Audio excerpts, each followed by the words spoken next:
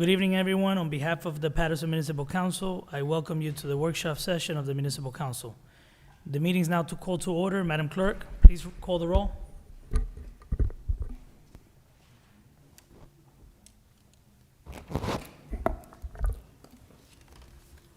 Good evening. Roll call for municipal workshop session of Tuesday, May 18, 2021 at 6:30 p.m. Councilman Abdelaziz. Councilwoman Cotton. Councilwoman Davila. Councilman Jackson.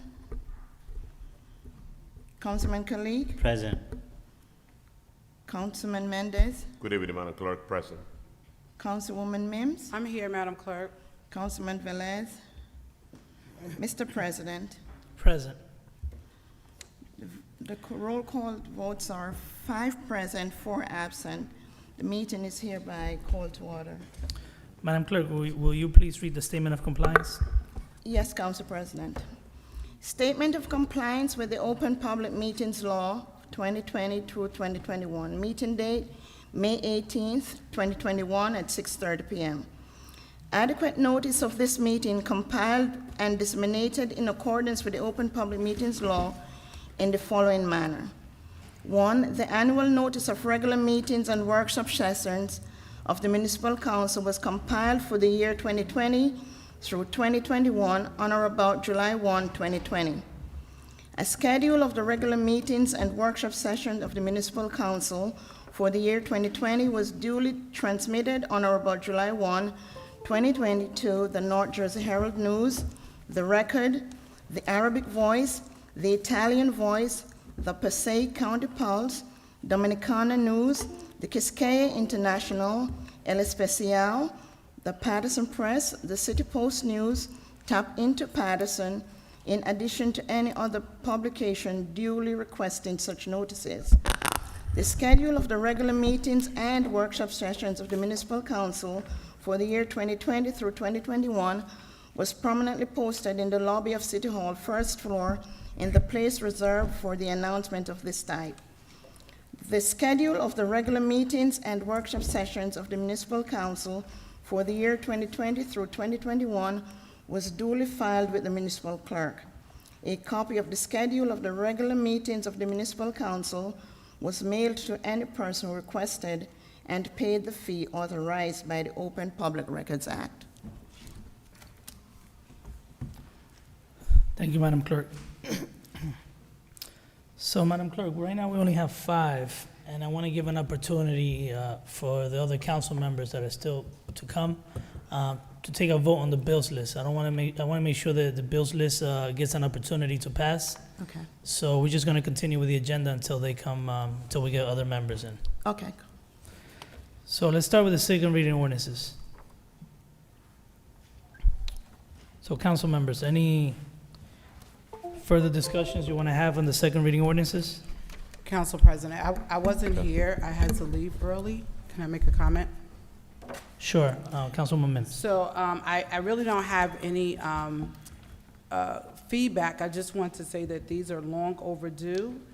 Definitely for the illegal dumping and the maximum fines and increase. I want to thank DPW committee led by Chair Councilman Mendez and your diligence in that committee for these, and then the other locations, I've checked them as well. So because I had to leave early, I wanted to put that on record. I have no other issues. Thank you. Any other discussion? Yeah, Council President, can we just move into the regular meeting from 5 to 9? Sure. I think we had enough discussion at the workshop. So we don't have no Last- discussions on those. They're going to move to the next meeting. First reading ordinances. So, Councilwoman Davila. I'm personally not ready for this to move for first reading yet. I know we're gonna have a discussion, we don't have everything here. Are you referring to number 10? Yes, we just Okay. Yeah, but I just want to point out which ordinance. Number 10, okay. Council President, I think we should wait until we have a full council here before we make that decision. This is an item that we pulled off for adjustments, and I want to wait until everyone's here And then I want to ask Corporation Counsel to chime in with the feedback that was supposed to be provided to him. And I know Director Powell is not here, but we can have that discussion as well. But if we can just hold this until the rest of the council is here. No, I didn't say I was leaving. So No, co- I said last week I left early and couldn't talk about the other. No. Madam Clerk, I want to ask a question. So I'm looking at the scanned copies here. I don't see that first reading ordinances in scanning our packet. They should be there. Phyllis said she scanned everything in. Let me double check with her. Well, maybe the number is, it Oh, goes for- from nine. Item number 10 was not received from the legal department. Oh, Yeah, it shouldn't be here. okay. The only thing is, you know, I hope we don't have an urgency to act on that, but it shouldn't be there. Okay, she won't take it off? Yes, we're taking it off. So we're not going to wait for the rest of the council or hear from Corporation Counsel why it's Coun- not here? Councilwoman Mims, the problem is that, you know, and again, once again, I got calls during the week from, you know, our clerk's office. We have a cutoff time. There's gonna be times that things are gonna be submitted, you know, last minute, but it's getting to a point now that, and it's not fair to them, everything's just like, could we add this to the agenda, could we put this on the agenda? You know, I told Madam Clerk that in some instances, yes, we have to make an exception if there's an item that need to be added, but we can't make it a habit of putting things last minute all the time, especially something like this. This item is gonna draw a lengthy discussion, and in order for us to have a lengthy discussion, that means that all of us had to analyze it and read it before we even entertain it in this, you know, in this forum here, at the workshop. Council President? Councilwoman Mims. So I disagree. This is not an item that is being added. This is an item that, and all the information was sent, and we had a discussion in this council chamber. There were some questions as far as some of the wording to it, and I don't want to speak on behalf of Corporation Counsel. He is here to ask, have you received any of that updated language that was stated from the council at this time? It's not an add-on. It was tabled to bring back for tonight with the additional language changes from this council. Corporation Counsel, have you received anything from this So- council? I'm gonna give you the opportunity, Corporation Counsel, but we already, you know, we're saying we're not gonna discuss it, and we already are. And before you go and make your statement, Corporation Counsel, one of the sponsors of this ordinance actually suggested that we remove it. So, Corporation Counsel? Thank you, Council President. You know, I don't have an independent opinion. Just to answer Dr. Mims's question, I did not receive any feedback from any of your colleagues on the council. Thank you. We're gonna pull this item from the agenda for the next work, it's gonna go to the next workshop. For the next workshop? Yes. Council members, first reading ordinances number 1112, 13 and 14, they're all way stop control, I guess stop signs. Council President. Councilman Kalik. Number 11 to 14, all of them are in the second word. I sent a request to our engineer and the DPW director. The engineer did his study, and that's his recommendation. And I asked my council colleague and you to move those items forward. Thank you. Thank you. Yeah, just, that's correct, Council President. As chair of the DPW committee, we have the discussion about those items on first reading, so we're ready to move forward. No problem.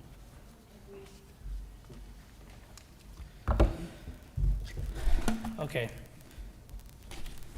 So number 15, Madam Clerk. Okay. Actually, those are licenses. If none of you have, Yeah, consent. so 15 and 16 is gonna go to consent. Consent? Yes.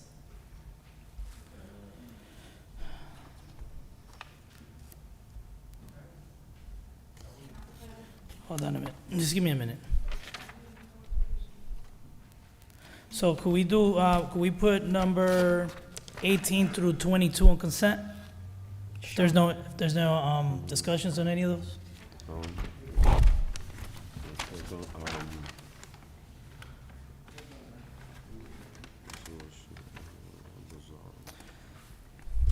So Number 23, we had an extensive discussion on number 23 is regarding, we have to approve just to, yes. So number 23 is basically the council authorizing the use of the 3-year average tax collection rate. So a municipality usually has two options, right?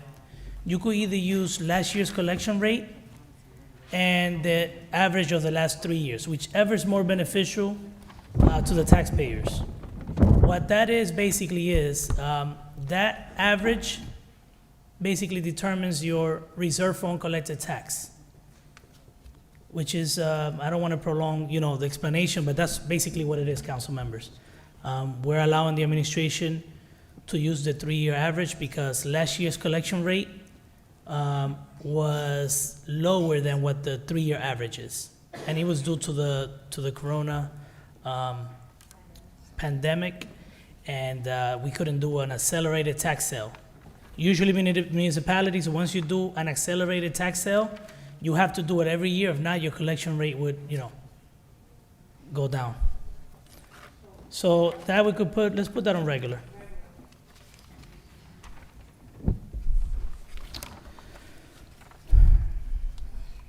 So number 24 should go on consent.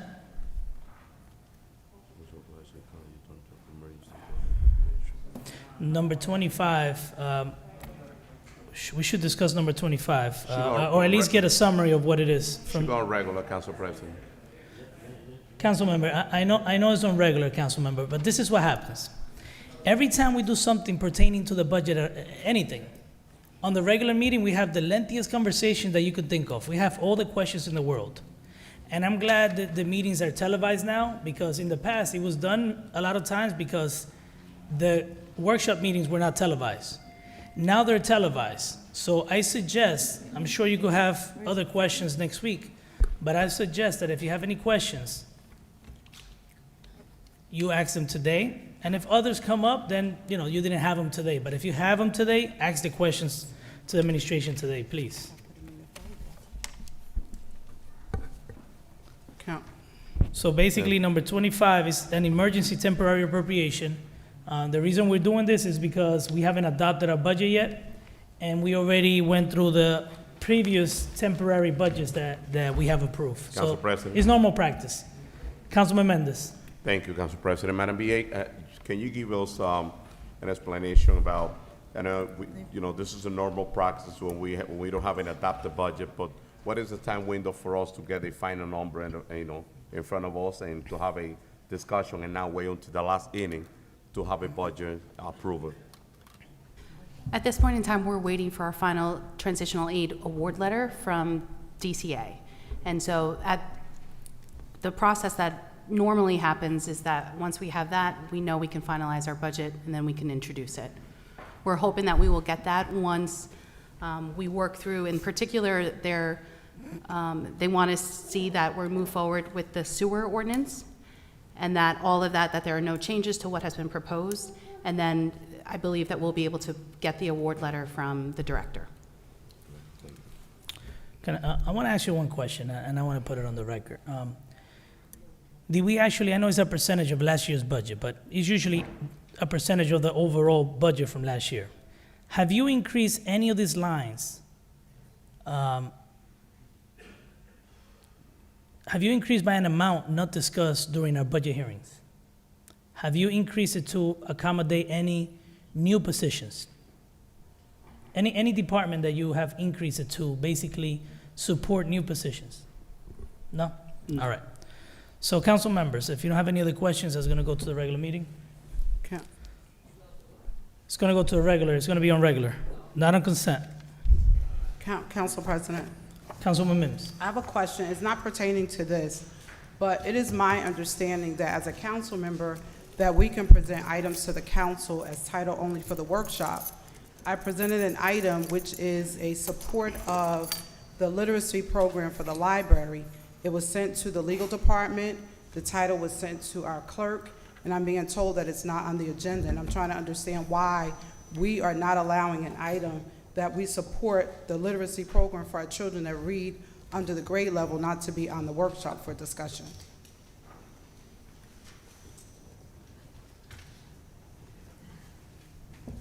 Who's the question for?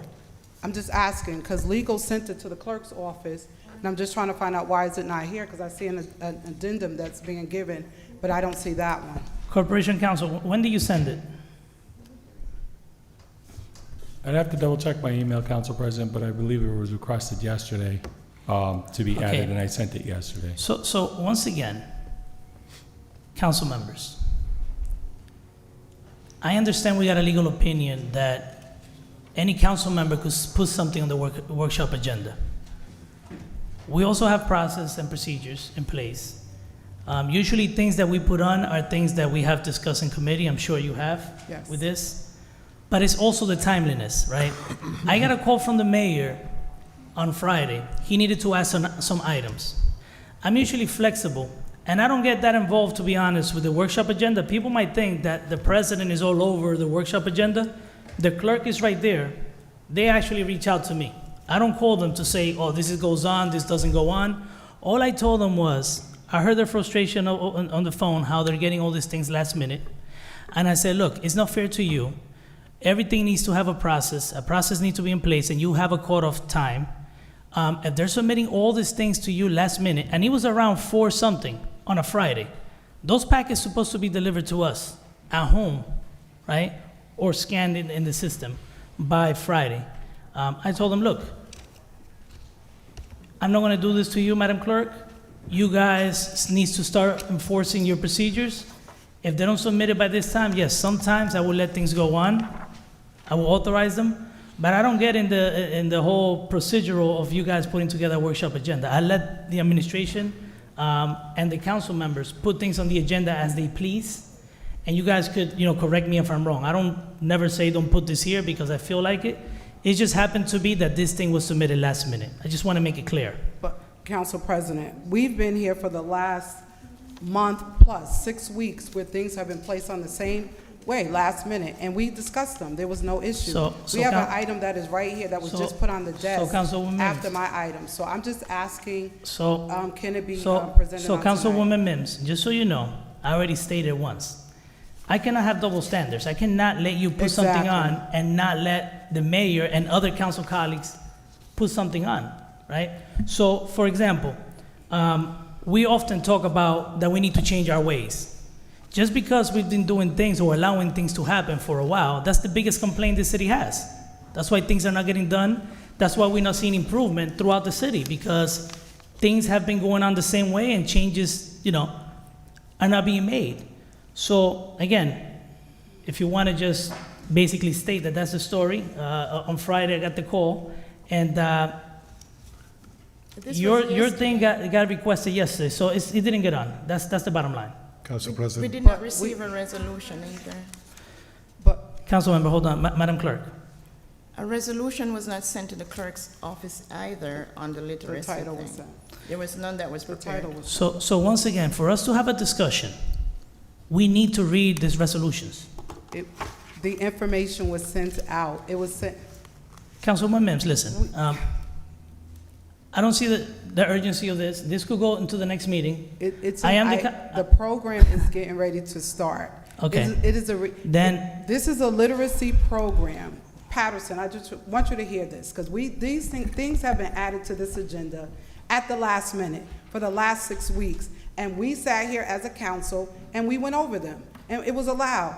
This item is on our desk tonight, another item. This was not before my item, and it's here for us to discuss.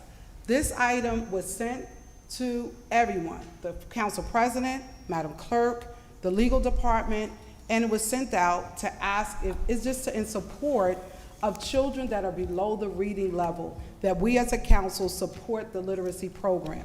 It's not that serious. I'm just asking, as a council as a whole, I believe most of us up here have children, if not all, that we believe our children should read at grade point level.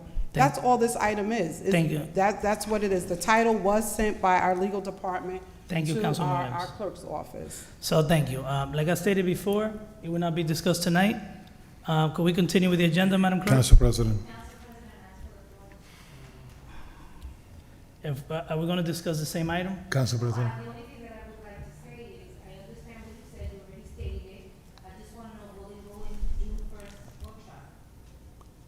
Yes. Council President, Councilman Velez. I'm sorry I was late, but when I was walking, I think you was talking about the number 25, about the budget. We already passed that. I know, but you was asking a question when I was sitting here about salaries on that budget, and then she stepped in regarding her issue with the No, we resolution. already put that on regular.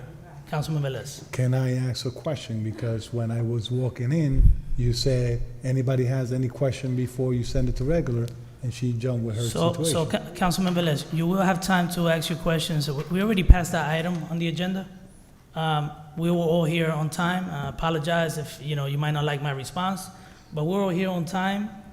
We asked the question at the time, and we already passed that item on the agenda, so we're not gonna go back to the item. It's gonna go on regular.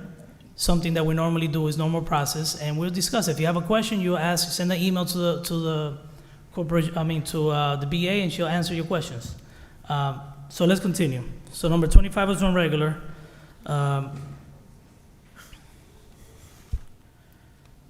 So number 26 and 27 is the award of contracts. Yes, Councilwoman Cotton?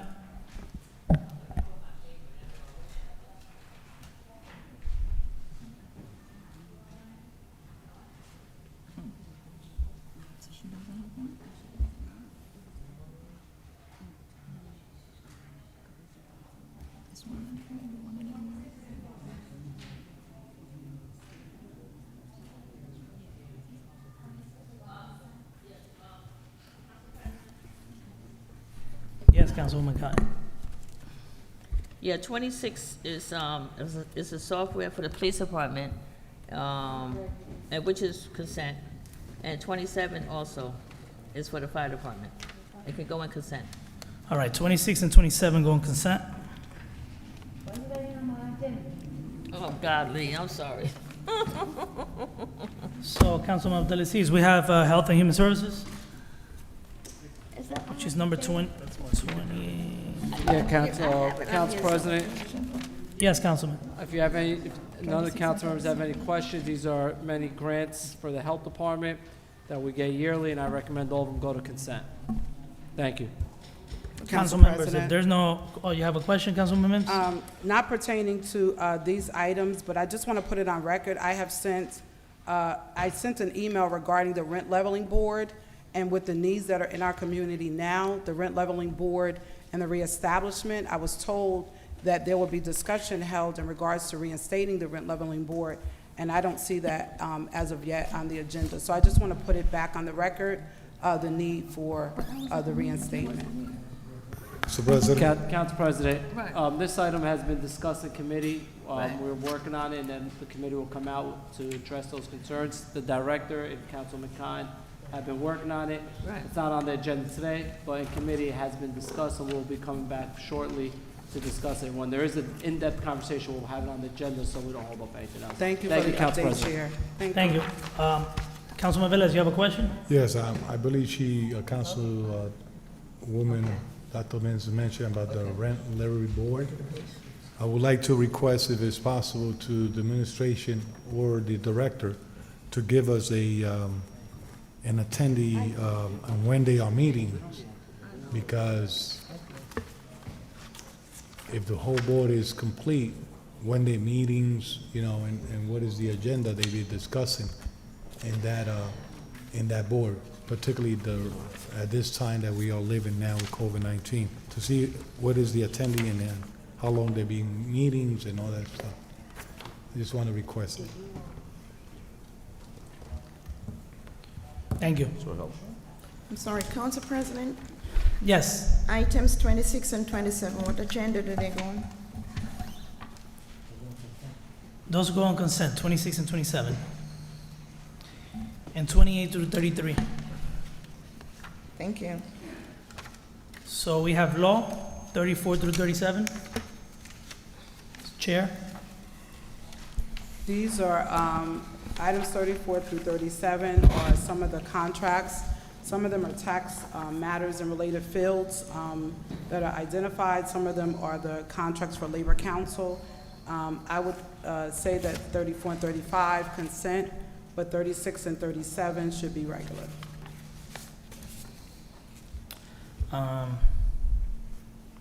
You said 18 to 21 consent?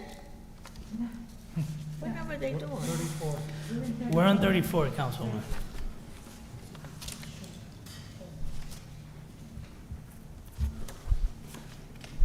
What's that recommendation again, Councilwoman Mims? 34, 35 consent, 36, 37 regular. Okay. Council President, I think all of them should be regular, Okay. because these are all Contracts? contracts, yes. I agree. I agree. 18. All right, so all on regular, Madam Clerk. 34 through 37, just put them all on regular. Okay. 'Cause some questions might come up during the meeting. So number 38, we could put that on regular also.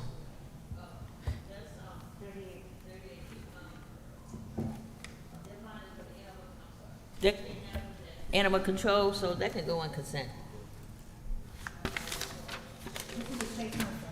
Yeah, state contract. Council President, we have in the past, Can you speak into the mic? I'm sorry, Council It's- President. Go ahead, Madam Chair. No, for number 38, it's a contract for, it's the type of van you need when you pick up animals, with the steel stuff inside, so, it's for animal control, and it can go on consent. So if there's no issues, if there's any concerns, let's put them on consent. 38. Since we on police, Council President, and I'm not quite sure, I need to find We out. don't have from any, Lee- we don't have anything else right now. No, it's regarding a police item. It's Which police item? items. Well, maybe it's not a police, I'll ask it later Yeah, on. it's not here. No, it's something else, I was asking a question. That's it, I'll wait till later. So, Public Works, Council President, number 39 through 47, we have a very extensive discussion on each item at the DPW committee meeting. I don't have any problem by putting all of them in consent. If anybody have any questions, we have the director here with us. Council President. Councilwoman Council Davila. President, to the chair, 43 is ratifying an emergency contract. If we could just get a little more explanation, Director?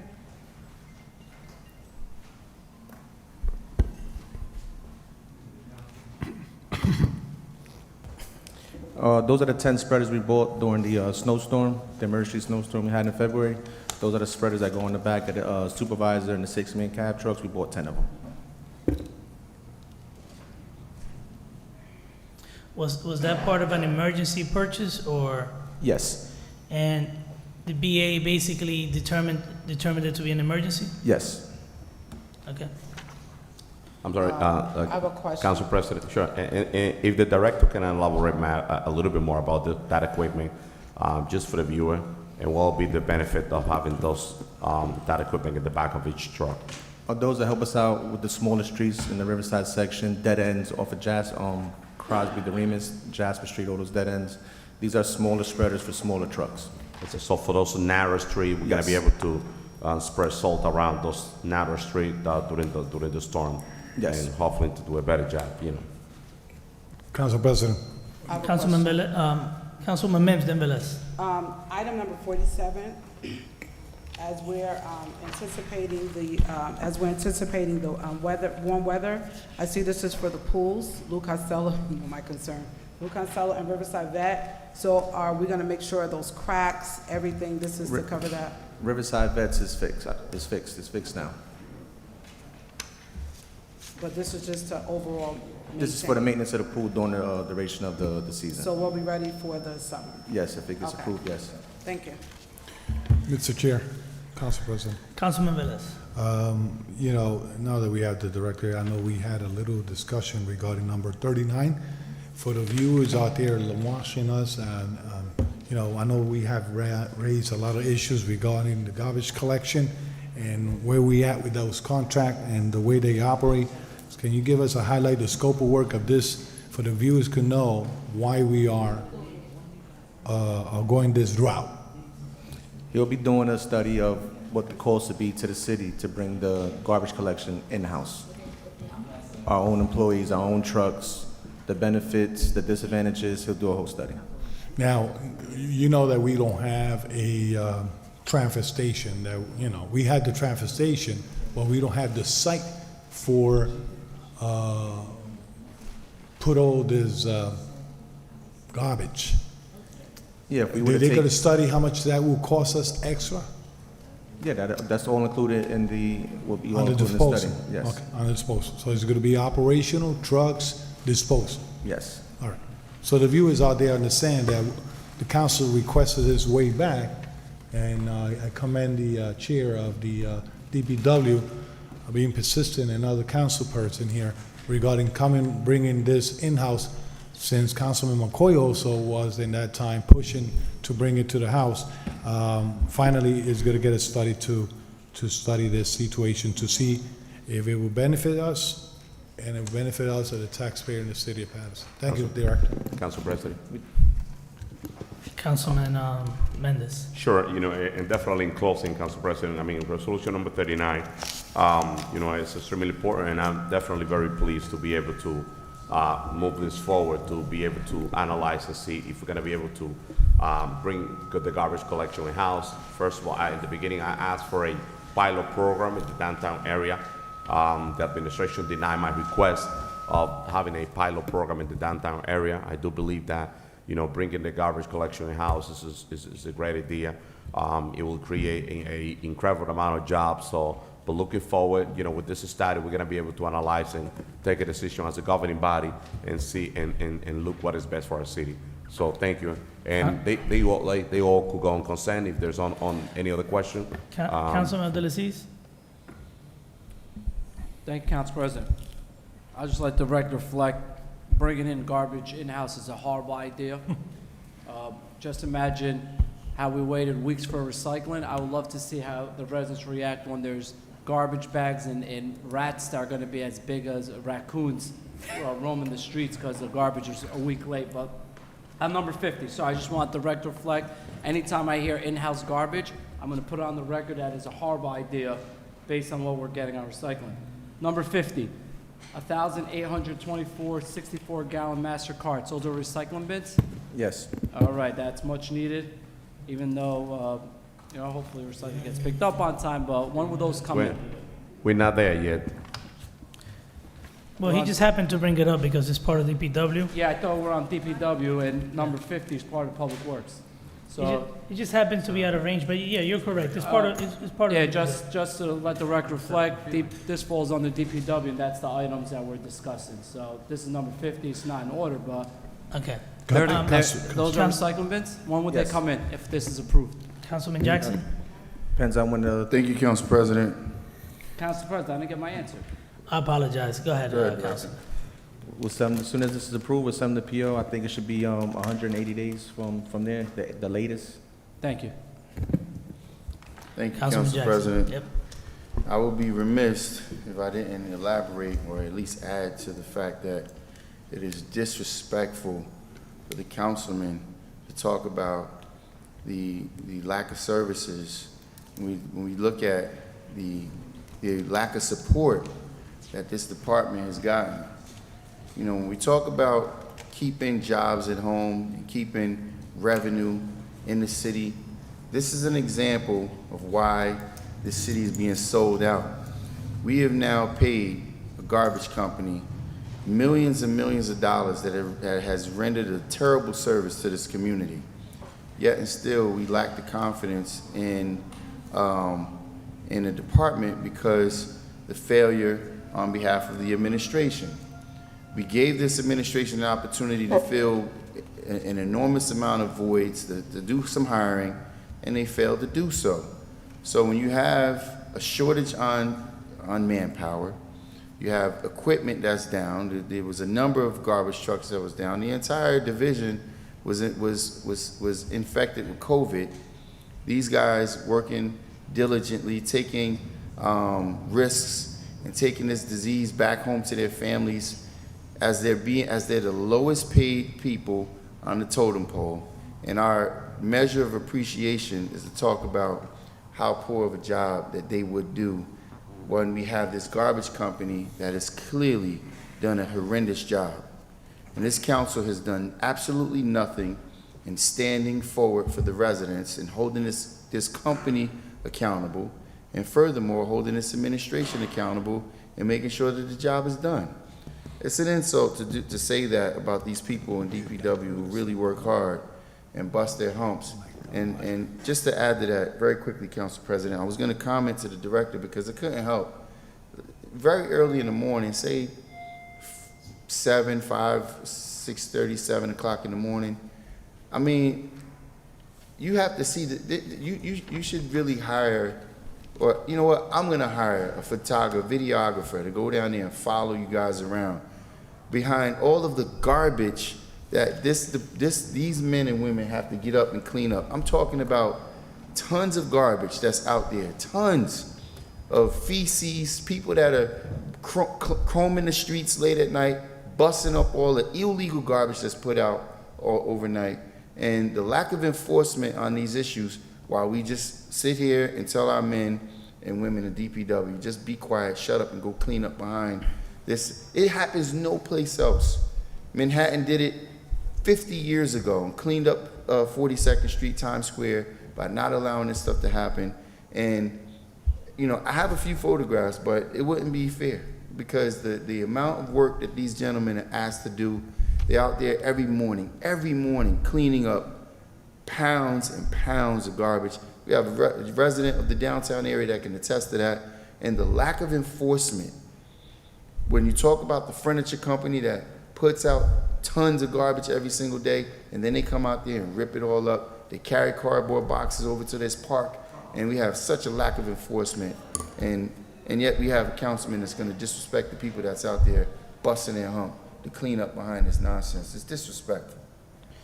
Thank you. I have a question. It's not here, but, you know, we have gotten several complaints pertaining to some of the little league fields and some of the issues around the parks. I'm sure you've seen the emails. I saw you respond. Do you have a time frame on when those things could be will be addressed? The last field that we have an issue on is Larry Doby Littlefield. The electrician should be here either tomorrow or Thursday. There's broken wire up in the lights itself that we have to change. But Riverside's been done.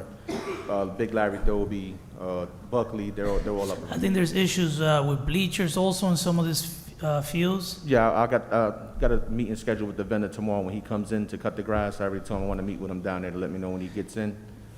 Yeah, and I appreciate it because we got to try to avoid, you know, litigation and anyone getting hurt. So we got to do those things as soon as possible.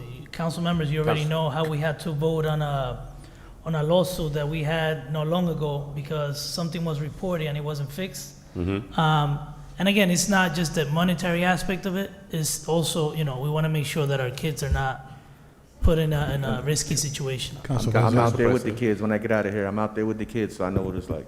No, I'm aware of that. Thank you. Council President. So let me just thank the director for that response. Director, thank you for that response, and I'm sure you're going to take care of it. Council President. Councilmember Les, and then Councilman Mendez. Thank you. There's two items that I know is not here, one of them, but I just wanted to put it on the record now that you're here. I believe we purchased a patch truck, correct? Yes. And the one that we had before, what are we doing with that one? What we did? It's at Liberty Electric right now getting fixed. To get fixed. Yes. So, you know, so basically we're gonna catch up with the potholes that we have in the city if those two trucks are running. If eventually that one takes too long, there's anything out there that you can come bring in as a We got the new patch truck. a spare? The new patch truck is on the road. I know, but eventually the other one is not fixed on time. You know, or something happens, it cannot come back. Do you have anything that we could rent or whatever to cover those potholes out there? There's places we can rent from, yes. Correct. So, you know, I sent a couple streets and still they are not covered. So, and this is about 2 weeks already. So I gotta refresh that list again and to see where we at on that. Second, I know that we spoke about item 50, and I know Councilman Mendez say we're not there yet, but now that we are there, it's my understanding that this is an amendment at the resolution that we approve.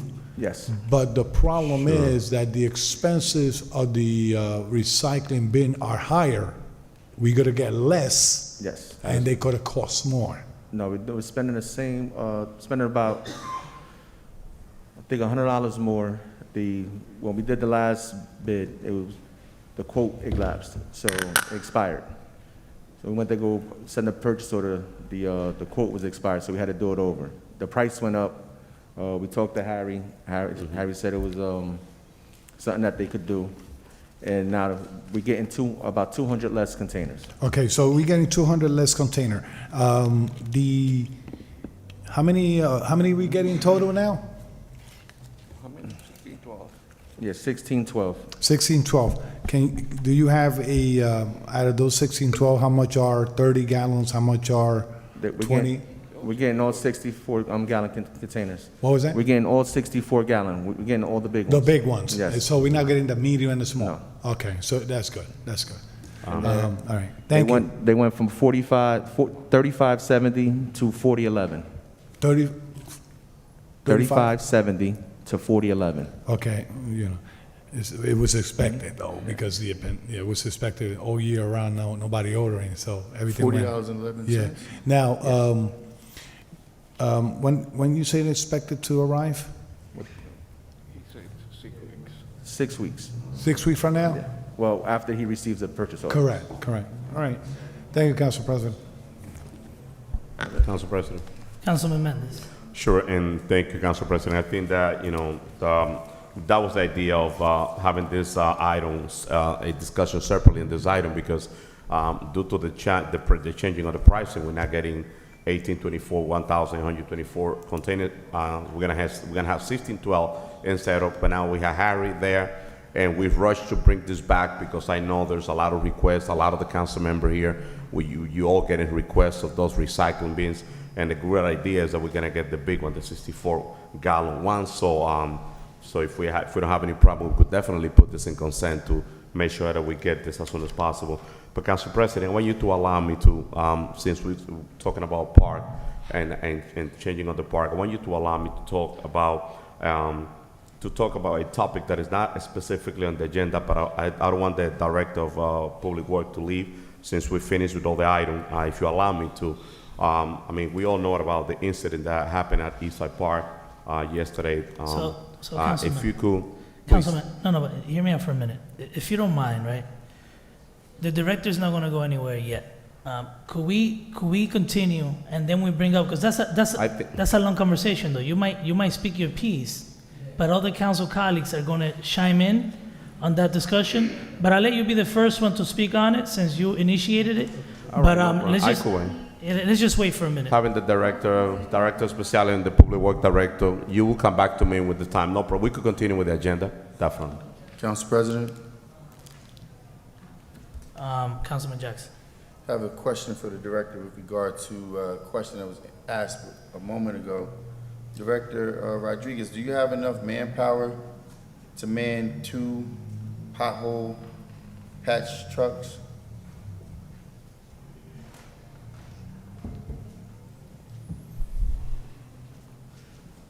If I have 100% attendance, yes. You have enough manpower? If I have 100% attendance, yes. If not, then we got to see what their priorities are that day. So, you finished, Councilman Jackson? Yes.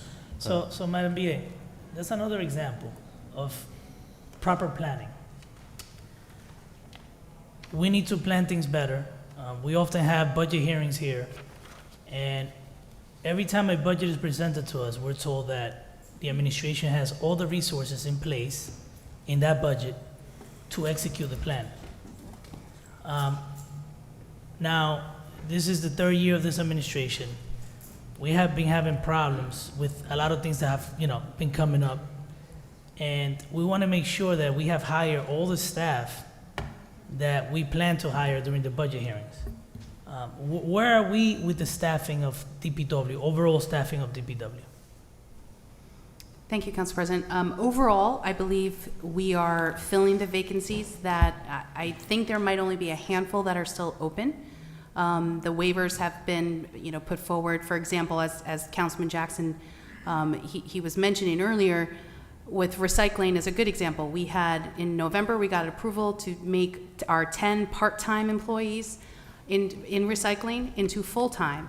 So we actually did staff up recycling to try to improve the situation. And we're dealing with a different situation, but it wasn't necessarily because of lack of staffing.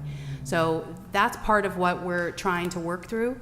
And I know the director was meeting with our team about this, about the handful that are left over, a couple, I think one in engineering and a couple throughout some of the other divisions. So given, and again, you cannot predict the future, but given what have taken place, right? I know what we did during the year was we basically, and when I say we, the city, not, don't want to separate council and administration.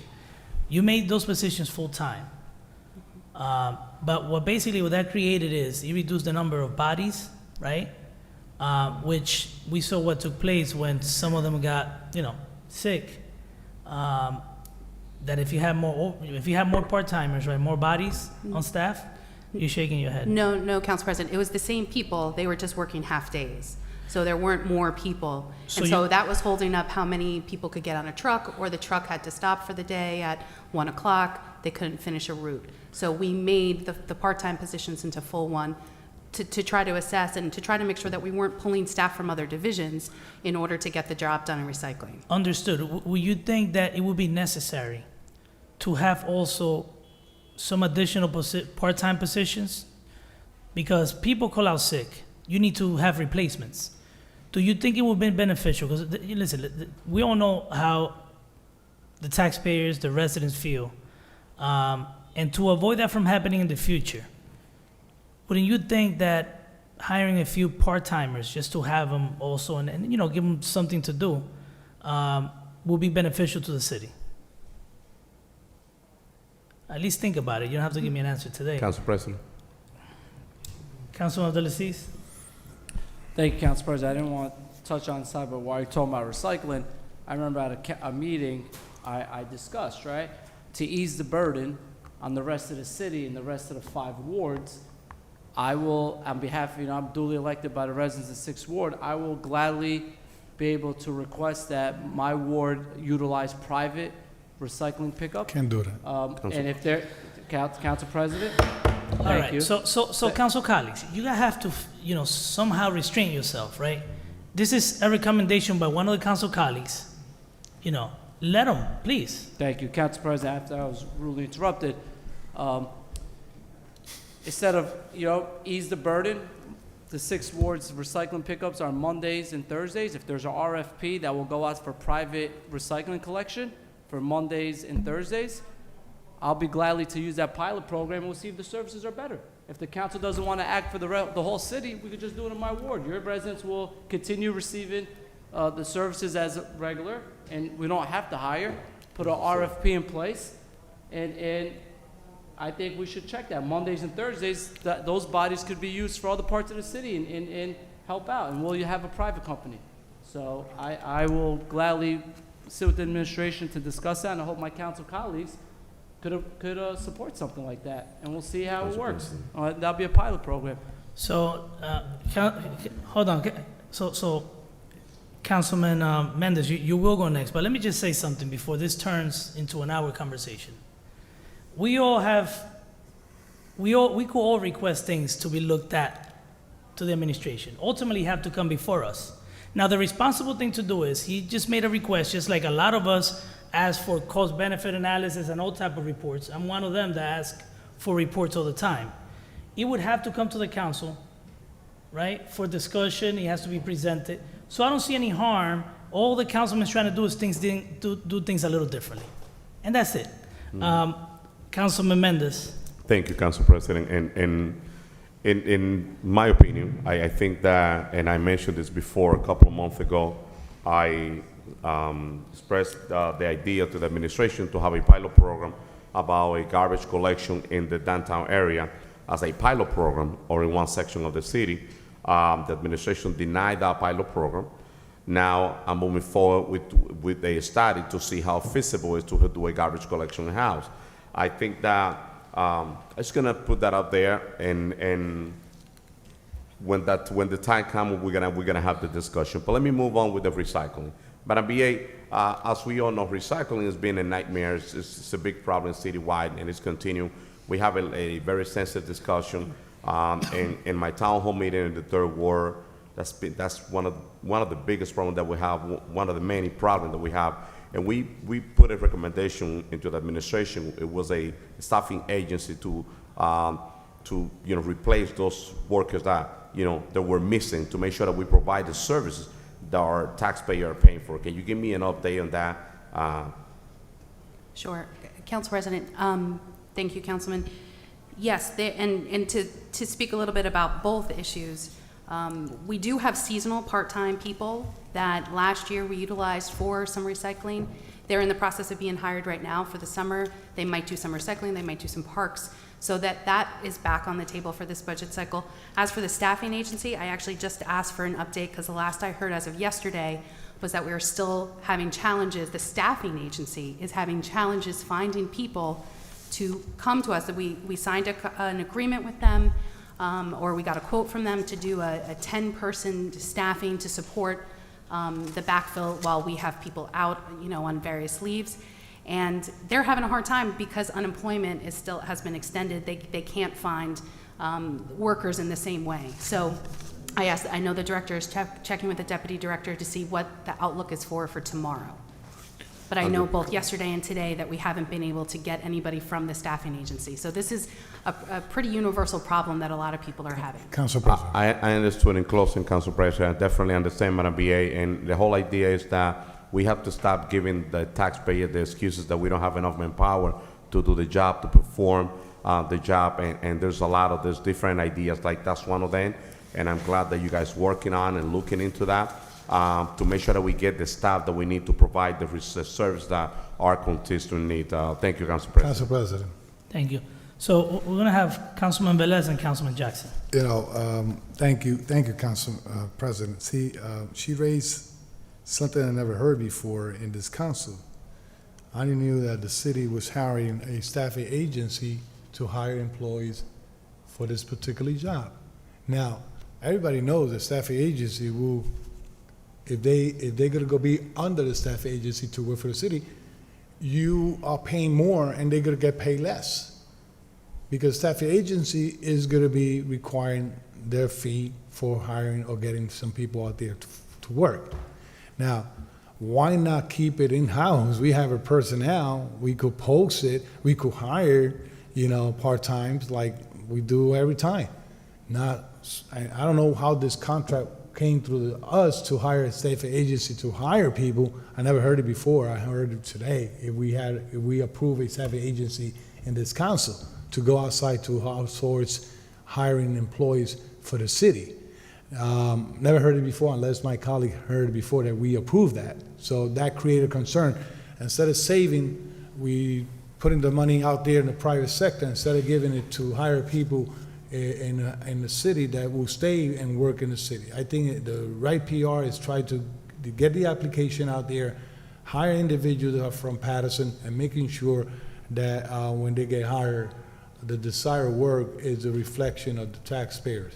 The second thing is I was going to say is that, directors here, we requested a study for garbage collection. I believe we have 4 trucks of recycling for the city. I believe so. Only 4? Director?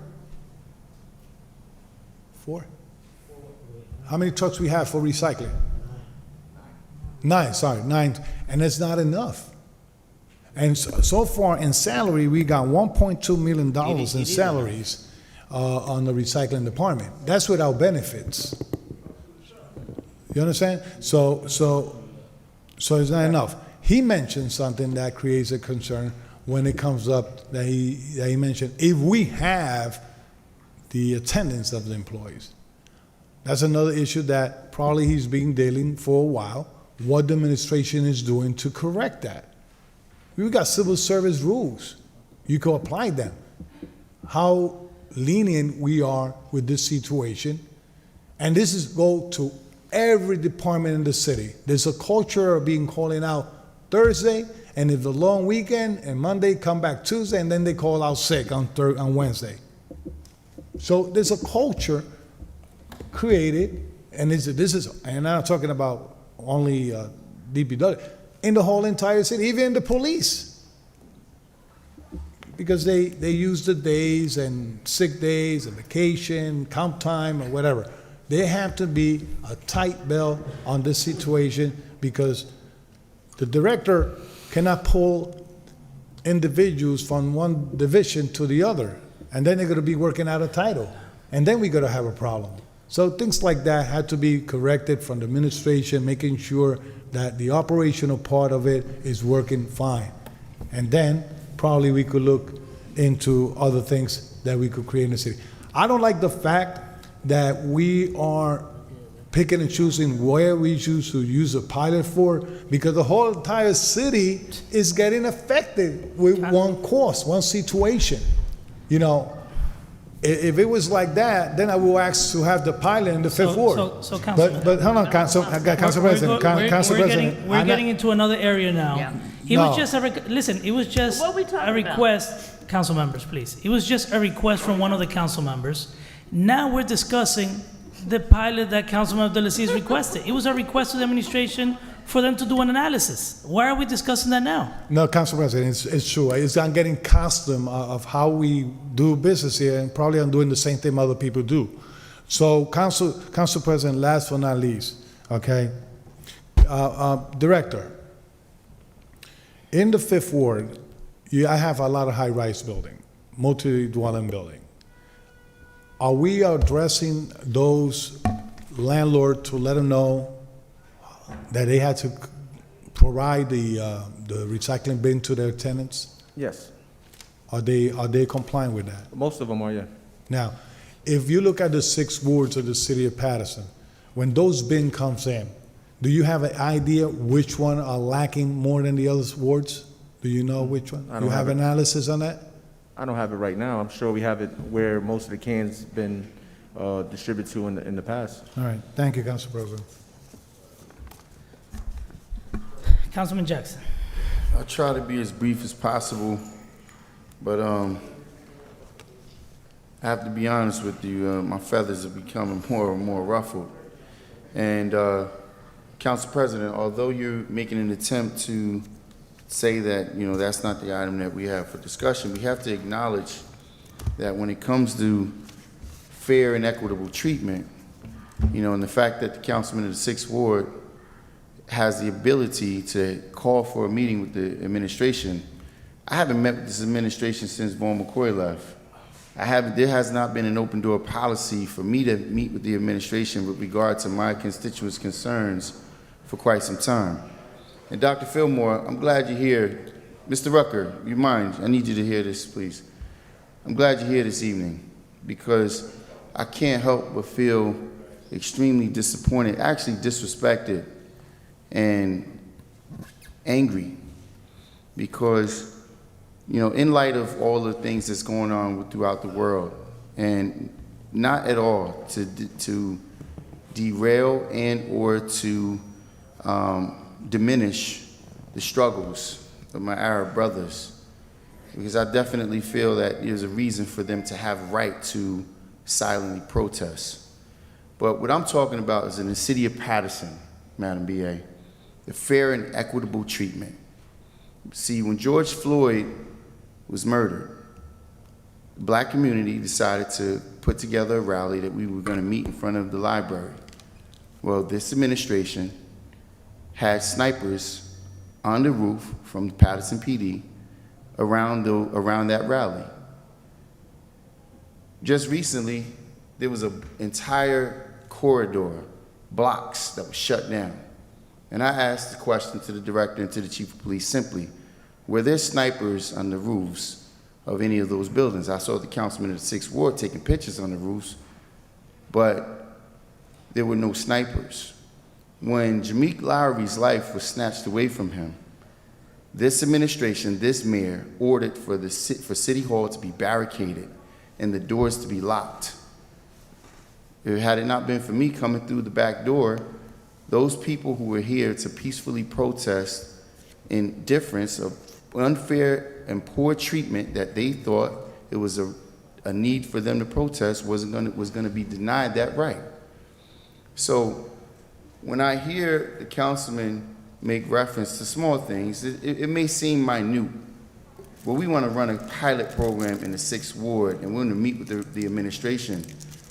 When are the concerns of all the constituents throughout the entire community, and particularly those who have struggled for hundreds of years, so that other people of other ethnic groups can have the right to peacefully protest on the streets of Paterson?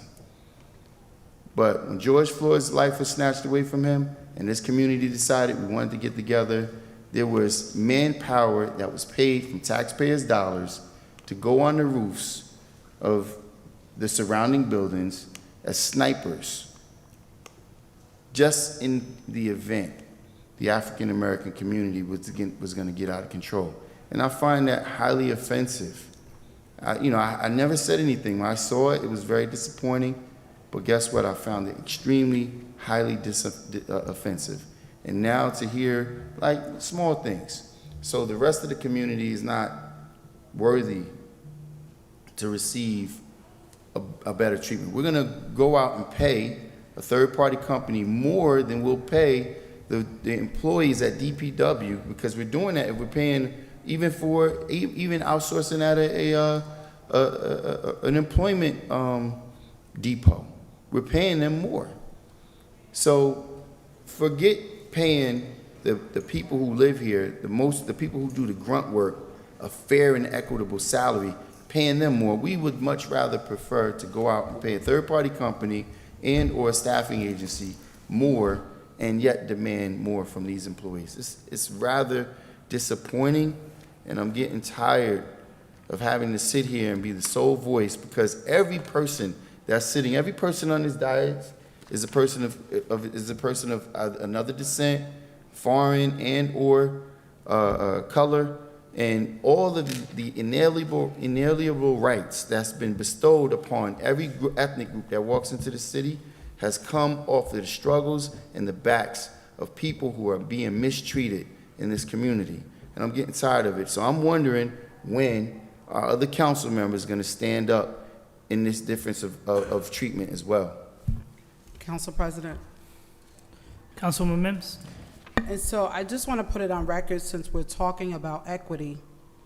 I have made a commitment to this community. I'm glad Mr. Rucker is here on tonight. So I made a commitment to this community that I will work on a competitive pay scale rate to identify throughout the employees of the city of Paterson the fairness and the pay scale and the salaries of all the employees. It is currently in finance. After tonight, I wanted to say it vocally first. I'm going to send it to all the council members. And I think it goes right in alignment with this discussion.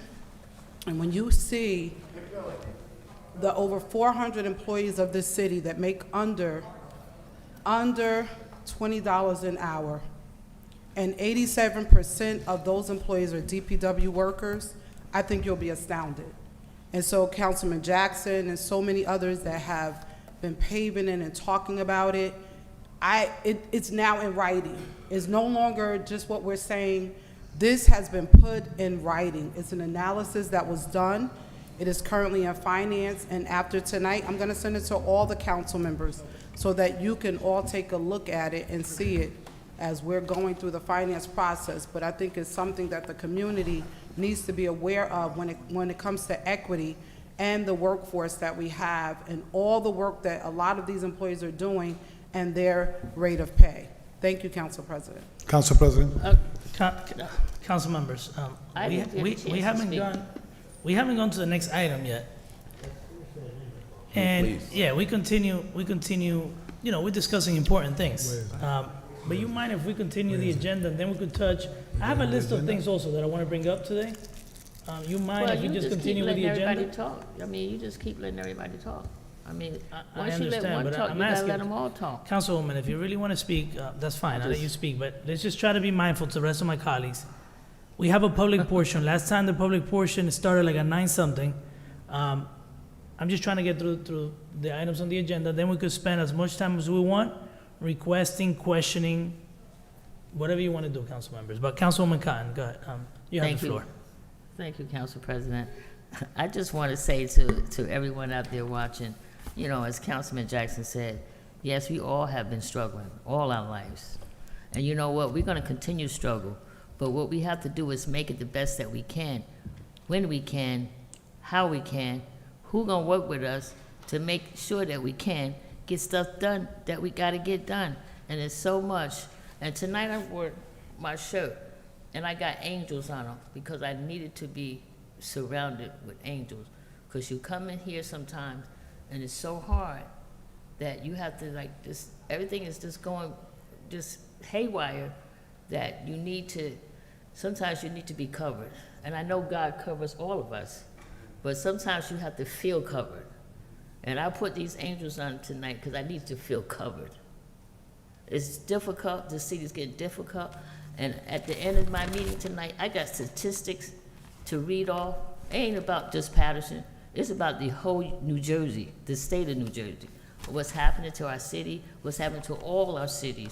And I just needed to share a lot of that stuff with the community to let you know what's going on. And what happened the other day is sad, it is sad, it is sad. Thank you, Council President. Council President. We're gonna go to the next, Councilman Velez, you already spoke, after the last item, we spoke like 2 times already. We're gonna get to speak Which later. item are we on? That's what I'm trying to accomplish. I'm trying to go to the next item. 50 could go on regular, Council President. Why I'm coming to workshop though? I don't know. Sorry, consent, I'm sorry. Am I saying this in English? I'm saying we're gonna get to speak on whatever topic we want. Let's just trying to get through the agenda. But Council What's so President, difficult we about that? finish, we stop at item 50 and everybody start, so I just want to let you know that 50 could go on consent and we could move on, so. Sure. So item 50 is gonna go on, consent? Correct. Items 39 through 49 also consent? Yes. Well, first reading ordinances, no, through 47. 47. Yes. Okay, they're all consent.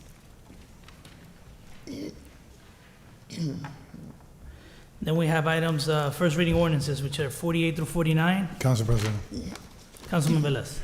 48, you know, I was looking at the, before discussion on it, I was looking over this resolution when I was, Councilman, yeah, let me interrupt you for a minute. yeah.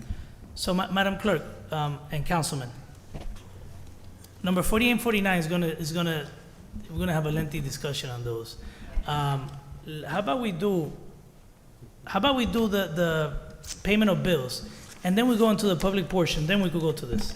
So- Do you promise you could go back to me first? He Ask for the promised, floor. he promised. I got you. So do we have a motion for payment of bills? I'd like to make a motion for payment of bills in the amount of $4,863,784.42. There's approximately 4.6 million of this in payroll, and there are no waste management payments. Do we have a second? Discussion. Councilman Mendez? Well, first, do we have a second? Second. Please. Second by, moved by Councilman Mims, second by Councilman Velez. Discussion, Councilman Mendez? Thank you, Council President, and through the chair, through Madam BA. Madam BA, if we look at the third page on payment of bill, the year-to-date over time, it's been exceeding the past year-to-date. In the police, we have 1,824,547 year-to-date, and public work 581,436. And I know we're gonna have the discussion moving forward, but do the administration have any plan to bring some control on the overtime? Because as you see, it's been exceeding the year-to-date in those 2 departments, and not taking into consideration all the complaint based on the service that we're providing. So any thought on that? Yes. So, Council President and Councilman, Yes, the reason why it's exceeded the year-to-date in any comparisons is because of COVID. And especially in police and fire, unlike other departments, when someone is out sick or someone is quarantined, we generally don't backfill. But for police and fire, you have to have the minimum staffing levels. So that means that we backfill with overtime. The good part is that overtime is reimbursable through all these grant funding opportunities. So it was through CARES. We submitted some of the reimbursements through CARES. It is through FEMA right now. We are submitting through FEMA, and going forward, it would be under American Rescue Plan. So that number is a little bit of an outlier because of COVID. In particular, during this pay period, I believe is when some of the detective units, there was somebody who was a positive and then had to quarantine some of the others, so that we just had to incur the overtime of other detectives coming in. So for example, out of the 1.8 millions, you're gonna be able to just provide us information and with a specific number on Sure. how much money we're gonna get reimbursed Yep. through that amount? And a lot of times when I send around the overtime breakout, this is overtime through Edmunds, just kind of an overall total, but I send around a spreadsheet that I'll make sure we have the updated one from this payroll period, which I can send out this week, and it breaks out which of the costs are COVID costs for overtime, for payroll, and which of the ones are not. Council President, Councilman Velez. I'm going to take the opportunity to ask this question because it came up. This temp agency, threw me off. Can you tell me, and can you get me the information, what is the name of the company you're using as a temp company? How much is the contract that you're paying that temp company? Sure. And if it was approved by the city of council, I never heard before that we haven't approved that. Sure, Councilman, if I can actually there's a- ask our purchasing agent to come forward, because he was part of the emergency contract for this and can give some of the So, details. It's important. I don't understand how is this related to the bills list? Is that payment here, Madam BA? No, it is not. Okay, We haven't when we even gonna pay, started any. when we So- gonna pay, Council President, the reason I'm put it in is because when we are paying bills, I'm trying to look to see, we could see a temp company here, because right now we didn't knew we were paying So- a They temp haven't even company. started yet. So before we prolong this discussion, I want to ask one question. Depending on the answer that we will give, that you will give us, we'll proceed. Purchasing agent, Harry, have you done the bid or the RFP to have this company? Good evening, Council Member, Council President. Due to the fact all the employees or recycling were out because of COVID, emergency was declared to hire from the agency personnel. No one is working yet. No one what? No one is working yet from the agency. So, question, Yes. is there any payments in this, have you set up a vendor for this No. company yet? So that means that there's no payments at this time. The council, given that it's an emergency, are we still going to act on this? Yes. So it's still going to come before the council, but you're already using the agency? No, we haven't used one person for this. You haven't, I didn't understand, that's why you had That's the the, reason I took yeah, it you out. had the mask on, Yes. that's why. So we're not going to discuss this right now. This question, please provide an email to the whole council on the status of this, and we could continue. You could continue now, Councilman Velez. Thank you, Council President. But if Madam BA will explain that we went on an emergency and you're using the status of emergency, probably all these questions, it will not rise. I understand when we're in an emergency, like we did with the snow, we had to go in emergency status to get something, then come to the council to get paid. I know that. So if in the beginning when you say this, if you explain it the way it is, probably the question will not rise. Emergency contract is understandable. Thank you. Thank you. Roll call, Madam Clerk, on the payment of bills? Yes, Council President. Roll call and payment of bills for $4,863,784.42. Councilman Abdulaziz? Yes. Councilwoman Cotton? Yes. Councilwoman Davila? No. Councilman Jackson? No. Councilman Kalik? Yes. Councilman Mendez? Before my vote, I just want to take this time to just thank Madam BA for following my advice. The staffing agency was my idea. This is something very normal in all the different market. There's staffing agency for doctors, engineers, you name it. And one of the problems that we have as a municipality is that people get sick, and sometimes you cannot control the amount of people that come to work. You're not taking job away from people by hiring a staffing agency. What you do is that if you're missing 2 staff members in any position, you will be able to replace those 2 staff members for 1 day, 2, whatever the number might be. When the employees get better, they could come back to work and they will have the position. But at the same time, we're gonna stop letting the taxpayer saying that we cannot provide the service because of the lack of personnel. That's a great idea. It was my initiative, and I hope that they move forward with that when they get the right company to present it to the council. So my vote is yes, Madam Clerk. Thank you, Councilman. Councilwoman Mims? So before us, we have a payment of bills. About 95% of this payment of bills is for employees that have worked. So my vote is yes. We have to pay our employees. They work every day. They deserve to get paid. My vote is yes. Thank you. Councilman Velez? Let the record reflect, I'm not against the temp agencies. I got a lot of them in the Fifth Ward. And they hire a lot of Latinos, people of color, and they are willing to give jobs left and right. The idea is good. It's the way that the administration had presented it without even having a discussion on it. Knowing that there's no solid weight on this bill, my vote is yes. What was your vote, Councilman? Yes. Thank you. Everybody read that? Yes.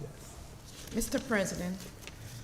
So until we get a handle on our overtime, if you notice, I've been voting no on a lot of our payment of bills. I read an article this Saturday, read it today, but the article came out on Saturday, pertaining to overtime in the city of Paterson. And when you have one of your top level directors in one of the department basically tell, and this is what the article say, tell in an email, tell our BA, basically imply that we don't have control over our overtime, then we have serious issues. And this is not just me making things up. This was in an article. The reporter did an Oprah request and asked for emails exchange between, I guess, several departments, or maybe it was just DPW, but a top-level official basically told our VA, basically implied that we don't have control over our overtime when that person was questioned about his overtime. And that's why my vote is no, Madam Clerk. Thank you, Council President. The votes are 6 yes, 3 nays. Payment of bill in the amount of $4,863,784.42 hereby adopted. I would like to make a motion for COVID payments in the amount of $3,339.36. Second. Moved by Councilwoman Mims, second by Councilman Velez. Roll call, Madam Clerk. Yes, Council President. Roll call and So, payment. question on it? You have to call the discussion. If nobody calls for a discussion, we will not have a discussion. All right, let's not have discussion. Roll So, call. do you want a discussion, Councilman Velez? Yes, I just quick Councilman Velez. question. What is, I know, yeah. What is left in the, on this grant for COVID-19? About $250,000. $250,000? Correct. And mainly they're gonna be using it for what? Salaries. Salaries? Salaries or leftover. Councilman, it's like the same. It's the reimbursement for overtimes. It's reimbursements for purchases. So this one, for example, is vaccination site, but other things are, the PPE that we've purchased or cleaning supplies up to this point. Any So plan? this is for CARES in particular. CARES? Go ahead, Council. No, so I don't want to go back and forth. But this overtime is not for new overtime. This is for overtime incurred during the period allowed by the grant. Is that correct? Yes, the period allowed by the grant was extended through June 30th of 2021. Nice. Okay, so we still have some time to spend it. All right. Councilman Velez, may continue. You were thinking like me, thank you. Yeah, you were thinking like me, you already finished. Yeah, thank you. Roll call, Madam Clerk?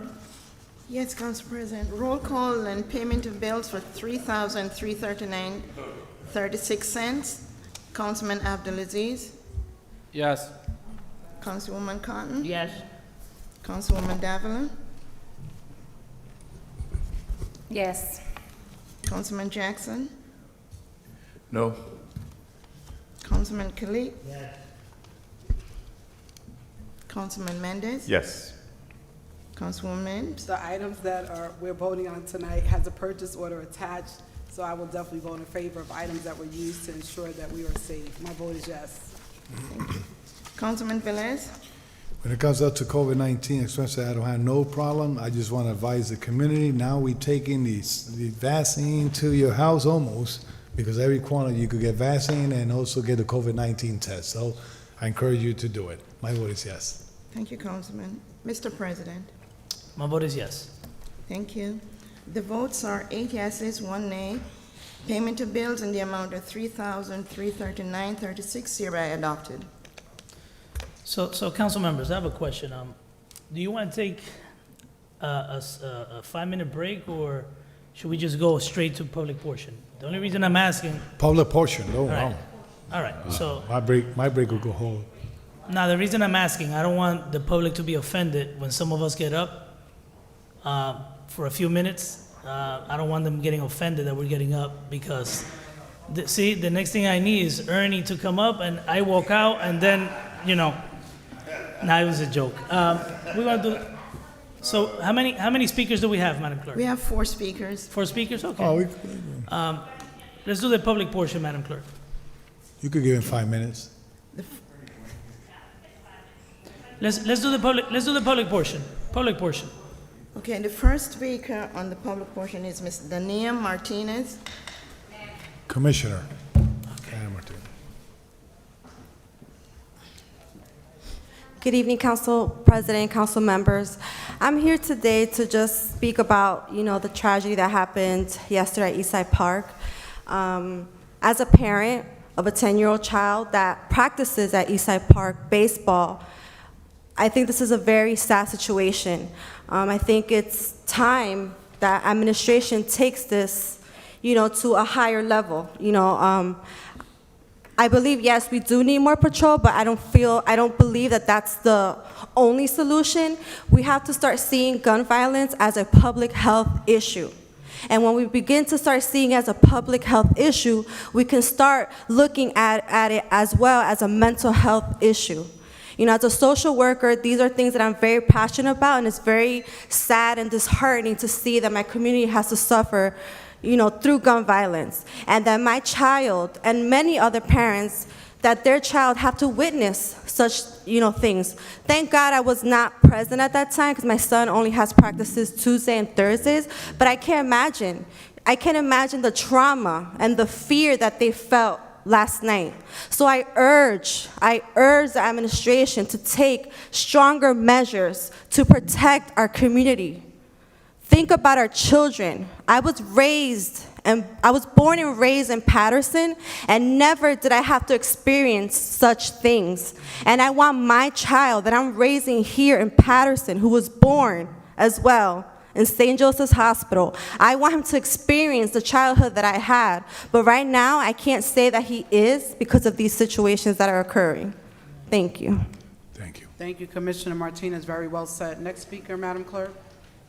Yes, Council President. Next speaker is Mr. Errol Carr.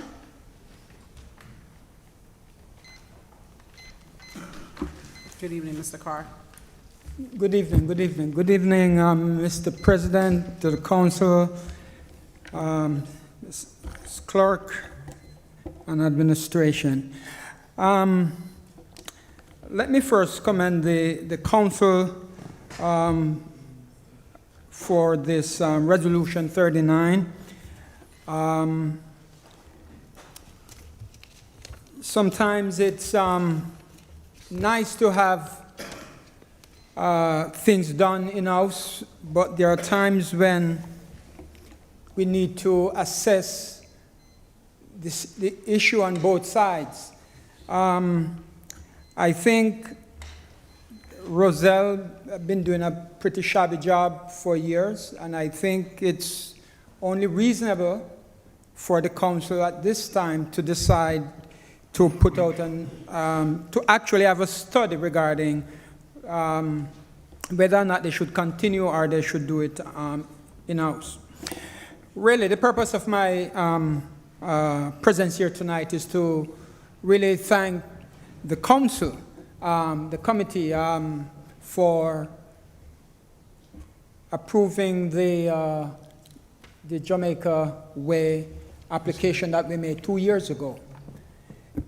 It really made a whole lot of sense to me that when I was here in April 6th, after 2 years, nothing was done. And I'm here tonight, 1 month later, and it's like night and day. I want to thank you, Councilman Al Abdelaziz. I want to thank Councilman Mike Jackson. I want to thank Councilman Mendez for working on this. The important thing is that I got called from council members, which I did not have before. So I just want to thank all the council members who decided that this really makes sense, because our community been here, we've been contributing to the development and welfare of the city for a long time. Let me say a long time. And I think we deserve the recognition like every other community. We pledge that we will do our best to represent that area of the city that is so named Jamaica Way. Thank you. Next speaker, Madam Clerk. The next speaker is Mr. Ernest Rucker, Council President. Good evening. Good evening, sir. Before I begin, I would like to state that I would like to thank Billy Rodriguez and his Board of Public Works team. They started after a few calls I made to the administration, Catherine Long, Delaware. We had them go over to the racetrack area by the falls. They're cleaning from, I believe it's the hamburger place, right? Burger King, all the way down to 13 and a half Van Houten Street. So I would really want to thank you and your guys for the job they're doing. And now let me begin. There's been a lot of conversation going around, and most of it, and I think my conversation is really with you, Councilman Mendez. Some of your supporters have been quite upset that I've been asking questions concerning your upcoming case and those items. Well, if everybody remembers how this whole scheme began, and Save the Village is the organization that invited the Attorney General into City of Paterson to watch this particular election. When you first began your campaign for the 3rd Ward seat, everyone did not understand the scheme. The scheme was to be reelected to a council seat to run for mayor, which is nothing wrong with that. But make your intentions clear to the public so we know exactly what you're doing. Then you had a press conference outside of City Hall, which I successfully broke up, where you stated that Latinos were being disenfranchised in the 3rd Ward election. Well, what's puzzling me is this. Latinos aren't the only ones that live in the 3rd Ward. That's one. And the protecting of your rights as Latinos in the city of Paterson was on the backs of myself and others from this community, the black community, and I took offense to that. Because you would not be sitting in that seat today if it wasn't for Ernest Rucker, if it wasn't for Joe Fulmore. You would not be sitting there. So to play that kind of game kind of disturbed me. So I got a copy of your charging document. And the reason I got the copy of the charging document, since we were the organization that requested this scrutiny on this particular thing, I want to see what the intent of the charges were. But the most important thing is, once I saw that you are now preparing, which we all know may be a third race in a third ward, you're being innocent until proven guilty by a court of law, you're correct. But by you running, the court of public opinion also will be calling you up to answer questions. You know, I'm watching some of the expressions. One thing I learned, when you do something right and you vet it correctly, all the faces of the world don't change the outcome. The outcome of that May election in the 3rd Ward was a disaster, May and November, a disaster. Now we have in the 3rd Ward people that voted who don't even live in the ward. That's a first. That's a first that I've been able to, or anyone else been able to determine that's been verified. So, Councilman, I would like you to understand this is not something for Bill McCoy. This is not something for any other candidate. Give me a minute. Any other candidate. This is for me, the president of the organization and the organization that called everyone to watch the Paterson election. And I don't really give a damn who likes it, who don't like it. It had to be done. It was done, and the results were resounding. So all I'm asking, Councilman, and I want to thank you, matter of fact, I also want to thank you for finally admitting that the revamping of the Department of Public Works was a Bill McCoy idea. I salute you. Thank you. Next speaker, Madam Clerk. Yes, Council President. Next speaker is Atif Coleman.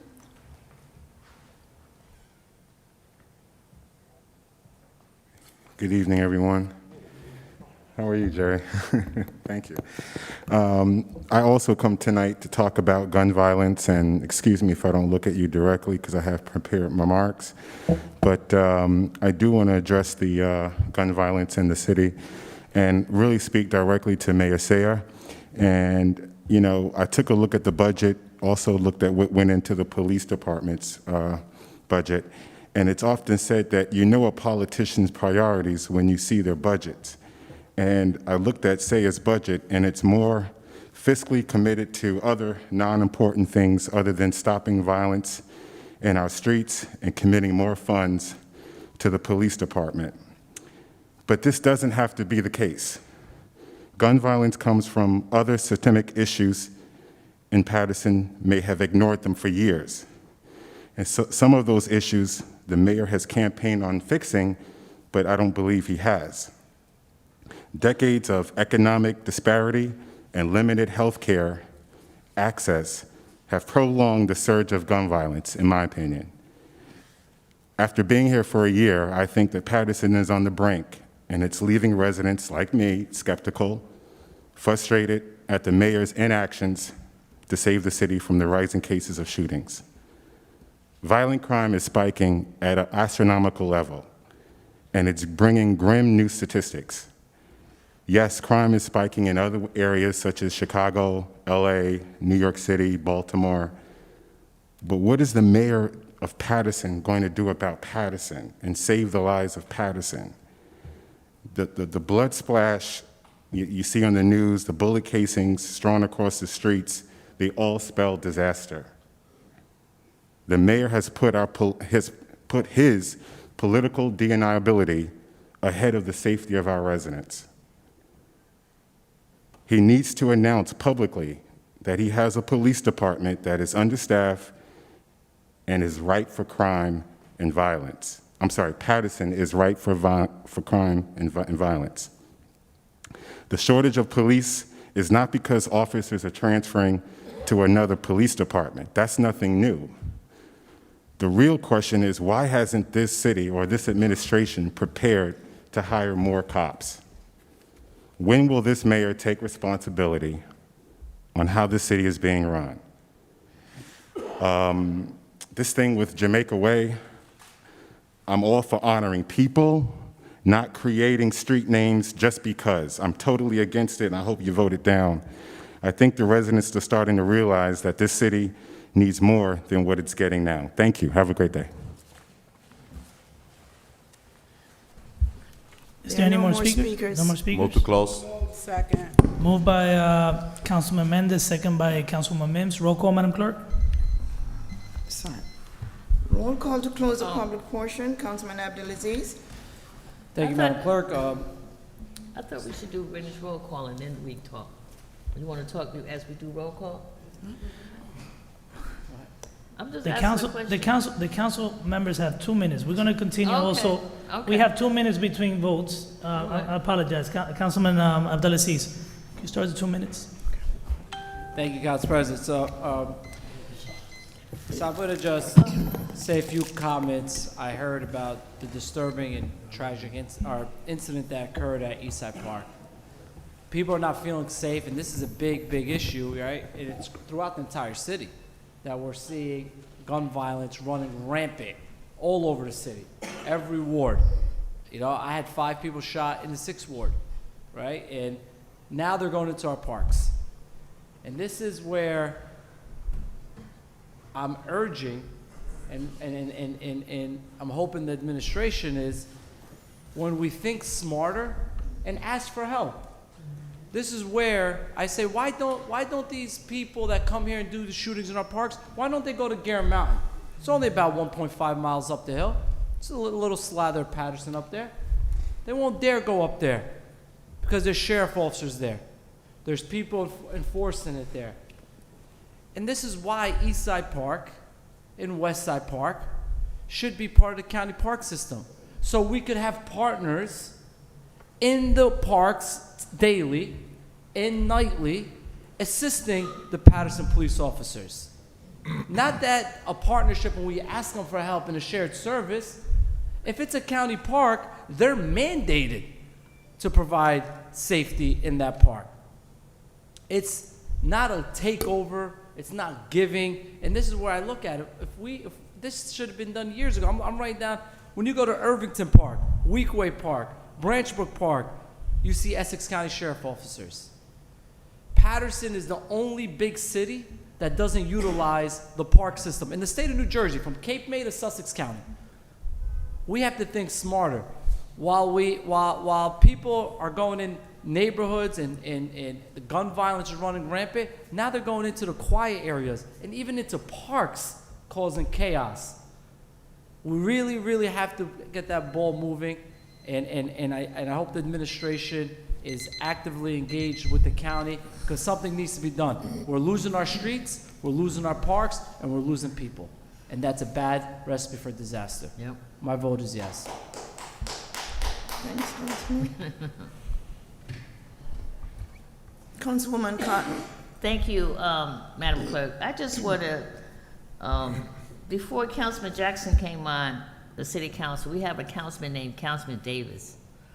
Back in 2014, Councilman Davis and I put a resolution together called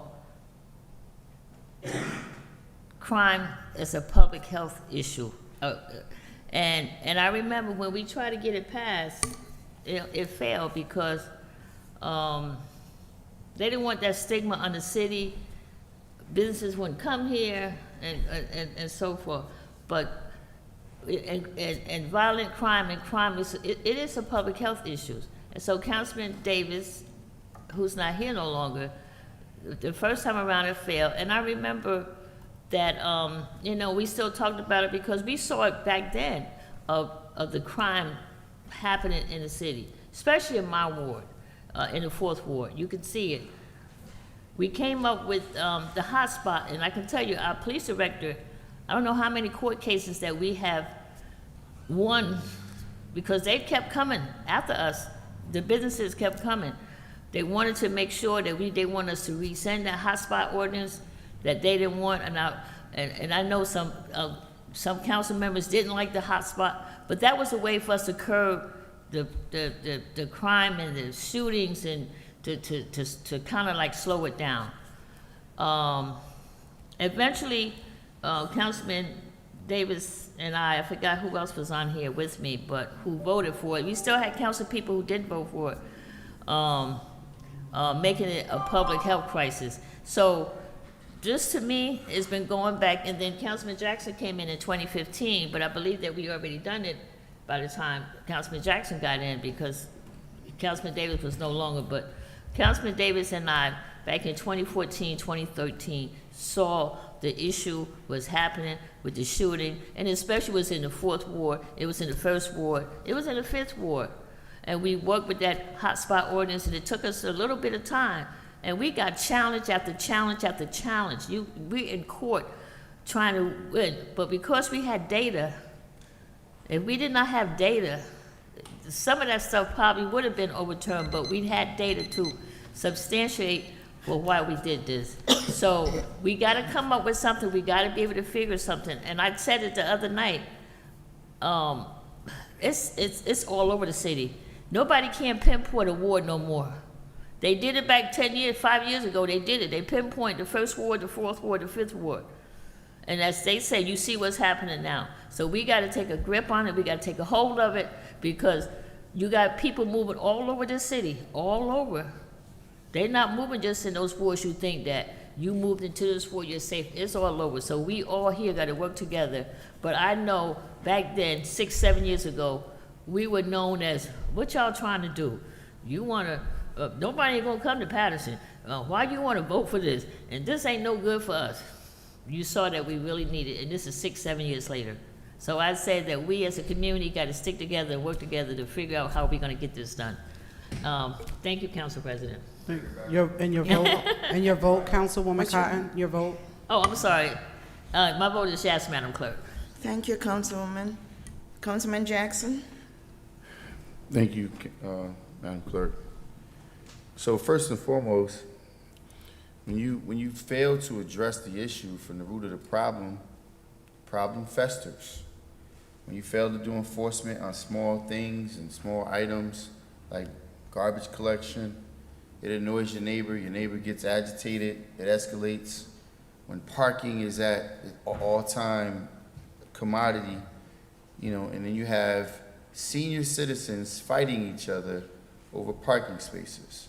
So as it gets hotter, as the director continues to announce and reiterate that it's the second most densely populated community in the city, you have planning boards that have done a horrendous job with planning, and it's still going on. If you look at what the administration is attempting to do with the Madison Avenue former dye factory, where we totally dropped the ball, we lost a great deal of money on that, and money could be a recovery mechanism, but we squander it.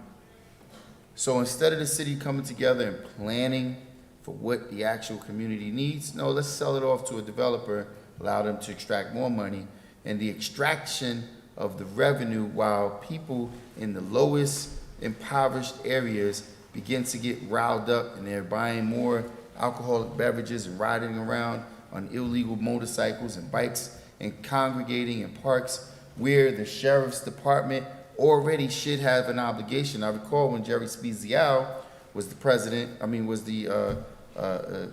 Passaic County Sheriff, he made sure partnerships was there. They had Paterson radios in their vehicles, but now you have, women get shot and you have a sheriff's officer standing 15 feet away, witness the entire thing and not raise a finger. And yet we are still touting that this sheriff, who has over 700 officers with less than 24 African American and less than 90 minorities, is supposed to come into our community and police it in a way that's not going to agitate the situation even more. That's an absolute joke. The fact of the matter is, it's the neglect that's happening in this community, and it's lawlessness everywhere. When red lights don't matter, stop signs don't matter, people ride without helmets, people just ride up one ways. And to Councilwoman Mims's point earlier, I'm actually exhausted. I've written so much legislation that just gets ignored. You got dump trucks parking all over the place, taking up parking spaces. These things may seem minor and minute, but they fester into problems that become larger when you just ignore the law and ignore the law of the land and ignore what really matters in the city, then yes, it eventually escalates to shootings. Now, let's talk about this. Let's talk about, since this administration has been here, there has been no effort to create youth programming. None. I'll go out to the fields that they're locked. I had to break into a field this morning just so I can work out with my own children. And I'm looking at the girls softball league, and we only have 4 teams. There should be at least at least 24 teams playing. But yet we have parents that are afraid to bring their children to the park because we can't even regulate certain things. And when you remove inspectors from divisions and add an additional burden to a police department that's already stretched thin, what do you think is going to happen? So, I'm not going to labor it too long. I mean, the fact of the matter is, we put more effort into the press conference than we do the actual prohibiting these activities from happening. Just tell me when has name the youth programming that has begun. Name the sponsorship. I could tell you, there's an undisclosed amount of money that has been raised on multiple occasions by one Paterson. Show me one check that they've written to Paterson Youth Sports Programming, a youth or a young adults programming, softball, basketball leagues, anything. We wait for grant monies to come in so people can extract that grant money. And it's just, there is no intent really to make things better here, and it's just sad. My vote is yes, Madam Clerk. Thank you, Councilman. Councilman Mendez? Thank you, Madam Clerk. I know Commissioner Martinez addressed the situation that happened at the park, the shooting. And I just want to definitely say that, I mean, I have a big concern for the safety of all my third ward residents and the city of Paterson at large, because gun violence is out of control. It's everywhere. This past Sunday, I called the police headquarters. I called twice, got the call right here. There was nobody available to address a quality of life issues at Eastside Park. And my level of frustration went so high that I said, you know what, I want to take it upon myself. I went down to Eastside Park. There was a group of people playing music, doing all kind of illegal activity. I have no fear. I'm out there day and night. I have no problem to address people. And I sit down. I told them, listen, can you lower the music? Can we have a conversation? Where are you from? 3 out-of-town people that are coming into Eastside Park, drinking, doing all kind of illegal activity.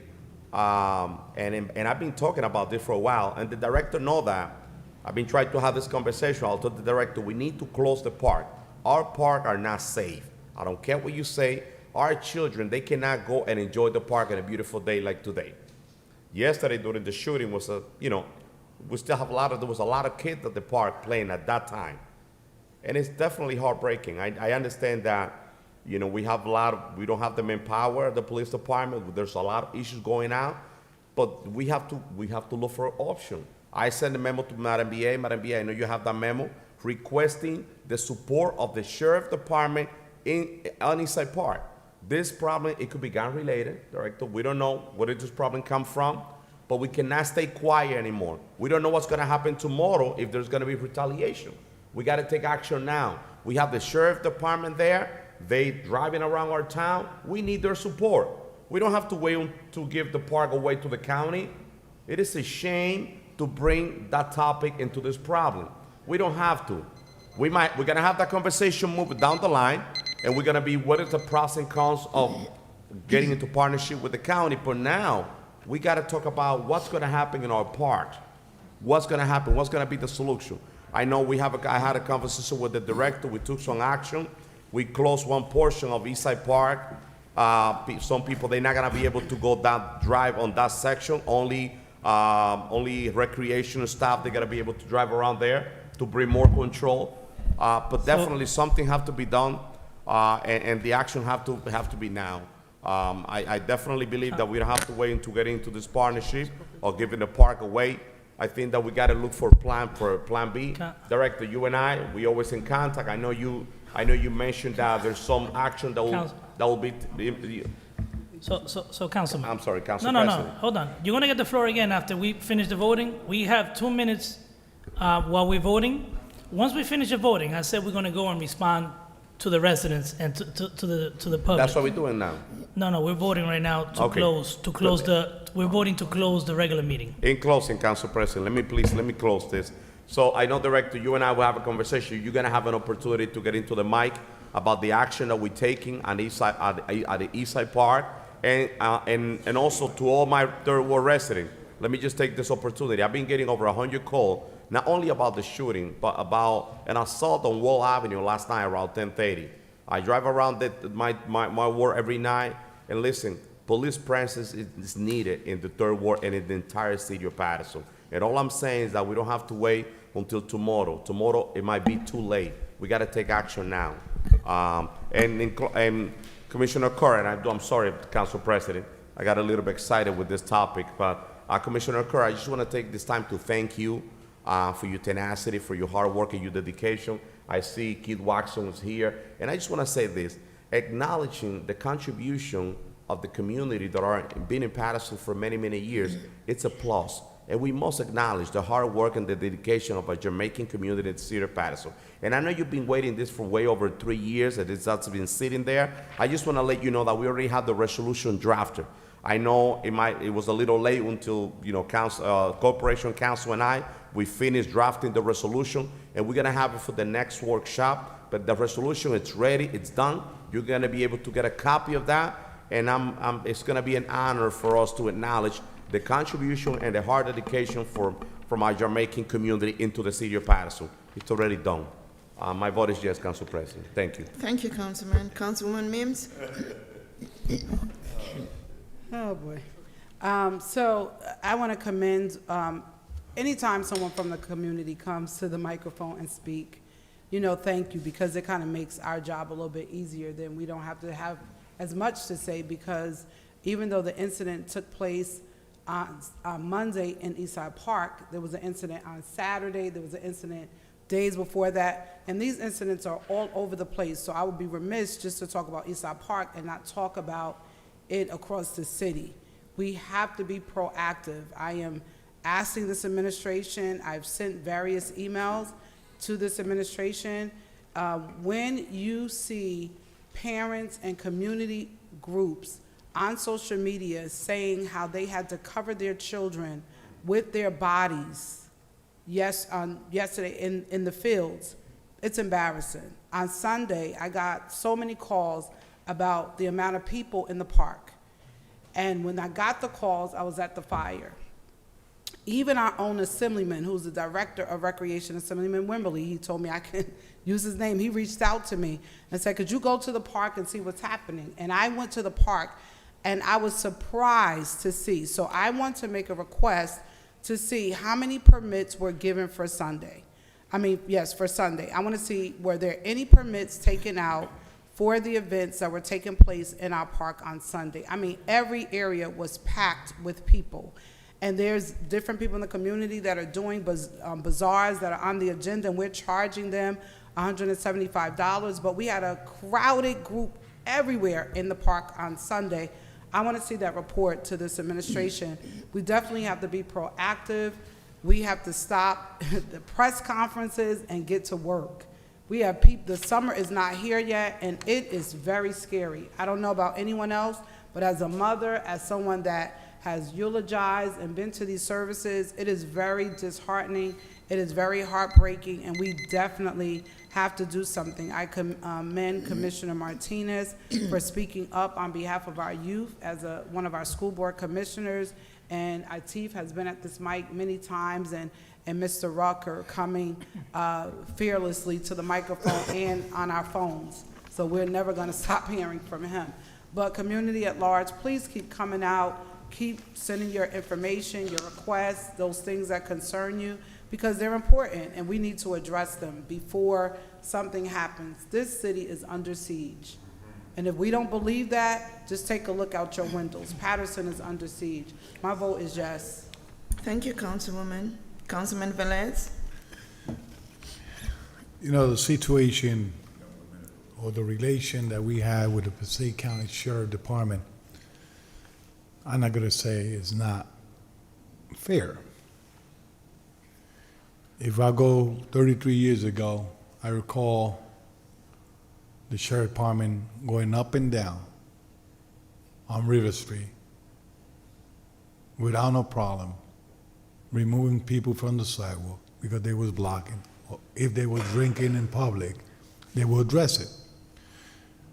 You know, having only one unit assigned to Paterson every night, they need to move more effort. We have a lot of county buildings, we had the jail, we had a lot of county roads, but the sheriff to stop individuals on local street, they don't have a problem. So I think they could give a little bit extra attention to not only the county roads, also to the whole entire city. And let me tell you something. They read the newspaper. They read articles. They know how the crime is. They get the data from Paterson. They go to the FBI. They know how many crimes we have in Paterson. They go to CII, CIN, or whatever. They know what's going on. It's putting a little bit extra attention to Paterson. Last but not least, the situation of Eastside Park is not from now. I recall Dr. Hodges, residents coming to this council for the past 10 years.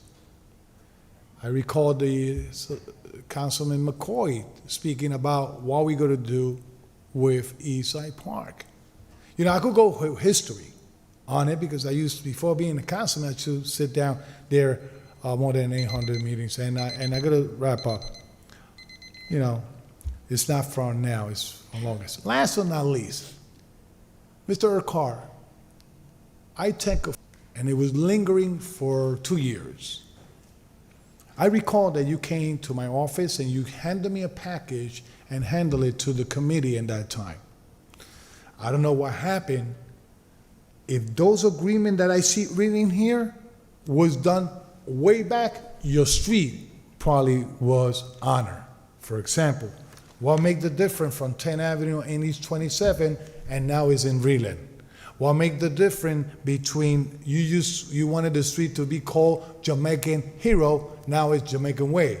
So if those agreement was done way back, 2 years ago you have the street where you wanted it, or your community or organization has it. I know that there's a lot of change in this. I even recommend you to put in the Fifth Ward. We could have a lot of Jamaicans in the Fifth Ward. My ward has everything, but the Jamaicans have made a lot of contribution.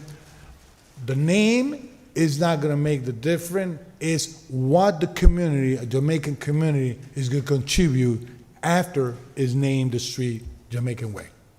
Congratulations. My vote is yes. Thank you, Councilman. Mr. President? So, council colleagues, and Jerry's here. I don't know if it was 2 years ago that a neighboring town offered to pay us to basically patrol our own park. I don't know if you recall.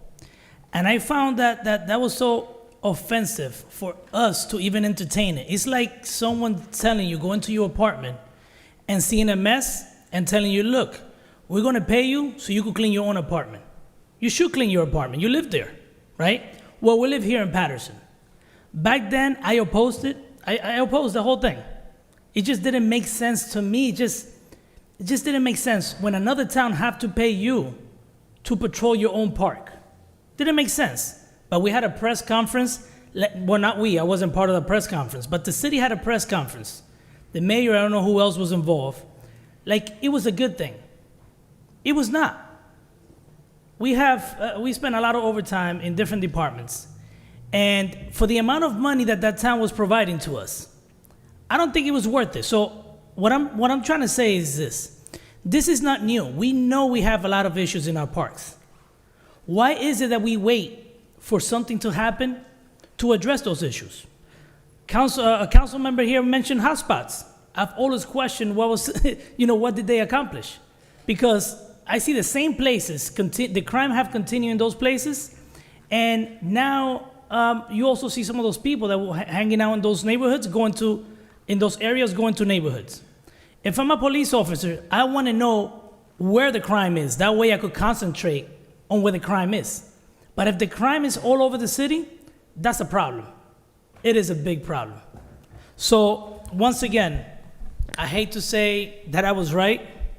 I didn't vote on that at the time because from the beginning, we should have been taking care of our parks. Our kids are there. Parks should be a priority when it comes to patrolling. Number two,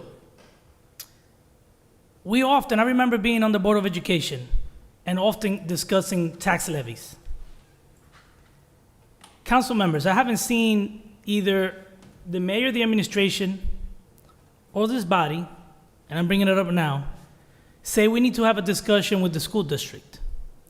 I just asked Corporation Council to look at the legality of these increases. I know they have something called adequacy budget, but you still have to question, listen, we're a distressed city. We're getting transitional aid from the state. I just read an article that in the last 10 years, the Jersey City School District have increased, using the same adequacy budget, they increased $30 million over 10 years. Well, our school district just increased $20 million over 3 years.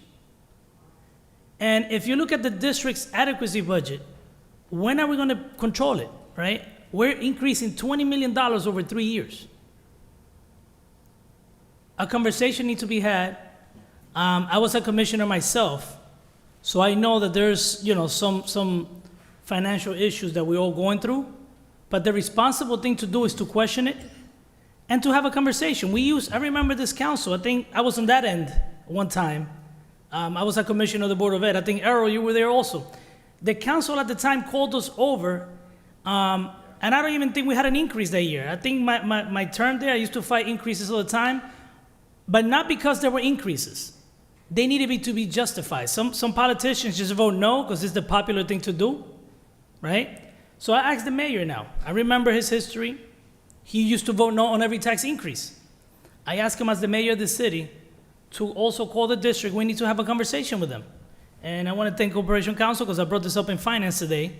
We need to look at the legality of all these increases. We cannot sustain this. You have residents, and council colleagues, I apologize, I'm exceeding a little bit. I will not speak after. I told you guys could speak after to address the public, but I'm going to finish it now. We need to question. That's the responsible thing to do. Let the district make their case why $20 million over 3 years, and what is the plan? Because if they're planning to actually come up to the level that we're supposed to be contributing, then everybody should just start selling their house. Everybody should just start selling their house then. And I always complain in the past that there is laws in place at the state level to protect the taxpayers of the state of New Jersey, but sometimes those laws don't protect cities like ours, right? Every other city had a 2% tax levy limitation, just like we have in municipalities. But even the city of Paterson in the past, I don't know if you recall, there was one time that they let us increase 17%, when every other town is limited to 2% levy increase. So, council members, I just hope that you join the effort. All I'm asking is for a conversation with the school district. We want to know what the plan is, because at this rate, they're doing double-digit increases every year. That being said, my vote is yes to close the public portion. Thank you, Council President. The votes are 7 yeses, 2 absences. The public portion is hereby closed. Council members. Council President? Yes, Councilman Jackson. So with regard to you stating that we have a moment to address some issues after we closed, and just dovetailing on some of your commentary, you're right. I was on that council when the council acted responsibly and called the school board to a joint meeting. And I have to say this, Council President, because you have, on a number of different occasions, let me down majorly. And I have to say, this has clearly been the absolute most irresponsible council since I've sat in the seat. If you look at the council and the council practices in the past, right? When Mayor Jones was here, the council called Mayor Jones and his entire cabinet to the carpet for a $17,000 expenditure. A $17,000 check that was distributed that had not been cashed, that was then given back to the city. This administration has irresponsibly destroyed over $300 million under your tenure as not only as the president, but as the chairman. You voted in favor of you've actually made comments where certain things were not good for the city, but you were going to support it anyway, i.e. the tax issue with the hospital that you voted in favor of. Yes. I voted yes. no. I voted no. Yes. Well, after you counted the votes the second time around, and you were the last one to vote, yes, you did vote it. You voted no, but yet and still, when there's opportunity to hold this council accountable, what I had discovered in the last meeting, because I asked the council president, please, don't have me bring a measure forward if there's no intent to support it, and if there's no intent to support something, please lay out legitimate reasons why you wouldn't do so. So this council president has often, and not just the president, but other council members as well, postured, oh, we're going to call a committee of the whole. The committee of the whole is where you actually hold the administration accountable. Tasked me to do the work. I went out, listed all of the items, whether it was the misappropriation of the $144 million in which this council president, as the chairman of finance, claimed that the council has no control over. The council, it is called a balance of government. The council weighs in on all decisions that the administration holds. If the administration makes a poor decision on behalf of the community, it's the council's obligation to come forward and hold them accountable. The negotiations from $7 million down to a $700,000 payment from the hospital, the insurance that we switched over, the state insurance plan that we lost a great deal of money on, and more importantly, the sewer assessment. We postured, based on your recommendation, Council President, postured many times. I did not vote in the affirmative for the sewer assessment. We came back to do a reevaluation, yet and still, the residents have yet to find relief because we talked about it in a workshop, but you, sir, didn't put the item on the agenda. So when you talk about, and you sit here and make certain comments, you went over the 2 minutes, which you relegate everybody else from doing so. You go over the 2 minutes and then talk about the irresponsible activity of the administration that you, sir, co-signed the entire time. Not only do you co-sign, at times you play, just as Councilman Abdelaziz does, you play the fifth wheel in moving some of these items forward on behalf of the administration. So I'm gonna just say this, it's very clear. There's a lot of things that are wrong here, and it is definitely, from my experience, this is the most irresponsible council.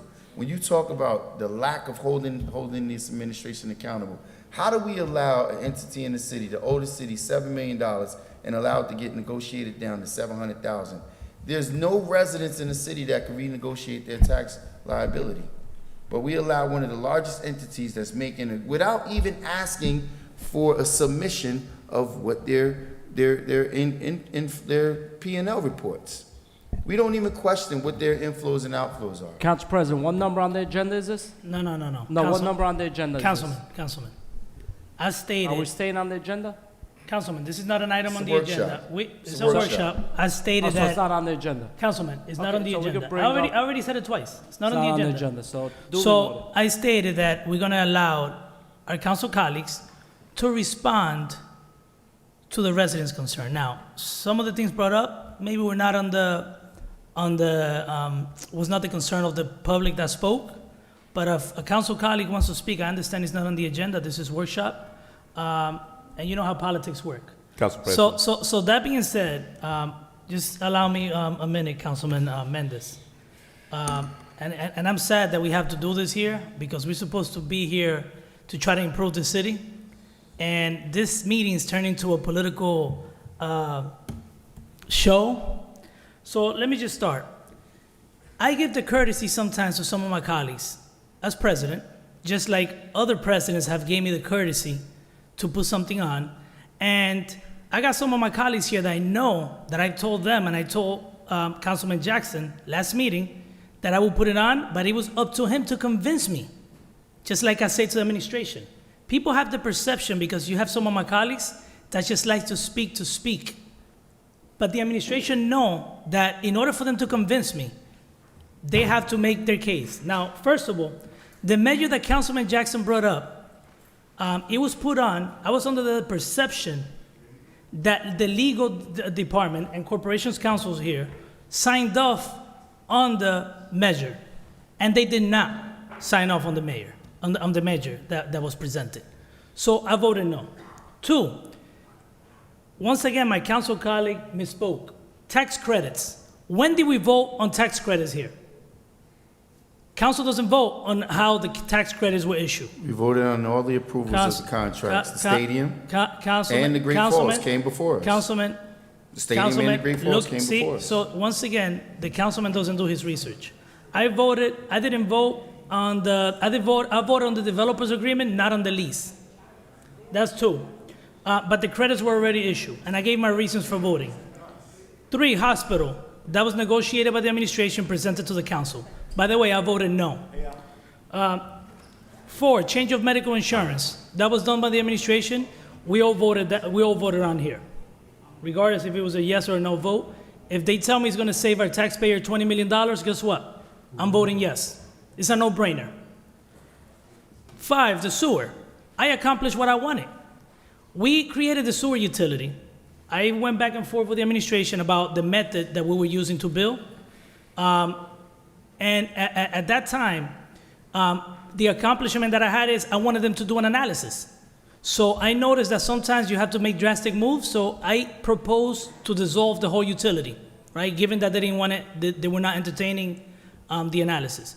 So the analysis is taking place. We have 2 resolutions, residents here. We have 2 resolutions that we're going to entertain tonight, changing the billing method. 6, 2 minutes. Councilman, you should not talk about taking all the time in the world to speak. I'm the president, I run the meeting. The next president, you will have another president in July. I actually, spoke more than the 2 minutes, but I'm getting text messages all the time. Like, listen, you gotta control Councilman Jackson. They're criticizing me as president because you speak too much. I have text messages here.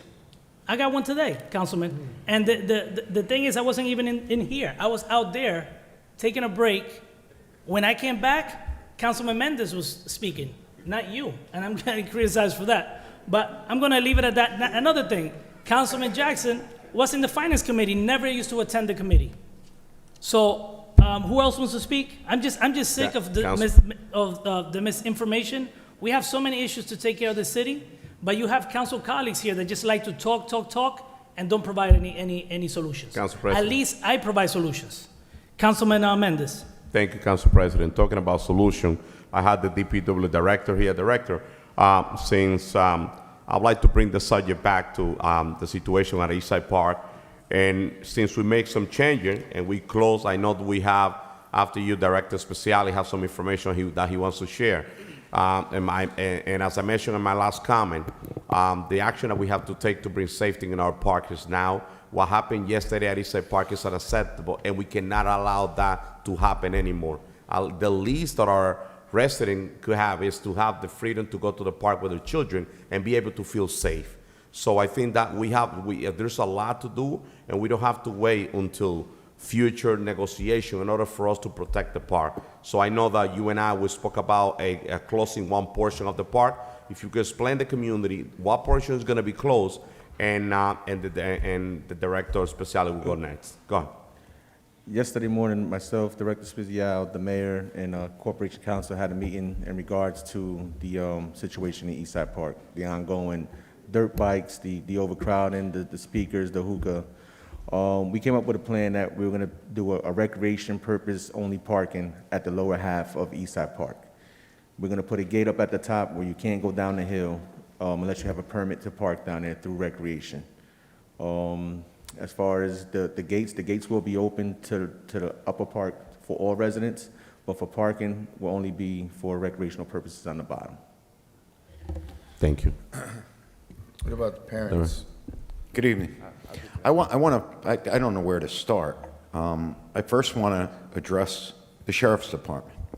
You know, we talk about bringing the Sheriff's Department in to do the parks. When I was your county sheriff, you had 15 units that went to the Paterson roll call, took a Paterson radio, took a Paterson sector, and handled Paterson jobs. That happened for my tenure as sheriff. If there was a crisis here in this city, I shut the county jail down and I put it on lockdown. And I had 2,900 inmates at that time. We have 450 right now. And I would take all the officers out and I would put them throughout the streets of the city of Paterson when we had a crisis.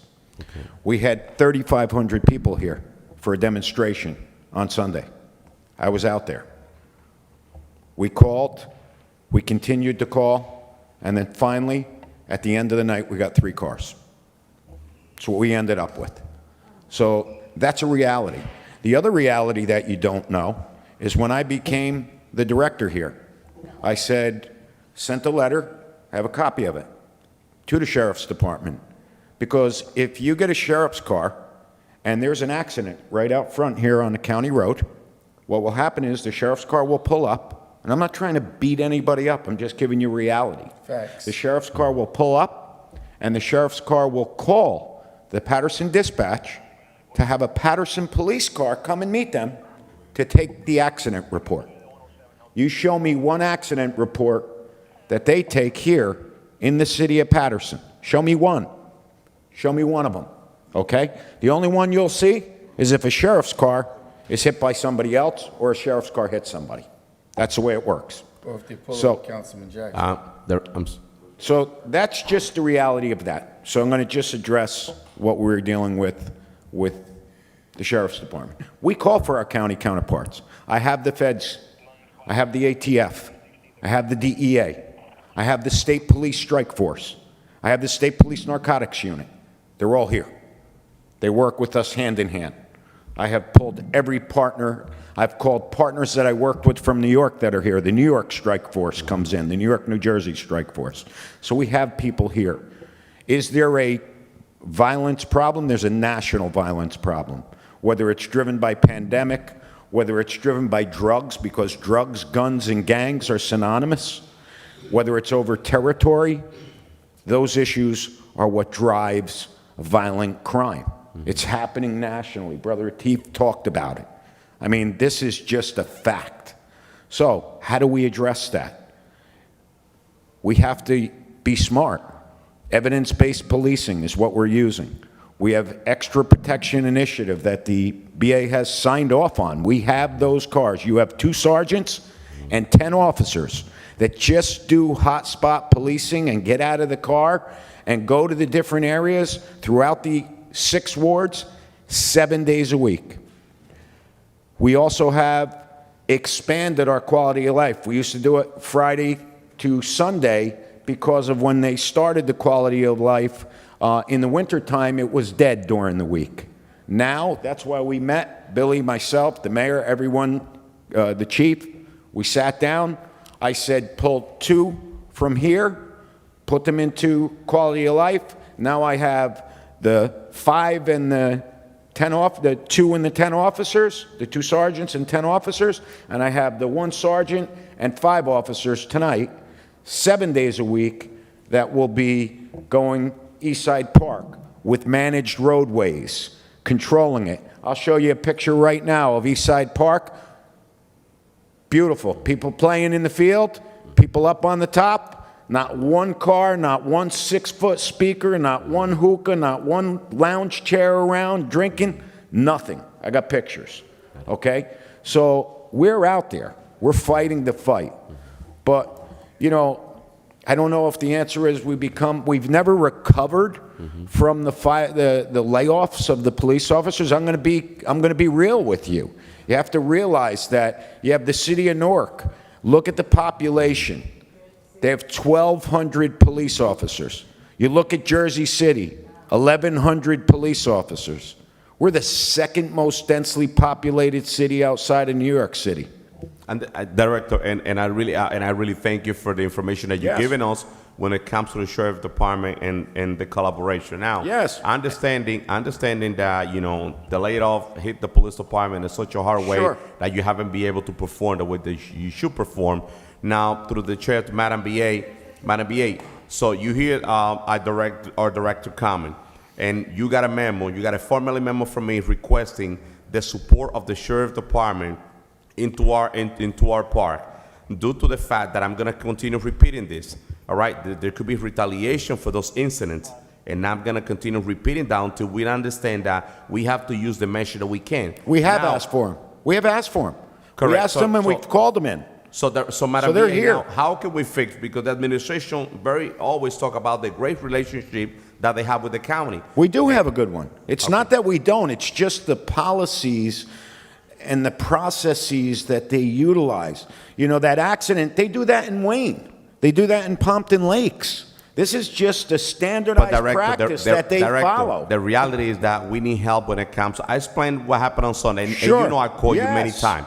I called on Sunday. And they were planning more of them. And many of my colleagues, sometimes they call, when their response was, we don't have any unit available. I took it upon myself and I went to the park. Now, understanding that we need manpower, we definitely have to continue having that conversation, because I will feel as a councilman of the Third Ward, and my concerns for the entire city, I definitely need to see police presence in that, and having the sheriff department helping us at the park, that's going to be a tremendous help. So I'm trying to get the answer from the administration. Well, let me at least, I want you to understand, the BA has supported us.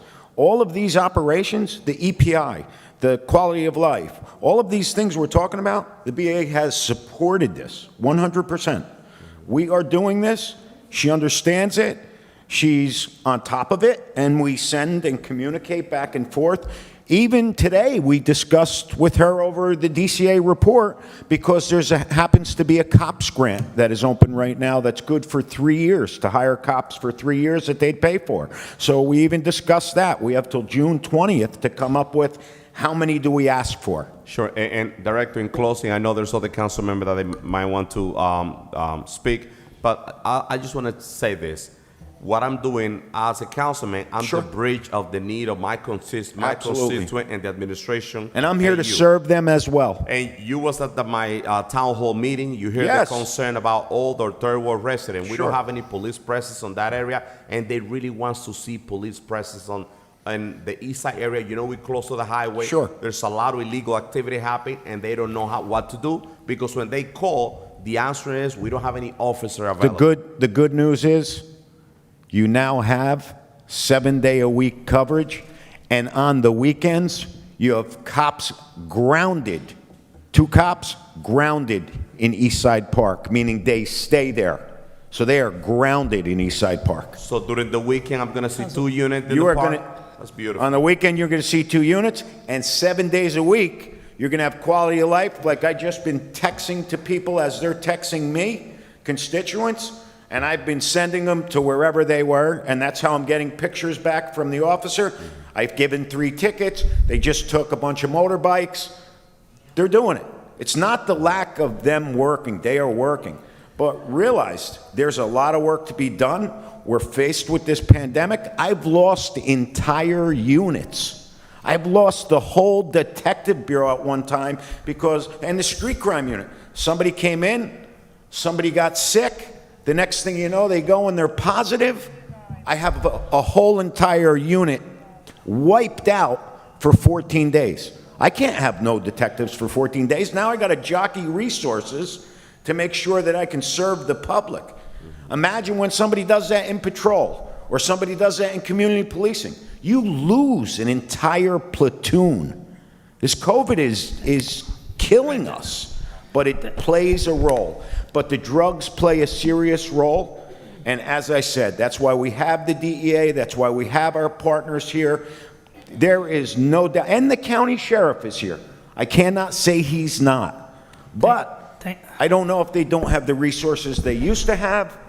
That could be the issue. Thank you, Director. Council President, Council President. So hold on a minute. So we said that council members, after the close of the 2 minutes, we'll get an opportunity to address the public. This is not on the agenda. It's an important matter. So we are going to address it. Whoever spoke already, which includes myself and Councilman Jackson, is not going to get the floor again to speak on this matter, or Councilman Mendez. Councilman Velez. Thank you, Council President. I just got to make it quick. Director, we talk on a regular basis. Yes. I know that sometimes 4 o'clock or 3 o'clock in the morning, you're still out there. 3 or 4 years ago, I believe 3 years ago, you brought to the Public Safety Committee, and that time I was there, a change of structure and shifts. That you came with a plan saying if we changed it to 12-hour shift. You would get 33. Hold on, Director. I believe it was 12-hour shift. How many count will give us per shift extra? What happens is if you go to a Pittman schedule, correct. A Pittman schedule is a 12-hour tour. But that is something that's got to be negotiated through the collective bargaining agreement. You get a week where you work 5 days. You work 2 on, 3 off. Every other weekend you get off, okay? Right now it's 4 and 4. You need more squads for that. A Pittman, you need only 4. You need A, B, C, and D. They work opposite each other, okay? So because of that, you end up with 33% more manpower, but the men and women will be working more hours, so that's a negotiable issue. Director. That's a contractual issue. It's good to put it in the record. It's good to put it in the record, Director, and bring it back to the Councilman. administration to work on that. If that's gonna give us more cops on the street, Councilman. the plan should be moving forward. Director, can I ask you a question? You're in the Public Safety Committee. Sure. Have this issue been brought up before? No, because that's a contractual issue. No, That is I understand, something but that have we would any- have to deal with the union on. So- We had lengthy discussions about Correct. So this is a great conversation to have. Sure. In a public public safety committee. Yes. Meeting. Anything else, Council Councilman? President, that's what I mentioned.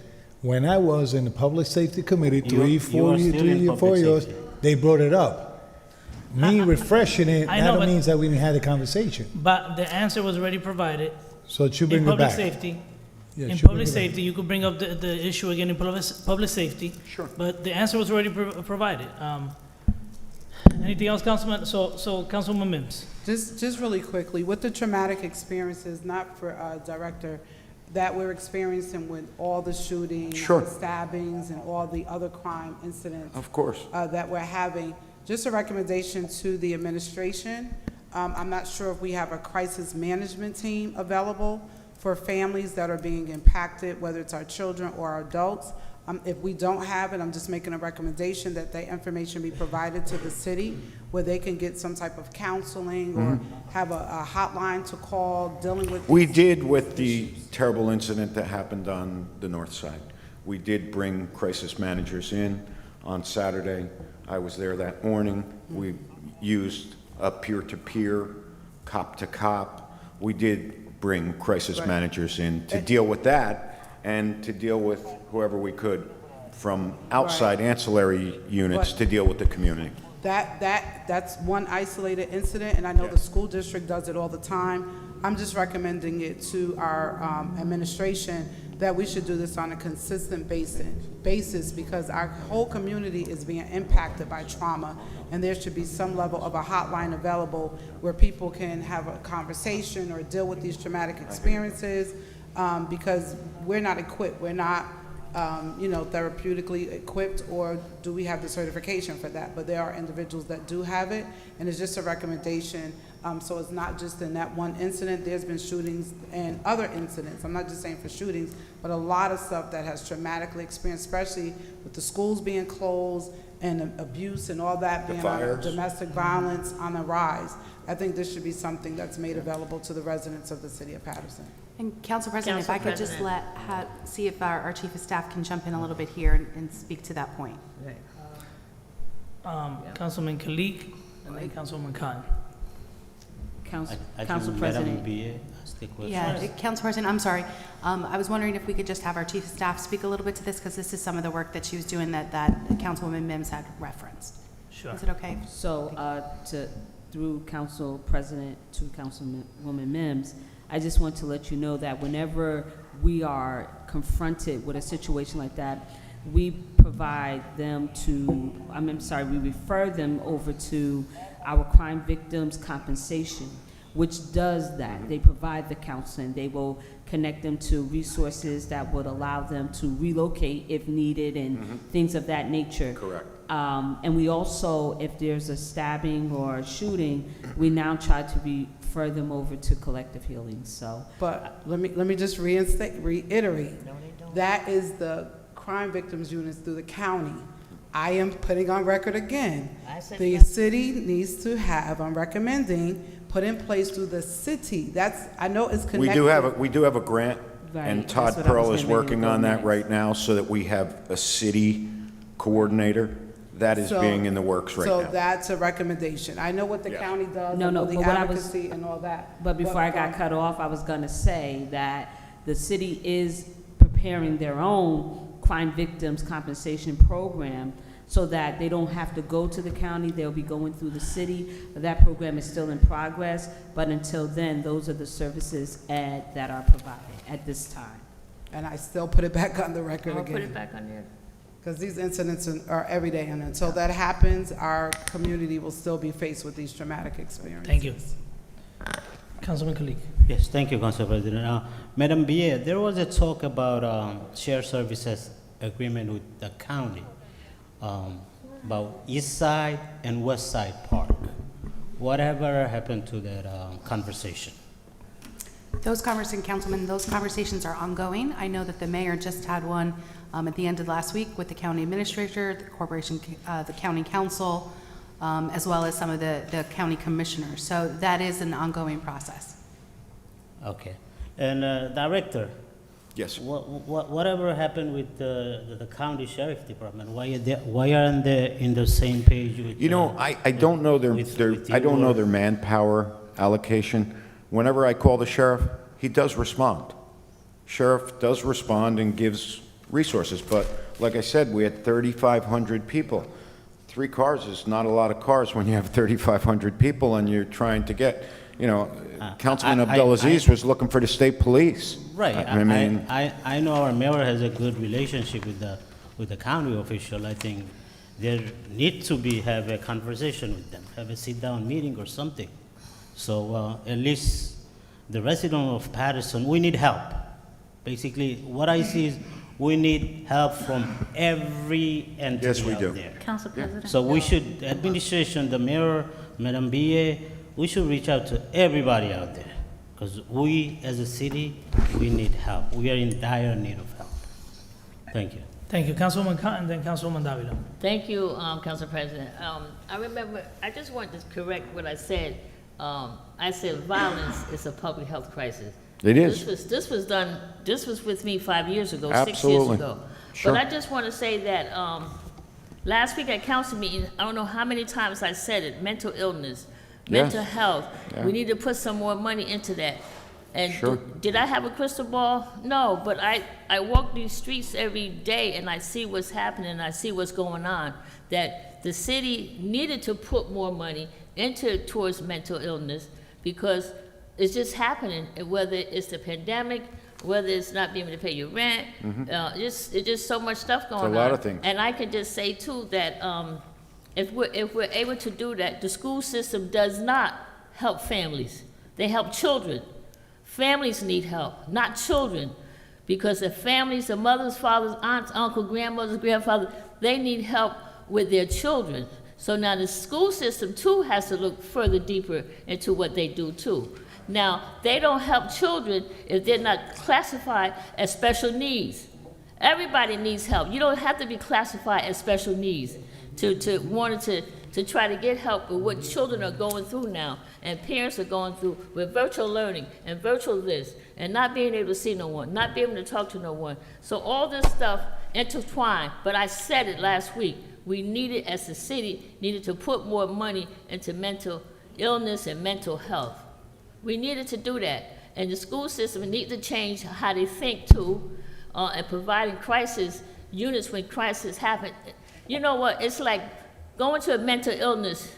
If you've ever gone to one of those clinics, you don't need to be in a room with 20 people. Everybody know you there because you're crazy. That's how they think about you. So you need to be able to go somewhere where you don't have 20 people in a room. You need to be able to go into a room by yourself and nobody don't see you going into the room because everybody knows what's happening with you. When you got to sit somewhere, you got 20 people sitting in there waiting to go see the man or the lady, the psychiatrist. That's an effect, and that's why a lot of them do not go, because they can't have that privacy. So I say to the city again, with CBG money, we got to look at mental illness, mental health. It got to be looked at because it's happening, and things are just going on with families that's unbelievable, that people don't seem to understand. They keep a lot of stuff inside of them. And then sometimes, and I know I get the calls, and people are crying, and they can't do nothing with their kids. But you know what? There's a lot of activities out there for our children. I have loads of volunteers, loads of coaches. You know that, Billy. You know, people say we don't, but we do. I go to the games for Eastside, for Kennedy, the softball games, the soccer game, the volleyball game. I don't see nobody showing up. You know, you don't need to have a kid in there to show up. Show up and support your children in our system, in our school system. I've learned how to do that after my kids finish school. Just come help. Come one day to a softball game. Go to T-ball on Putman Over. Go to T-ball on School 25. Go over there one day and put a case of Gatorade in a cooler and some water and bring it to the kids and let the kids have it. You don't have to have a child in the system to help a child. Everyone need to be out there. And Billy, we have loads of volunteers, Billy. You know that. We have people volunteering, helping, and we just need people to bring their children out to be part of to see the activities of what's going on and stuff. So I just needed to put that out there, that I asked for help. I asked for us to put money towards mental illness and mental health because it's affecting us because of this pandemic. It's just so much stuff happening out there and you're not sure. And you know, sometimes you think that it's like you be home and you think you're on vacation. Music is playing from morning to night. You can't open your windows, you can't you want to get fresh air. And the music is blasting, starting at 8, 7 o'clock in the morning to 12, 1 o'clock in the morning. I mean, I got up one night and went out on 28th Street, and they always think of my ward as the one, but it's past that now. And I had to sit out there and like, they thought they was at a club with the lights going and the music blasting, and it's 2 o'clock in the morning, and it's like it's nothing, you know, so it's a lot of things happening to us. Do we have a question for the director? No, no. I wait my turn. Councilwoman, I know, I wait my turn. I don't say nothing, I don't raise my hand, I don't stop nobody, just, we wait our turn. You will acknowledge us, Council President. I did. When it's our turn. I just need to put that out there for someone saying that we don't have nothing for our children. There's a lot of activities. Billy, you can see it, and I see it. You see it. Just go on the website, go to the recreation department, just go to different places, and you'll see the activities that's out there for our children. I needed to put that out there. Thank you. Mental illness is hurting us. Thank you. you. And Jeremy, you out there. Thank you. I appreciate it. Thank you. Councilwoman Davila. thank you very much. Councilwoman Cotton, thank you so much for your words, and clearly you are correct, but there's so many issues. It isn't just mental health. I mean, it's fatherless homes, it's motherless homes, it's drugs, it's crime. What I want to say is that I feel that your department does not have enough manpower. I know that we cannot police ourselves out of this, but the reality is I don't understand how I look at, and I see 300-plus officers for the third largest city in the state of New Jersey. So my recommendation is, Madam BA, it is my understanding that it is you who go before DCA to get approvals. And I think that we need to do something about our department. In addition to grants, Councilwoman Cotton talked about CDBG monies, all right? It is sad when we sit in those CD meetings and we hear, well, the administration only asked for $77,000 for X. The administration only asked for $100,000. What are we doing, Madam BA? We need to look at the monies that are available that the city can apply for through DPW, if there's any way that we can get grants so that the police department can put forth, and don't ask for cents. I mean, ask for the big money. Because when we sit in this committee and we see the same applicants, I'm not gonna attack an applicant who's doing it correctly. But the administration is the one that needs to present. The council can't present to the city committee. So with that said, I challenge you, Madam BA, go back, talk to the governor's office, talk to DCA, look at what's happening. We get it, it's national, understood. But guess what? I live in the city of Paterson. I'm gonna be 50 years old. My son every day says, I hate Paterson, I wanna leave. You know how sad that is? You know how sad that is? That he's had 2 best friends killed to gunshots? Why don't we have the gang unit we used to have? There's so many different divisions that we no longer have, and I know that it's hard. We beat down the cop, but guess who? Who do you call when there's an issue? You try to call an officer, and guess what? You get that phone call, that response back saying, unfortunately, we don't have anyone right now.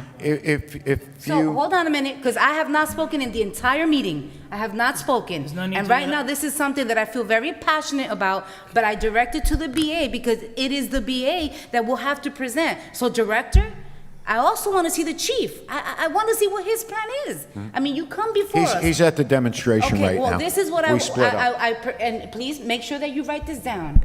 I hope and pray that you all sit down, that you put your plan together, at least for us to get at least minimum, at least maybe 500, at least that. And let's do it right, please, because you know what, this city's in shambles. I don't care, I don't want to hear see pretty videos that this is great and it's inviting to the city of Paterson, and guess what? And our streets are dirty and it's every other day gunshots and people getting killed. I just want to close. Thank you. And if you can all think of this, when there's no consequences, that's where it runs amok. And I'm going to tell you something. We are going after drug dealers with our narcotics unit. We pull them out. We pull them out. We go to all the different locations. But under the current system, most of them under the state system are out within a couple of days. So what do? We create a vacuum, and we now have a hole, and somebody fills that hole, and that person comes back out and says, that's my block, and that's where the gun violence starts. Got it. So there has to be consequences. Without consequences, you're going to have motorbikes. That's why we're going after them and doing what we're using technology and doing all the different things we're doing. So I hope I answered your questions. I'm available. Thank you, Director. Thank you. And Thank you. To the public, this was not part, of the agenda, but this conversation needed to be had. We needed to have this conversation. And Council President, if I can just add one last thing. Could you, and while the director's still here. Could you include in whatever you're going to add? I need to know how many officers we've been budgeting for, because we've been budgeting. The taxpayers have been paying to have more officers. And again, I'm not saying it's the fault of the administration, but we got to find a way of what's going on. Is it the salary that we're paying? Is it the academies? We need to find out. I just think it's a national trend.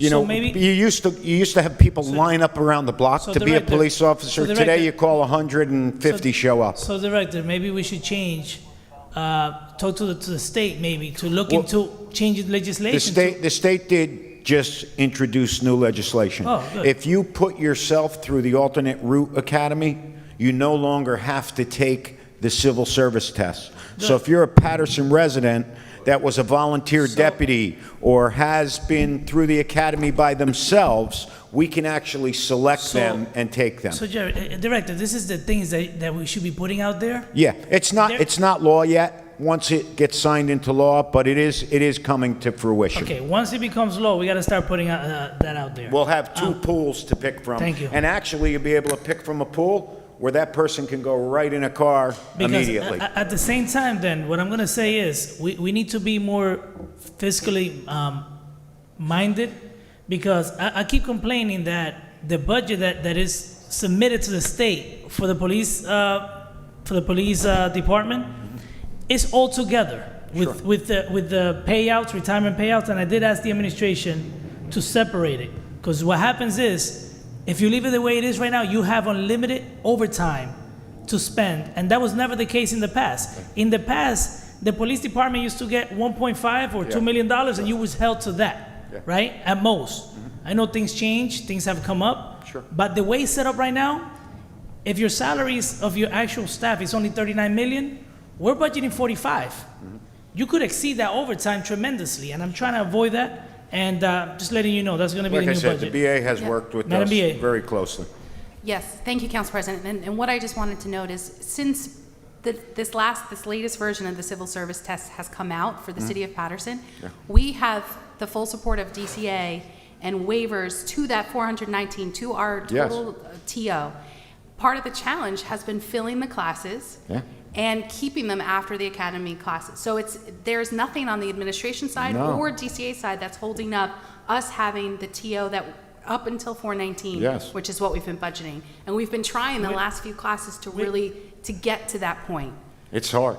That's why with this new law, this new Senate bill, it'll be good, because we'll have people that are already academy trained that will have two pools to pull from. Thank you, Director. You're This welcome. conversation could be continue in the Public Safety Committee. Thank you. Have a great night, Thank you. everybody. We're going to go back to the agenda now. So, Madam Clerk, Yes, Council President. let's do number 48. And this one, I want to go in detail. We want to make sure there's not anything in there that could be used later on to be modified without our consent. So, number 48, 48, Council President. first reading ordinance. Council President. So, before you go, Councilman Velez, let me see what approach we're going to take with this one, because this is very important. And Council President, I think we want to clarify one part too, based on what we saw in this version, which I don't know is the final version that one of the corporation councils had. But at the part that says residential usage, if you look down by the fixed fee by meter size, What page is this? we're looking at page 1, first page, section First page? 407-19. You said first page, Correct. 4719, you said? No, 407-19. 407-19. I don't see that. It's right underneath the meter sizes. Right here. This is 40731. Yep. So it's the second page. Oh wait, I'm looking at 49. I'm sorry, I apologize. Yep. It's right there. I was looking at 49. Sorry. Yep, I got it. And so this is where we're changing. For the prior ordinance had volume, right, for residential. What we're doing now is changing the residential is on the next page. But on this page is where it talks about for non-residential, what is the rate. And so the section that I'm referring to that we are likely, and we're going to confirm with Ben David, and we will send an updated ordinance to everybody way before voting next week, is that it's likely that those words, residential usage over 33 CCF, will also be put in brackets, because that'll be a deletion right there. We think we just missed that part, because that section should really only be all commercial usage will be billed volume at that rate of 2.1594. Council President. Could it be that they're referencing the current structure that we have now? Right, but we're actually changing that for residential. We're not going to be doing usage anymore, so that would be a deletion, which would be in brackets. And we're not doing meter size either. Correct, we're only doing meter size for commercial. For commercial, yeah. Yeah. So that part has to stay because it is for that, as Section A says, for non-residential properties. Is that what we had before? We had meter size for commercial? Did we? Yes. Yeah. All right. Council President. So let's go to, you have a question on that section? Yeah, in that section, that's why Go I ahead. interject in the beginning or in the meeting. So you're telling me that meter size 5834 is only for commercial? That was how we were billing residential, and that's what the ordinance was that we're changing now. So now we're going back to the method, if you look at the next page, where it's residential is going to be billed by the units, so a one-family home, two-family home, and so on, with a flat rate. On the B section? Correct. Okay, so. Yep. So we're not gonna use meter size on the residential? Correct. So- All right, so, are you good? Madam BA, So, Council President, you interrupt me because I was gonna go. go ahead. Thank you. And that's what threw me off because in the wording that say for residential property, for units on the B section, it was not specifying that part between the other side and this side. So from 224 is gonna go to 359 for one family house, right? Correct. Well, that was just the fixed fee portion of the rate calculation. So Correct. there was the fixed fee and the volume together would have made their bill. So in other words, what will happen if a house is a five family, and it's, Yes. if So a house it becomes has, is a two-family but it has 5 apartments?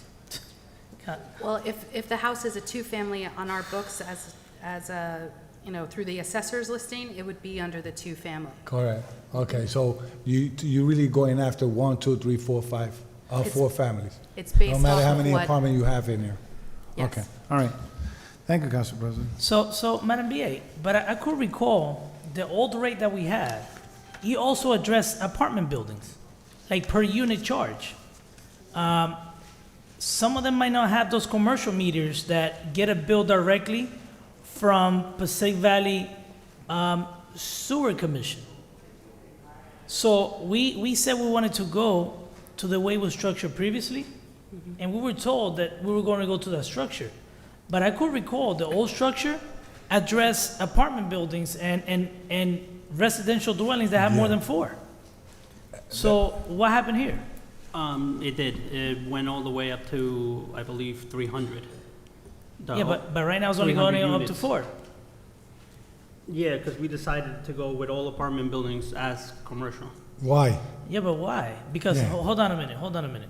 So the conversation that we had is, we did not want to continue to rely, right, on Passaic Valley Water Commission's readings.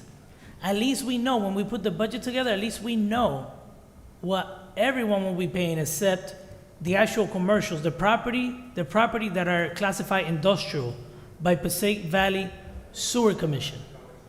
Because this complicates, this is a lot of room for errors also again. Because now you're going by meter size again, right? And I just didn't understand. The question in finance and everywhere, it was that if we were gonna go to the old structure and we were gonna leave basically the way it was. In the past, the industrial was based on volume. Industrial was volume, commercial was volume as well, and I don't know if some of the buildings were listed as commercial, other ones were listed as residential. There wasn't a lot of, I don't think it was consistent across the board. I'll give you an example why this is not beneficial. Garrett Heights, it's a great example. They might have 1 meter.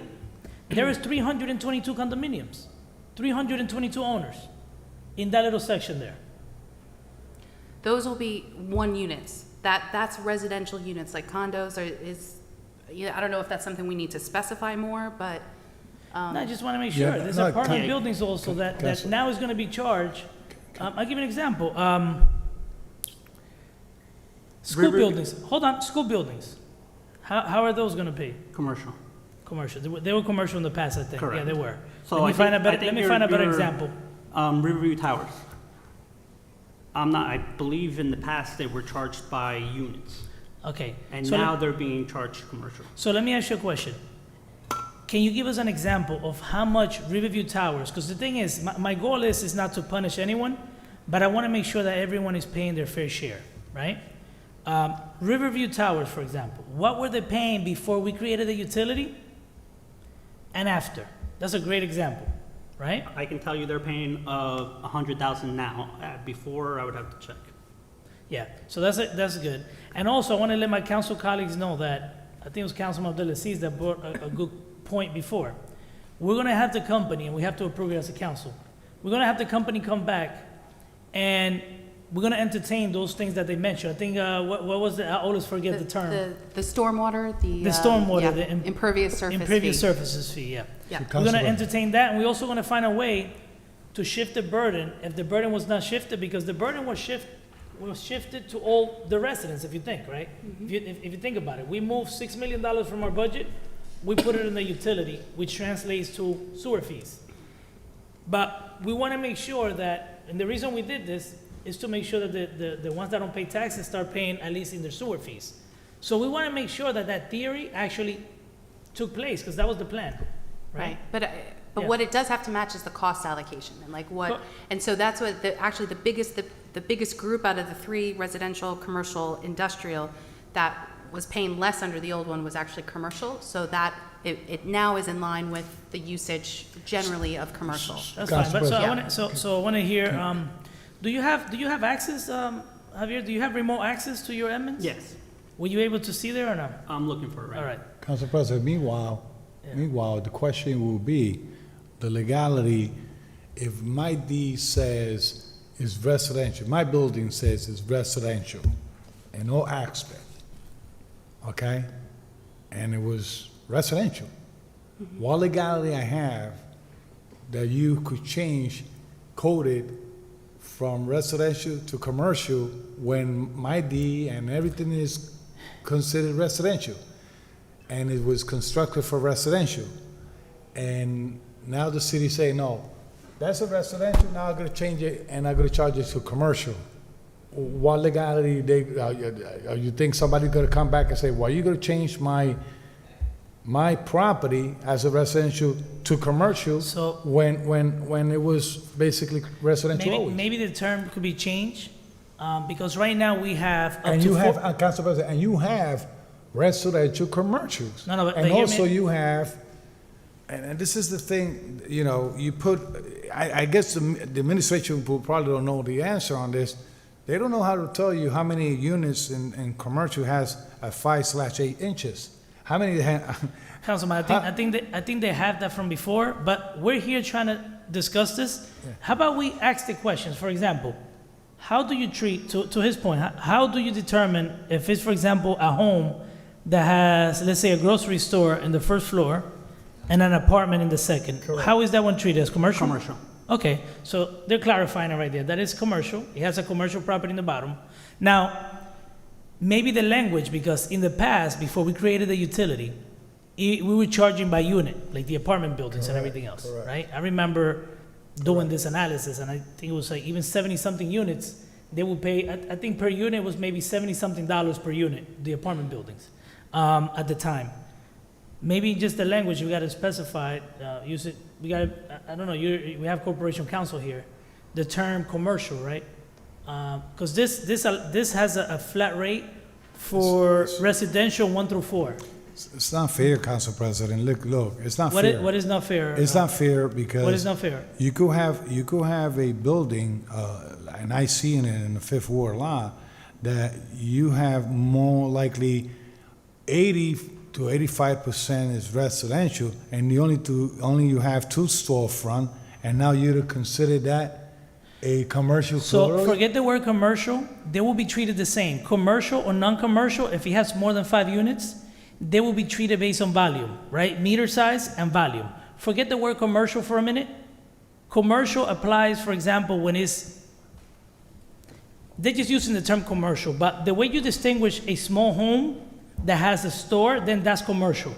A building, forget the term commercial, a building has more than 5 units, Well, more than they- 4 units. they do it with the then taxes. Then that's based on volume. They do it with the taxes. I If a understand. property has a store, a grocery in the bottom, and it has two Correct. apartment at the top, it's considered commercial. They get commercial taxes. So Councilman, what I'm trying to tell you is this: forget the term residential, right? When it comes to apartment buildings with more than 4 units, anything with more than 4 units, regardless if they have a store in the front or not, they're going to be charged based on value. Now, regular homes, 1 unit, 2 unit, 3 unit, 4 units, they're going to have a flat rate. Correct. So regardless, it's just the term residential, commercial. Yes, a building that doesn't have any stores in the bottom, you could say it's residential, you could say it's commercial, but it's just the term use. It's not going to increase their taxes if you label them commercial or residential. They still want to be paid based on volume, is what I'm saying. Their fee's not going to go up. Am I correct? Their fee's not going to go up because we're saying here that a building is going to be treated as a commercial building. No, it's going to be treated based on volume. It's just the classification we have to be careful, so we don't get challenged later on to say this is not a commercial building. This is an apartment building. It's residential, but the bottom line is the billing would not be affected by the way you classify it. Councilwoman Cotton. Thank you. Just to help me clarify, so you're saying, when you say number of residential units, account 1 would be 1 family? Is that what you mean? On the second page? That would be 1 family, then 2 Yes, would exactly. be 2 family. Now, that would just be a flat rate. Correct. But then, and I stated last week not last week, whenever we talked about it, all right, I'm listed as a 2-family. I got 4 people living in it. My house next to me is a 2-family. It got 15 people living in it. So just don't have volume, it's just flat. See, that's how I disagree. Councilwoman, I mean, I understand that, but I'm just and we- saying, and then you go to 3-family, then you got the 4-family, then once you go to 5-family, what happens? Once you go to 5-family, Javier, what happens? It's commercial. Then it It's goes to treated by commercial. volume. Once you get 5 units. Correct. It goes to commercial. Now, when you go to commercial with 5 units, it's based what? On the meter size and the volume. The meter size and volume. Okay. Well, I just, this flat rate for 1, 2, and 3, and 4. So There's so many people living in some of these houses. that's understandable. No, but that's not, I know, but I'm saying, I'm not contradicting you, Councilwoman. But okay. let me just remind my council colleagues. No, we don't have to go back and forth. Why Well, do you no, say we're, that? we're not. I said, let me remind my council colleagues what we have Okay. before us. I just So disagree. when we decided to create the utility, I got 4 people in my it house. was to shift. So let me remind you, before we created the utility, we used to pay 400, a 2-family used to pay a flat rate of 400. 3 kids. Could you turn off your mics off, please, if you don't mind? Thank you. I know, in general, it's a general, all the council members, just turn off your mic when you're not speaking. So let me just remind you, a 2-family, before we decided to create a utility, used to pay $426 for a 2-family. So tell me if this makes sense. If you're paying $426 and you're only collecting $12 million, if we decided to move $6 million from your taxes, right? Because we had a deficit in the sewer, and we put it on the utility. What do you think that would do to your sewer fees? It cannot go down. There is no way it could go down. So I just want to make that clear. I understand all of a sudden now, over 30, 40, 50 years, nobody thought about equity. Oh, a family that has 20 people, why are we paying the same as 4 people, 426? Everybody was paying the same because it was by property type. Never heard any council body here complaining about why is one family paying, a home with 2 family paying 426, and one that has 30 people paying 426 for a 2-family also. So we created a utility to try to make sure that non-for-profits and other entities pay their fair share, because only tax-paying properties were picking up the $6 million that we have as a deficit. Now, as council members, we're all going to disagree, and that's fine. When it comes time for a vote, we've been fighting with the administration the whole time. We created the utility as a body with the administration. Now we're trying to find a solution to all the issues that have come up. We paid a consultant to do an analysis, and this is what we have before us. So that being said, I don't have nothing else to say. Councilman Mendez? Thank you, Council President, and I definitely will be brief because I've been very vocal in these issues about the sewer utility. And just for the clarification and just to educate our viewer at home, Resolution 48, talking about a flat rate on the sewer, that means that a single family, it will pay annually $359. If we divide that by 4 quarters, it's going to be $89.75, correct, Madam BA? A two-family, $682 divided by 4 quarters, a two-family will pay $170.50 per quarter. 3-family, $970 divided by 4 quarters. The total will be $242.50. And a 4-family, $1,293 divided by 4, it will be a total of $323. And the way I'm putting the number out there is because the only way that I'm supporting this flat fee, which is better than nothing, is that due to the fact that we all should agree that our homeowner, they've been suffering since this utility was created. They've been getting bills in some cases over 300% increases on the sewer. We're not ready yet. We're not there yet. I asked Madam B about the total amount of what is the amount of money that our neighboring town are paying in terms of the sewer, those towns that are connected to us.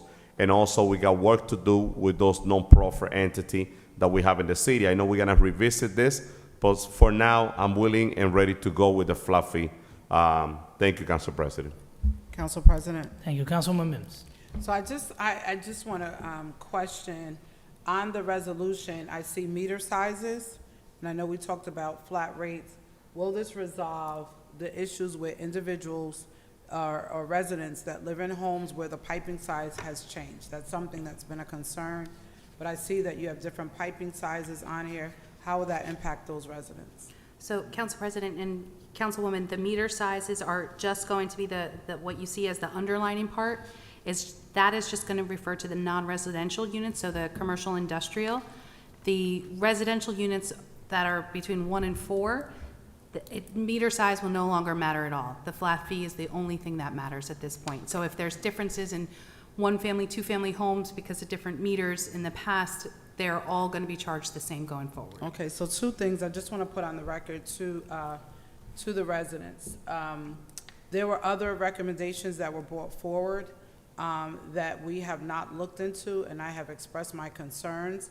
If we're going to go into putting something new into place, we should have had a full array of all recommendations outlined before the council so that we could really make a robust decision. So I just want to put that also, and I know that it would take a little bit more time to do that, but if we're going to do it, it's called doing it right. So with what the flat rate is introducing, on one side, there will be a reduction on the people that live in maybe 3-family, 4-family. When you look at people that live in single family, maybe like a elderly, a senior woman or senior man, it goes from the flat rate that was in place of the 224 plus flow. Now it's going to start at it will be 358. So on one end, you're going to see some people are going to get increases and others will get decreases. So it's not really a balance because they're going to be people impacted. So that's why I made my first point that when you look at recommendations, there should be a full disclosure of all so that there can be a clear balance, even though some will get it on the higher side.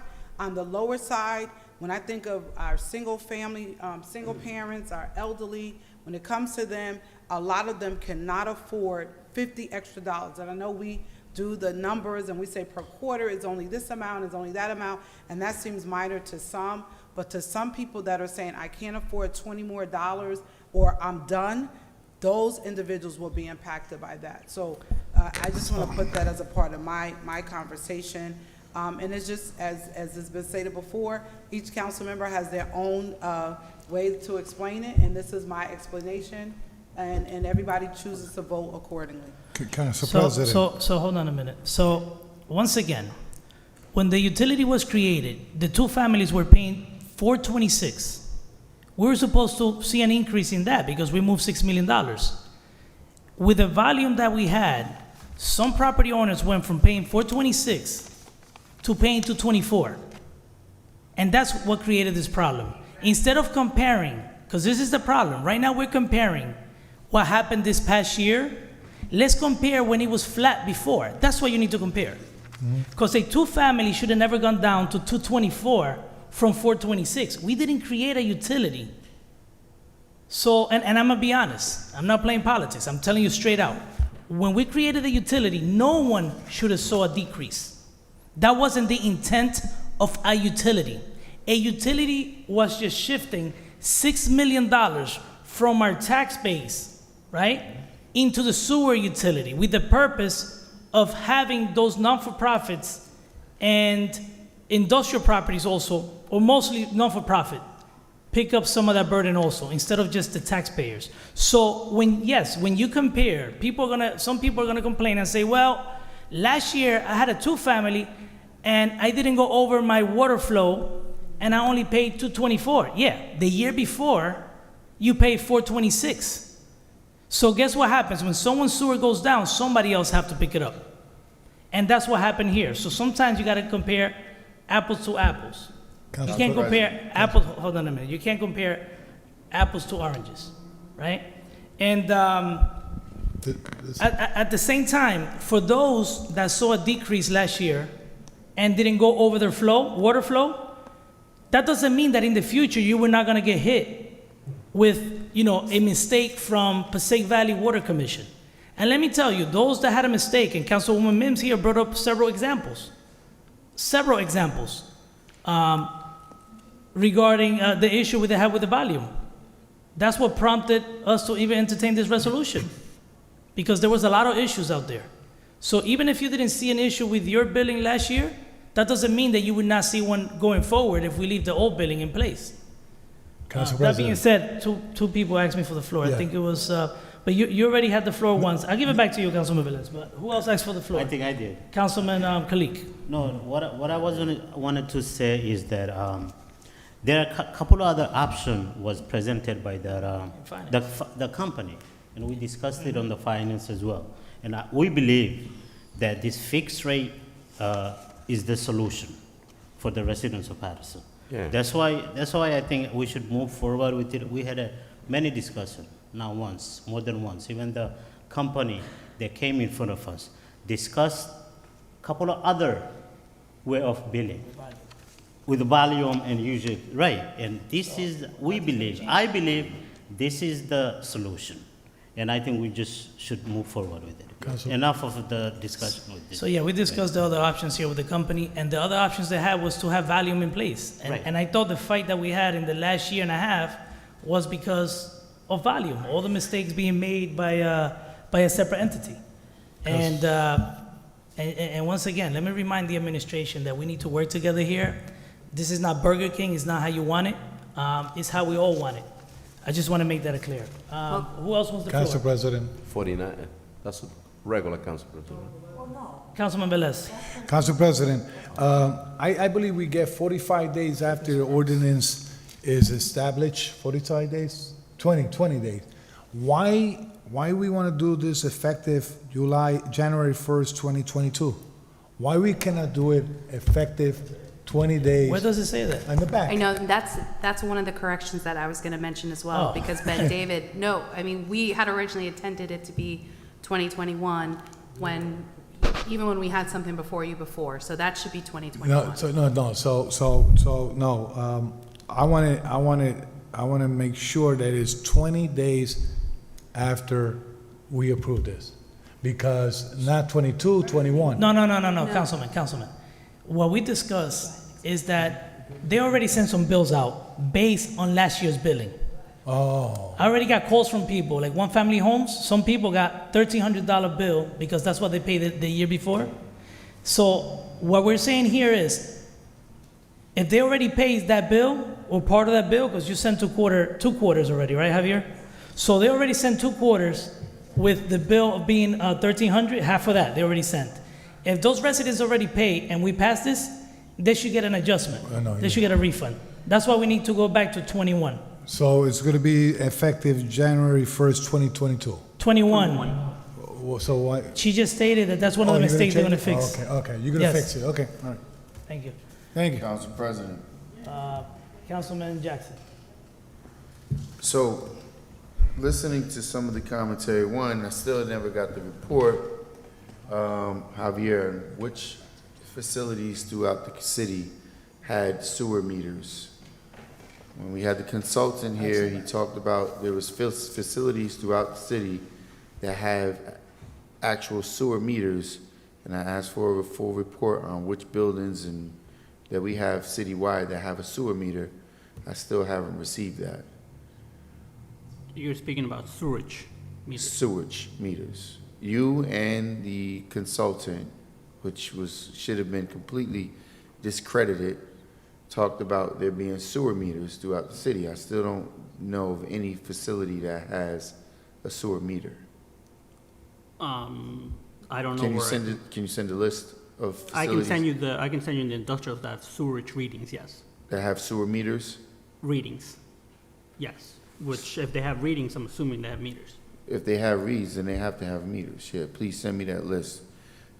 Secondly, to the point that was being made earlier, what actually should have happened if this was done responsibly, every single taxpayer citywide should have seen a reduction. If you have 10 people that's sharing a bill, the bill is the bill. The bill doesn't change. Now, today, you add another 20 people that are going to share that bill. Now that same bill is being shared amongst 30 people. The 10 people who were carrying the burden should have seen a reduction.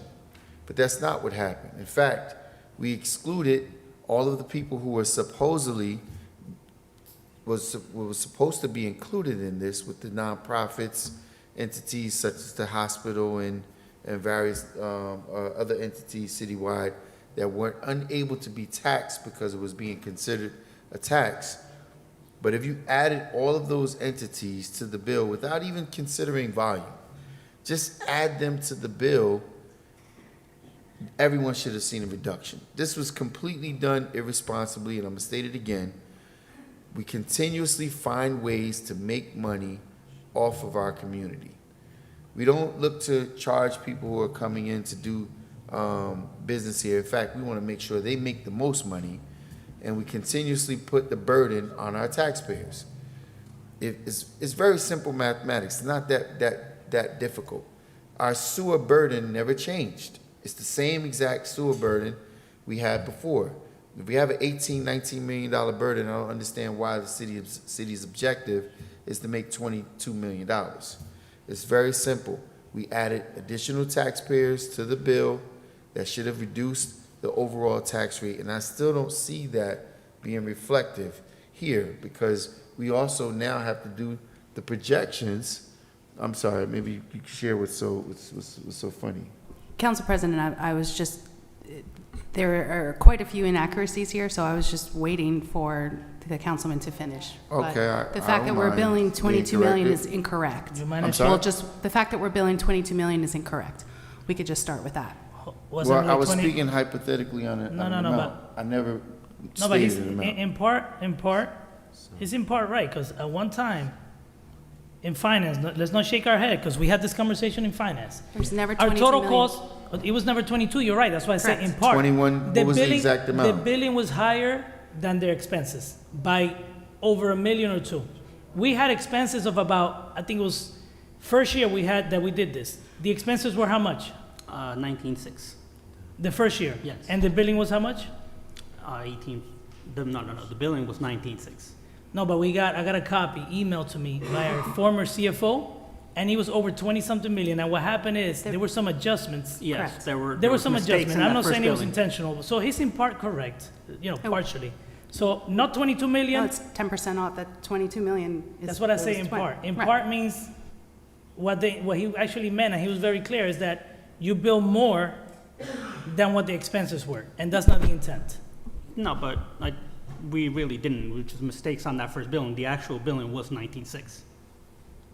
The actual billing for that year was 19,600,000. I'm not gonna go back and forth, but I do have an email that was a little higher, and you know, it was It in was the over 20. It was in the $21 20. million. It was in the 20. It was in the 20s, Yeah. and we made adjustments No. for that year. In the previous year, the billing was under $19 million. So, Madam BA, I would love to hear some of the other inaccuracies.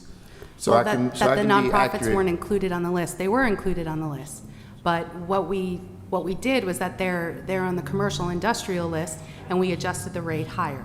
So it's not, and we wanted to make sure that they were all paying the appropriate allocation for that cost, in that group. So that was another inaccuracy. So I'm gonna have to interject on that also.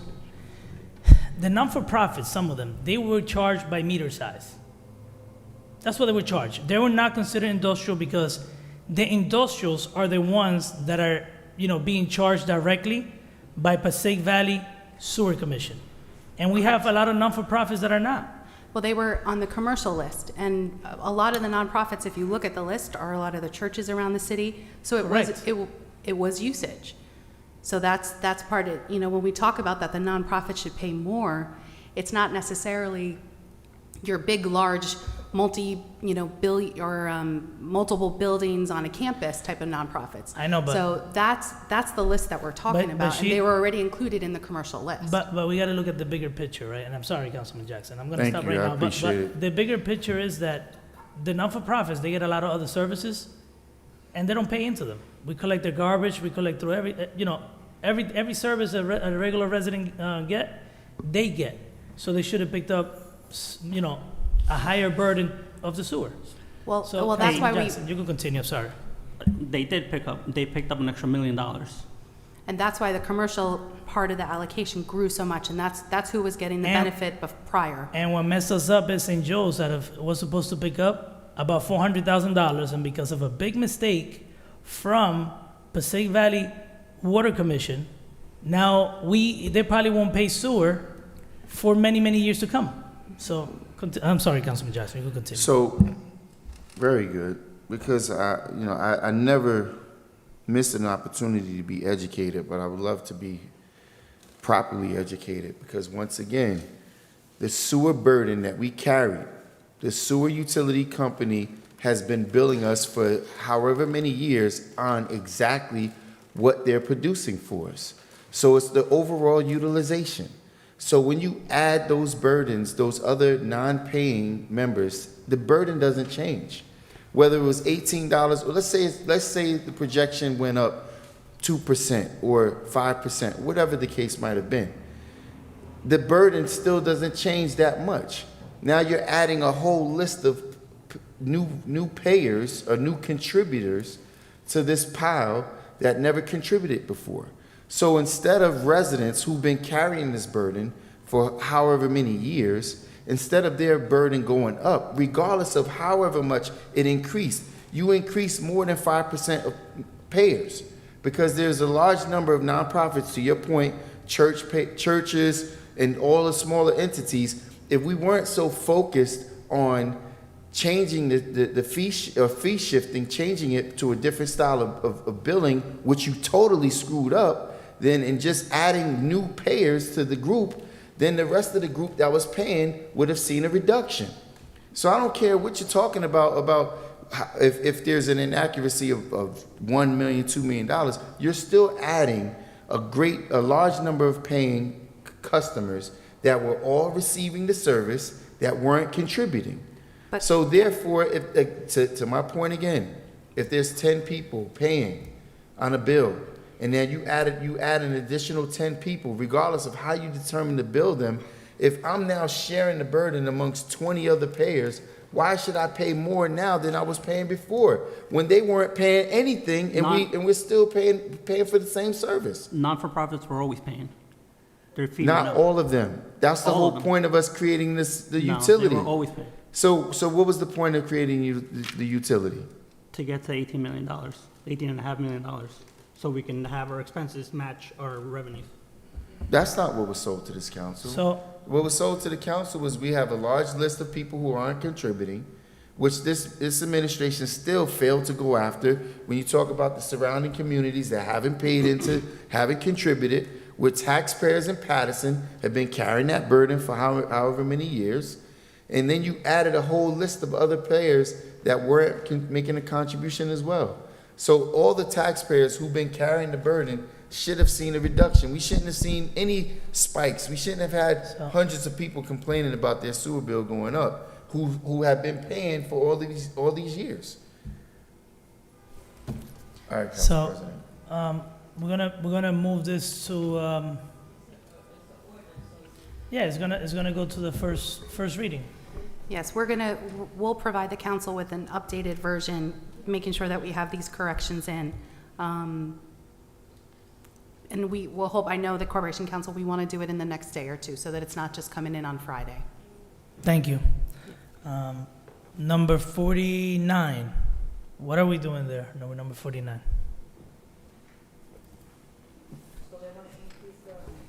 Right. So Council President, this was one of the recommendations by Andy from Moonshot. Some of the ideas that we've already discussed is that we want to review the impervious surface fee, and that might help shrink the pot for residential. The other one is the connection fees. And this is, and as he noted, it's statutory. You're supposed to calculate it based on your debt service and some other factors. And this is the proper calculation. If you look at kind of the attachment A, details what that would be. We worked with the city engineer. We worked with the legal department. This is, as Andy had noted, we were charging about half of what we should be charging statutorily. When did we start charging connection fees? It was spring, maybe 2018, before the administration came in. So let me ask you a question, Matt. How does other municipalities do it? They follow the statute, that they do this. And this was, and again, this was before our time in, but I know with the previous administration, this was one of the high priority lists for DCA when they met with them prior, even I think before our current monitors were here, the previous DCA monitor. And so they were encouraging us, saying that this is an area where we need to be doing this as well, in part because it also helps fund capital improvements to the sewer systems. But how, this money that we're collecting, is that part of the anticipated revenue for the utility? Yes. Yes. So when you put together your budget, how are you anticipating it? Based on last year's collection? Yes. So if there's no development, which is rare, we're always gonna have some sort of development, but we don't have a lot of empty land here to develop. This number could go down anytime. Council President. So, hold on a minute. So, what is the number that we anticipating this year? 500. 500, how much did we collect last year? About 625. 625. I just want to make sure, because this is what gets to me, right? We're going to charge whoever's building a home a big amount to connect into the sewer. Do they also pay the Passaic Valley Sewer Commission?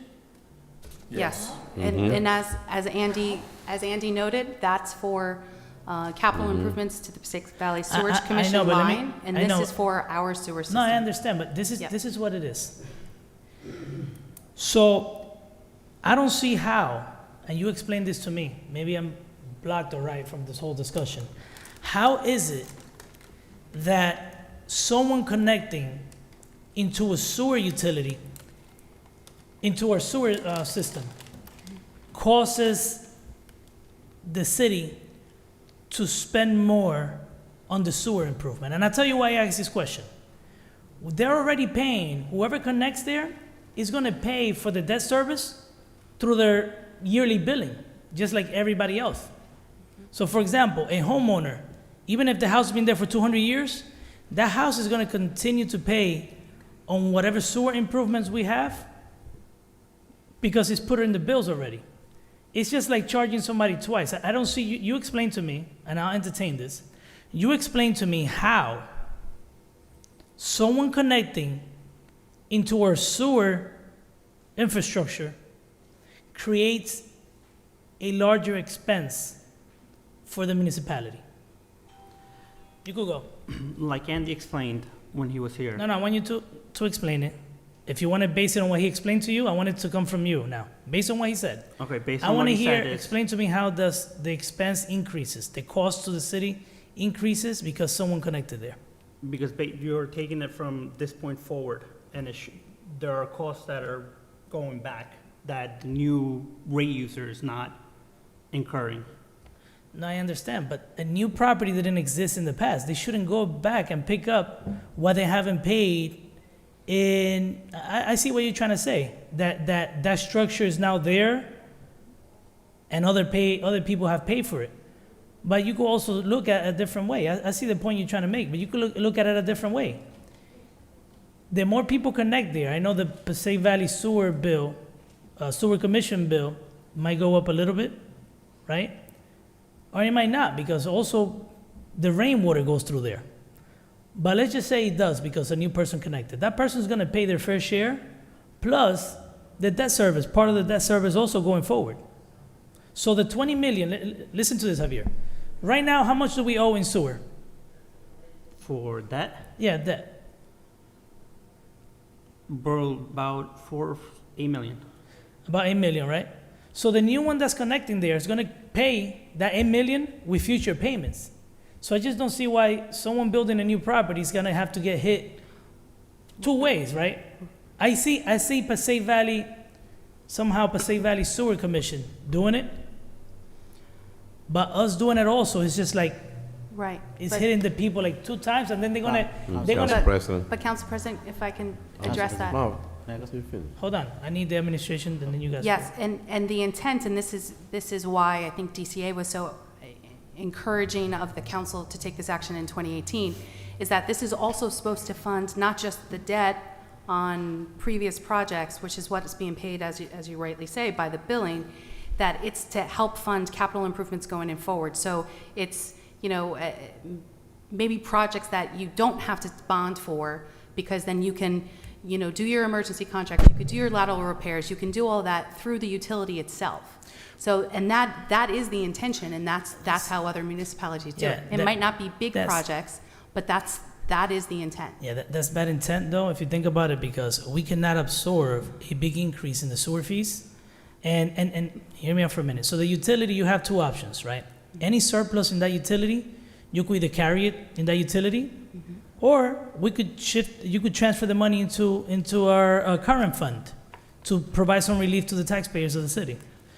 But this is I think the exact, when we were talking about CSO projects, when we're talking about just our pure lateral repairs and the list that Councilwoman Cotton refers to a lot from the engineer of just the work that we need done, that's what the intent of this is for. And it's for the people who are tying in and connecting to that system, help fund that system to continue across the board for the next 30 years. It's not just the debt service that we've already incurred on repairs we've already made. Okay. So the rates that we have right now, the flat rates, they're taking the $500,000 into account? For the sewer connection fees, yes. Yeah, I'm just a little, I don't know how my council colleagues feel. Council President? But hold on, I think Councilman Kalik Mendez asked for the floor, and then Councilman Jackson, Councilman Kalik. Yes, Council President. 2018, we just did a huge increase on the connection fees. It seemed like we are doubling that now within 2 years. I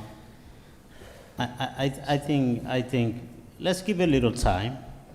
We're doing the sewer fee correction right now, sewer billing correction right now. With the connection fees, let's wait and let's see how this goes, and we'll do it in the future. So Madam BA, the issue that I have is that sometimes you mention DCA, and they're supposed to bring credibility, but the problem is that us as elected official, we should, we got to fight to try to keep costs down for our residents, right? The mindset, and this is what I have noticed, I cannot speak for her, but the mindset of DCA is always, that's their goal, to try to get ourselves transitional aid. But look what's happening even with the school district, right? $20 million over 3 years. They have increased. It took Jersey City 10 years to raise 30 million under the same circumstance. So I'm questioning lately, like, what we have to protect our taxpayers. Right, but I think if, as you're saying, this is not necessarily a taxpayer cost. Like Andy said, we want to shrink the residential pie by properly calculating, and what Councilman Kalik said, yes, this was just 2 years ago, but it wasn't properly calculated 2 years ago. We're not calculating based on the way that we should, and that's what, when Andy did the review, he said, you're leaving money on the table that is not being paid by residential across the board. So that would have doubled. We would have another $500,000 in our sewer budget that we might not have to, every year we should recalculate our rates. We might be able to shrink the But residential portion. that's why we're gonna entertain, hold on, we're gonna entertain the impervious surface. Right. He's But supposed Andy to- said this one too. Like I understand he We're- said that we're one too. Okay, Madam BA, I understand he said this one too. Yep. But we already as a council here have an experience. Just like 1 year, the mayor, the DCA recommended that we do, in order to get like 2 million, we do a $1 million. How much did we increase for a sewer one-time supplemental bill? $3 million. $3 million, yeah. So everything that they have encouraged and put forward, I've noticed, everything they have recommended is to basically put more money into our budget, but it's of the taxpayers' back. And when we're doing that, I also want to see the administration be conservative when it comes to the spending. Because we cannot continue to put more money in the budget. When you put more money in the budget, it gives you more money to spend, and that's what I want to prevent. So right now, for example, this is what's, I'm trying to prevent this. This is frustrating. Right, but All we look at is how to increase. Council President, we were just offering, and like we said, we have to work together, correct? Yes. And we were very clear that the hybrid model, we liked the billing as it stood. We liked the hybrid model as a compromise. The council did not agree with that. Correct. We understand that. We're moving forward. We have this before you. But we also wanted to, and we understand, we're glad to hear that the stormwater is something that you'll consider. But that is something that's going to have to be studied and calculated properly. This was we feel like this is an area where we can come together and really calculate this properly, so that it's not putting the burden on the residential part and our homeowners. It's putting it on the people who are doing development work and are adding to our system. So this is a place for some real compromise here. Could you go over those numbers, if you don't mind? Sure, I'll let. So the calculation, the way it was done before, it was done by usage. And the law says that it has to be done by connection fees, which is the 21,000. We have 21,000 connections in the city.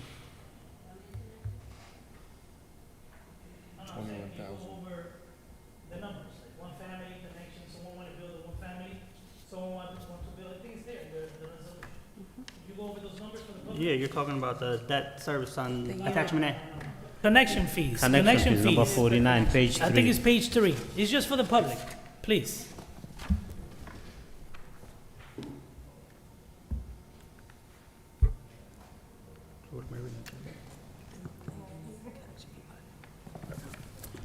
So the unit connection fee for one family? Yeah, it's per unit, yeah. So that gets calculated, and then on the next page is what it is. All right, so the unit connection fee per unit would be $3,618.35. So council members, so this double from previous year? Yes. So council members, please, this is an important decision we need to make. They're doubling the fees from previous year. So start again, one family? Per unit, it would be $3,618.35. Sorry, can you go back and say? Per unit, councilman, per unit. Per unit. I'm sorry, go ahead, one family? Is there in your resolution? I know, but I gotta do some math, additional math. $3,618.35.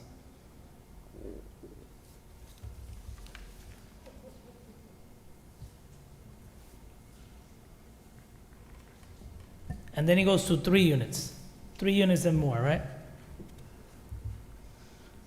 Yep, so this is the same calculation that cities across the state are using based on their debt service to get to this number. And yeah, we're no question that. We just want to make it clear of what we're, entertaining here.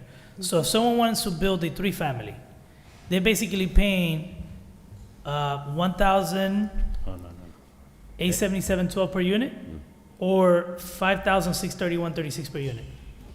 $3,618 per unit. They'll be paying over 10,000 no, for no, three no, no. family. So- Almost 11,000. No, single family is 3,618.35 for one family. That's per one unit. The three family, are we leaving it at 1,877.12 per unit? Actually, it's going up. That was the previous.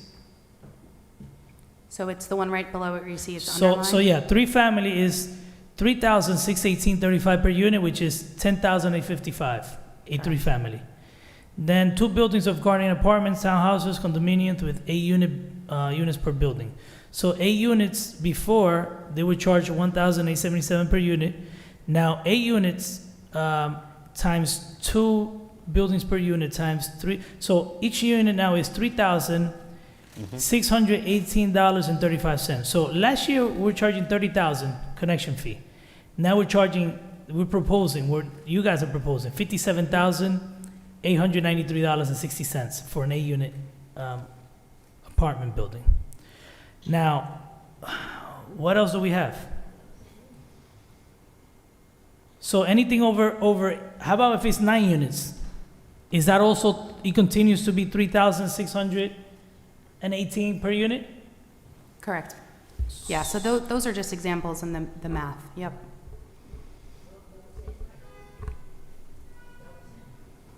Wow. That's just the connection, just. It's just a connection fee, one-time fee to Council connect. President. Council President. Councilman Kalik. Madam BA keep talking about giving some burden to the developer and whoever building the new houses. These are the people are the taxpayers. We cannot separate them like they're something else. If somebody building a one-family house or two-family house or three-family, they are the taxpayers. It's the same people that we're building, either sewer or taxes. It's the same people. Well, sometimes they're not. And before 2018, I don't think we didn't even have any sewer connection No, fee. we didn't. So Correct. this revenue is started coming in since 2018 because we took the initiative of creating the sewer utility. That's why, correct? No, this was before the sewer utility. Right, before Yeah. that. There was no connection fee before. Correct. Right But now we other are cities had it. right now we are collecting over $600,000 a year on these sewer connection fees. We should, I think, before that's a new revenue for last 2 years, and we want to double that within 2 years.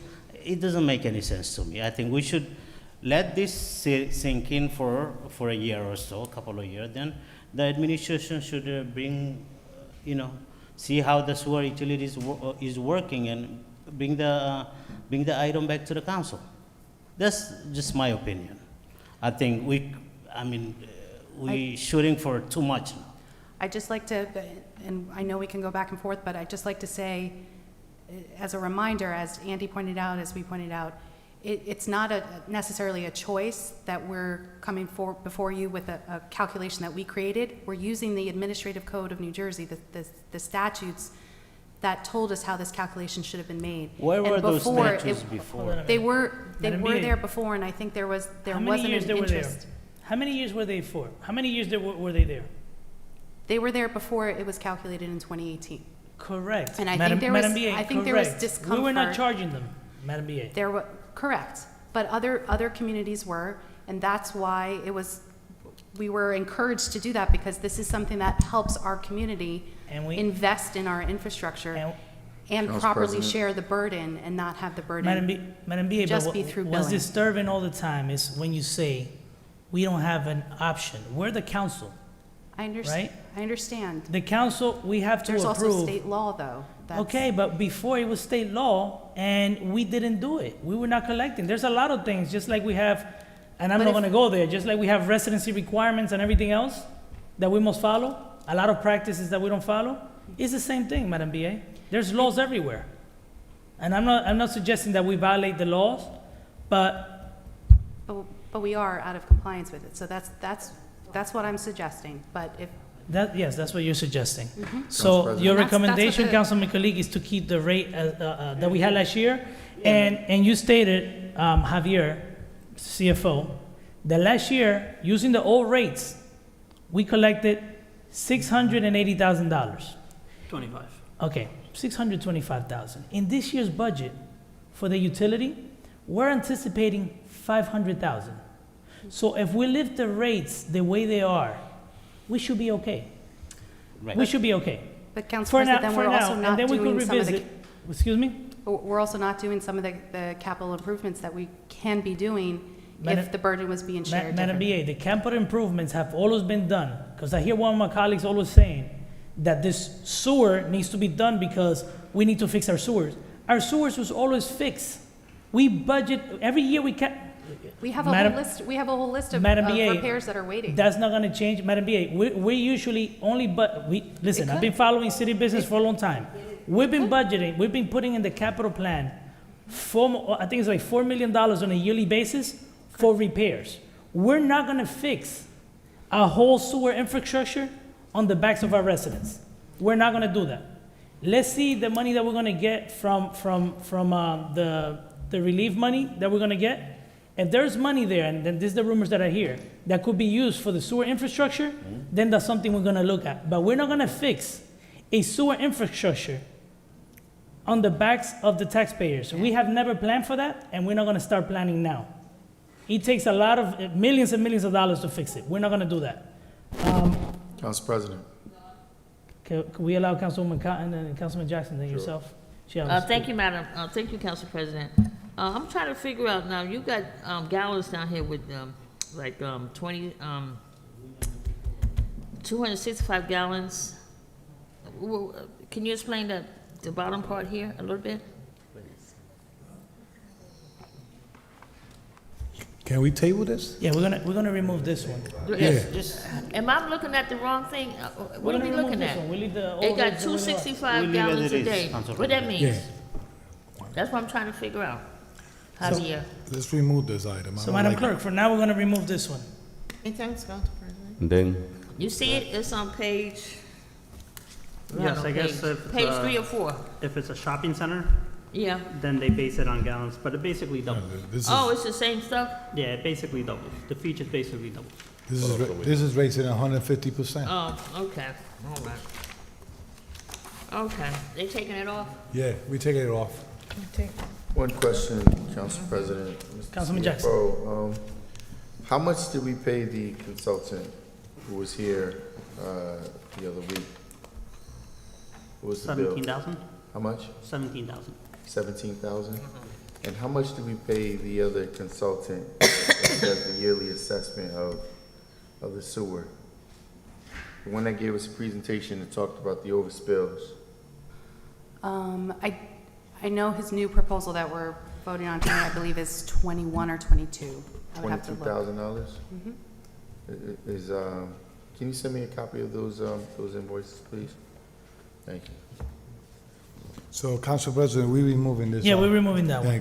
Thank you. So we're gonna go to, we have 51, 52, and 53. So, council members, if you don't have, actually, I just want to bring out 53. We had a discussion in finance today. Is that the practice of the administration needs to change a little. The same way we were using, at one point we were using, let me get to the point.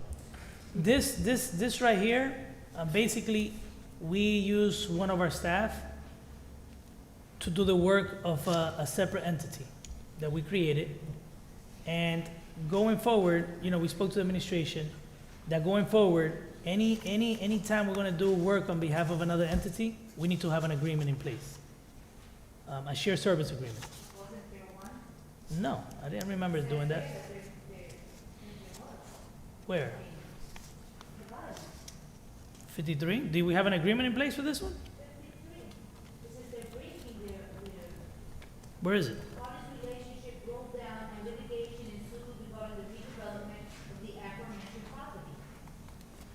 I don't think we had an agreement, though. In the back. That was between the two other entities. The other two entities had an agreement. We did not have an agreement. But I think here, Council President, if we can let Corporation Counsel jump in a little bit, I think This is something that our attorney was acting in the interest of the city in this matter, wasn't acting in the interest of another entity. I understand, But but if we even can if it's let the him interest, jump in. even if it's the interest of the city, something that we continue to say in the last 3 years is that things need to come to the council. Any agreement, right? Even if it's between us and the district, the council needs to approve. Any agreement that, any shared service between us, either the county, the district, the parking authority, the housing authority, we have to approve. Yes. And that's the point we're making. That's it. This wasn't necessarily a shared service, like, So our let me- attorney was acting So, on the city's hold on, interest. so hold on. So if a lawyer, no, we had an extensive conversation, and I'm gonna summary, I'm gonna do the summary, and if you have further questions, you can ask them, but let me tell you our concern. Our concern was that we used one of our lawyers to engage in a litigation between, or join the litigation of the parking authority and a developer. It was using one of our employees to do this. So at that point, it is a shared service. We using one of our staff to do the job of another entity. It's just like when we used their grant writer. We should have had a service agreement. That entity did not have any authority to write grants on our behalf because we didn't approve it. I'm going back to the past. Corporation Counsel. Yes, thank you, Council President. So, this litigation was joined in well before my time, several years ago. But nonetheless, as I said to you in finance, I would have recommended joining this litigation on behalf of the city because through the efforts of our in-house attorneys, we were able to not only get a seat at the table, but get council a seat at the table on this redevelopment. Because pursuant to this settlement agreement, if you read it further down, the ultimate development will go before council for approval. So while I certainly agree with you, Council President, that we should be conserving our resources and have shared services agreement, in this particular situation, we were able to weigh in and gain the net benefit for the city and for the council. But Corporation Counsel, we still would have done this, but what I'm trying to you guys to understand is that it still needs to come before the council. It's the legality aspect of it that I'm questioning, right? You cannot just grab our resources that we budget for here to work on behalf of the city and use it. And again, it was before your time. But when I ask you this question is to just to acknowledge that going forward, this practice will not take place. We cannot take the resources and use it on another entity. They have their own budget. They have that's created with their own fees. We're our own entity. Yeah, I understand it's a thing of process, and I agree with you. The process should be observed. Council President, Yes, Councilman Velez. normally, when I see agreement in the past on settlements, beside the block 4507, lot 1 and 2, where's the address of this? Where's located? Where's the address? Because I know it's block and there's number, but I don't have a block and number map here to tell me what street is this, what was the project? We will provide the council, that was a question that came up in Finance Committee, we will provide the council with a tax map so that you can see this property. I believe it's on West Broadway. West what? I believe it's on West Broadway. What is the structure there? Well, that's what, we will provide that information. They don't have the specifics. Councilman Mims So- and so- Councilman so- Mendez. actually- Sure, if I may. So basically, can somebody tell me if this is the lot where the supermarket is at, or the Great Falls, or whatever? So we will have a further discussion. You'll get the information, right? We're not voting on it tonight. We're going to have an executive session because it's part of other litigation. Is that correct? Also, you're going to pull it? That's correct. So we are going to have a discussion in executive session on this. Okay. And before that time, you'll get the information that you requested. All right, okay. Council President, Councilman Jackson. very quickly, just want to weigh in on some of the discussion in which, I totally disagree with the point of that we should not be utilizing. In fact, because these properties, I think the public and the council misunderstands that these properties are actually city-owned entities. These properties that we have given authority to other entities to run, even if our council does not actively engage, anytime there's litigation between a third-party company and one of these entities, there should be someone in representation of the city sitting there to take part in at least being aware of what's going on. I mean, if you want to comment. No. If you want to make a comment, Council President, you're more than welcome to. Hear this. I'm in 100% agreement with you, Councilman. What I'm questioning is them taking the authority away from us. We're supposed to approve this. This is all I'm saying. I am in agreement with you. But I would not first and change what took foremost, place. We have to approve it. If this government worked properly, there would not be a such thing as Corporation Counsel working on behalf of the administration. The Corporation Counsel is supposed to look out for the best interests of both the body and the administration, which in turn is the community at large. So anytime that there's litigation that's being brought forward, I think this is part of the issue. There's litigation that's being brought forward. The council finds out after we have to write a check or pay a bill.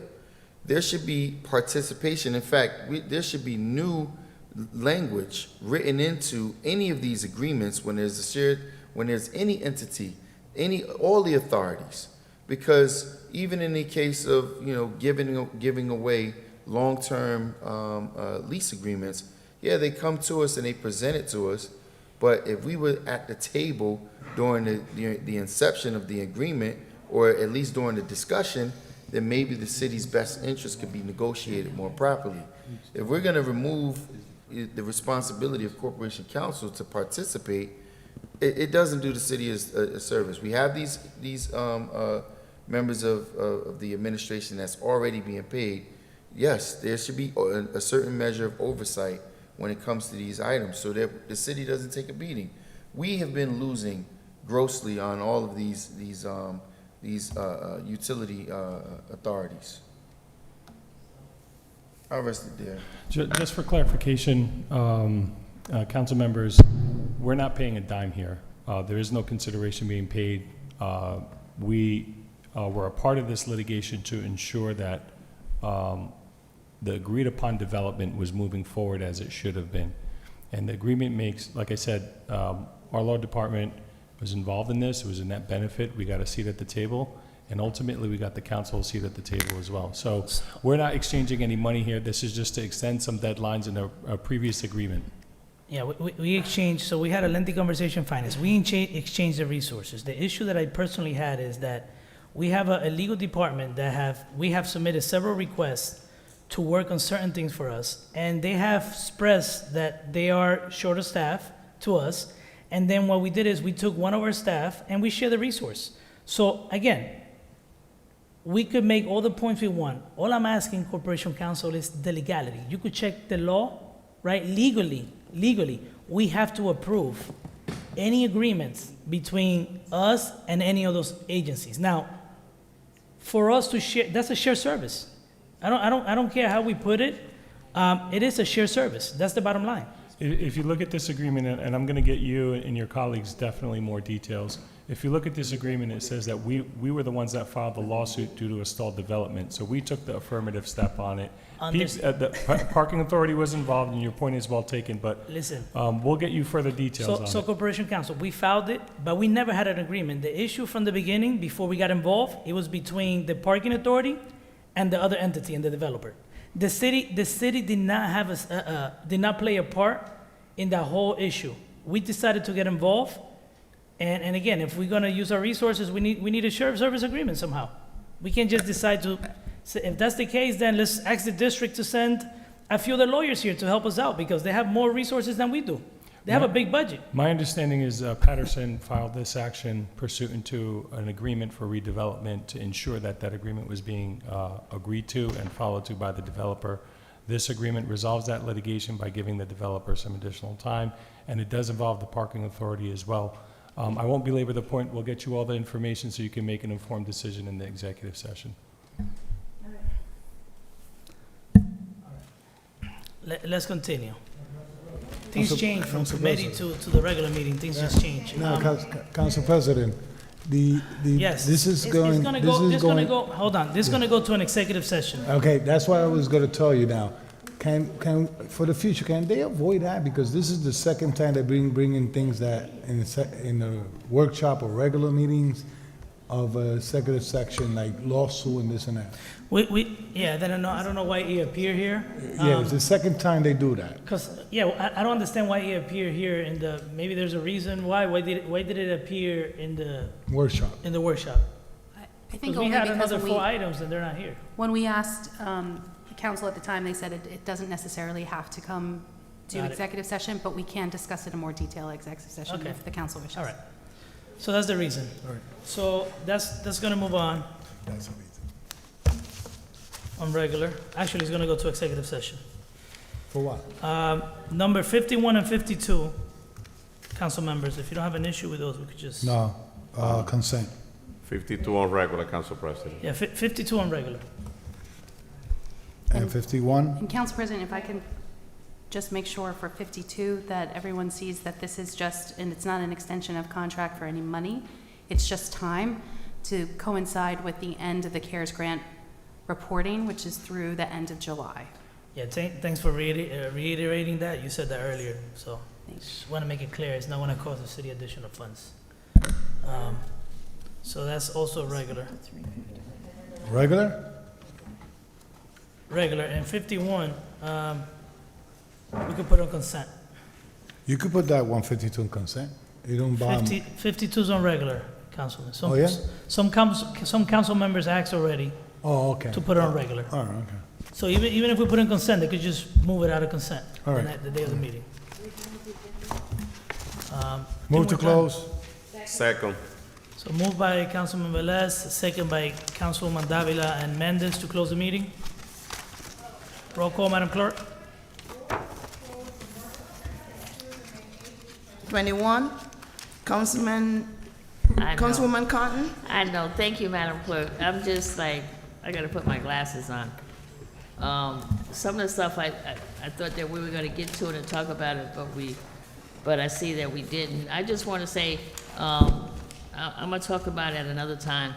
I just wanna say the wonderful time we had our career day with Ruby Vision, Ruby Clark, and the amazing help, which is Ken James and Francisca Nunes. We really had a good time at Montgomery Park, Wrigley Park, on this past Saturday. I just want to say I met a lady, and the name of her organization is called Meantime, and her name is Janelle Johnson. And what she did was she donated hygiene products for our young ladies at Eastside High School and Kennedy High School for the girls softball team. So sometimes I say to people, sometimes you be in the right place at the right time, and something good is going to come out of you being there. So I want to say thank you to Janelle Johnson of In the Meantime. That's the name of her group. I also want to say shout out to Zelly Thomas and Miguel Rodriguez. They did books and breakfast at the Paterson Library this past Saturday with our director, Corey Fleming. I also want to give a shout out to our Paterson kids for lunches and bubbles at this Saturday at Barber Park with Roger Greer, Walter Greer, Valerie Freeman, Denise Brown, Pat Glover, Wesley Simmons. And let me just say to you out there, community, that our president of the Paterson School Board, which is named Kenny Simmons, commissioner, was the cook for the lunch and bubbles at Barber Park. And I said, not too many communities can say their president of their Board of Education is going to be there providing the service. I just want to say, I have a couple of events coming up, but what's going to happen is that we're going to have a couple more meetings. I just want you to know, I'm going to leave the message here in my office. The Passaic County has created a $15 million rent relief program. And you must understand, a lot of people are paying anywhere from 35 to 40% of their income for rent. So they got 15 million coming that they're doing just for rent relief. You can call, it's a 888-691-3002, or you can go to www.housinghelpnewjersey.org.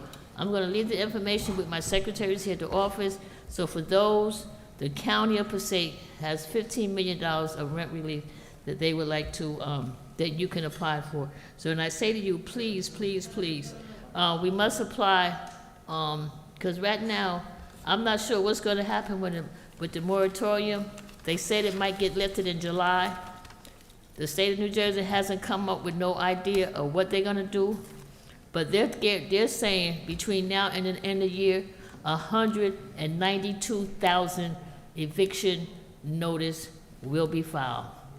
192,000. So that's a lot of evictions that we must, I don't know how much is in Paterson, that's the state, but I would say in Paterson, we probably got about 15 to 20,000 filed already. That would That's screw what I our would think. census. So I just want you to know, any information I have, I will leave it with my secretaries for you all to have.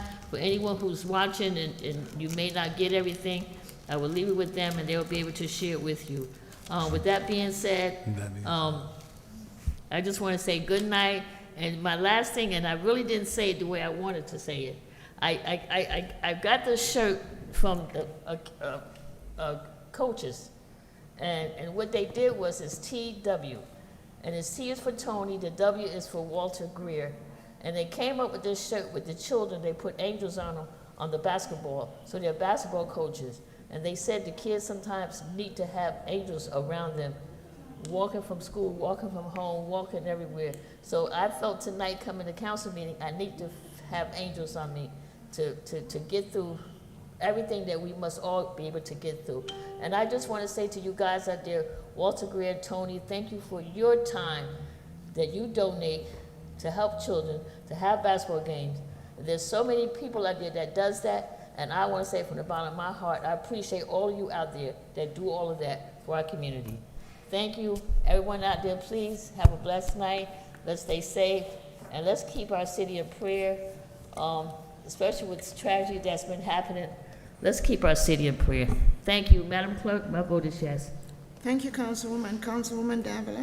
So, council members and council president, I'm going to take my time before I close just to report on some of the requests that we as a committee and the personnel committee have been making to the administration, and the responses that have been unfortunate that are in email right now. Councilman Davila, I think you should have the divided attention from the BA.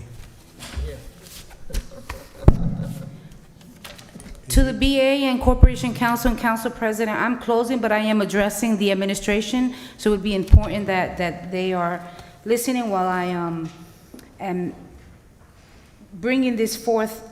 The entire, I know Councilwoman Mims has always said, I'm not part of the committee, so I don't get to, get information, and so Councilman Velez has not been part of the last probably 8 meetings, so Councilwoman Cotton has been filling in.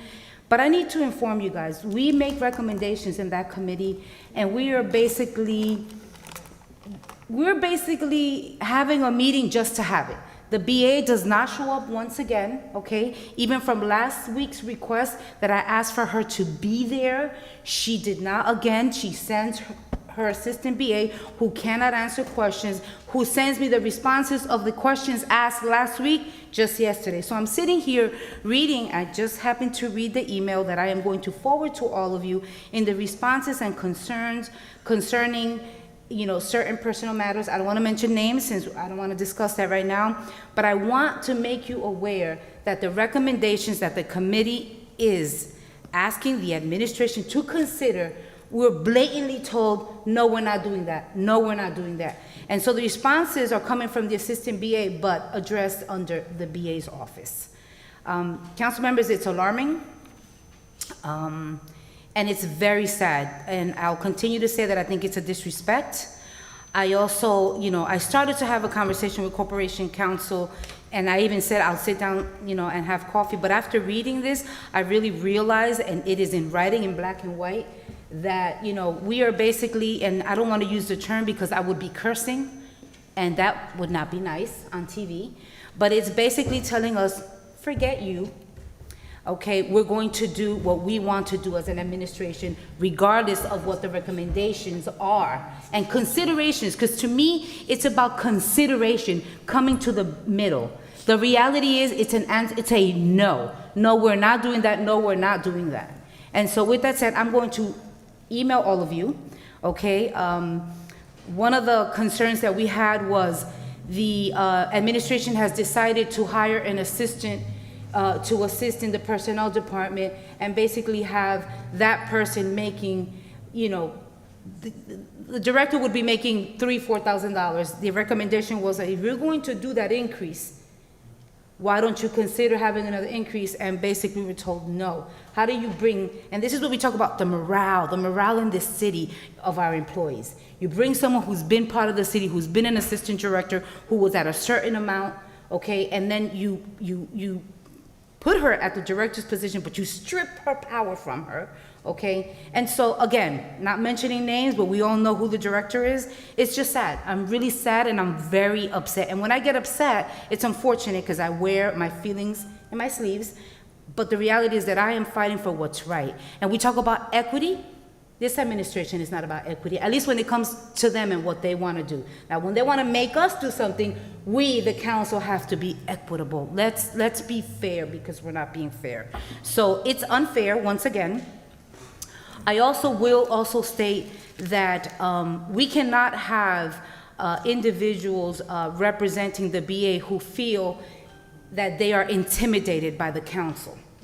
So that I'm putting it here, it's sad, okay, because I've addressed the BA that she should come to these meetings, but she continues to refuse to say no. And again, I'll say it here. We, the committee, can meet at 5. You as the BA are 1. The committee decides the time when and where we're going to meet. So, with that said, I'm going to change shifts, and I want to say thank you to Ruby Clark's vision and amazing help for a beautiful event on Saturday at Wrigley Park. Councilwoman Mims and Councilwoman Cotton were the special guests. I was wearing another hat that day. I was representing the college, but I really met some great individuals.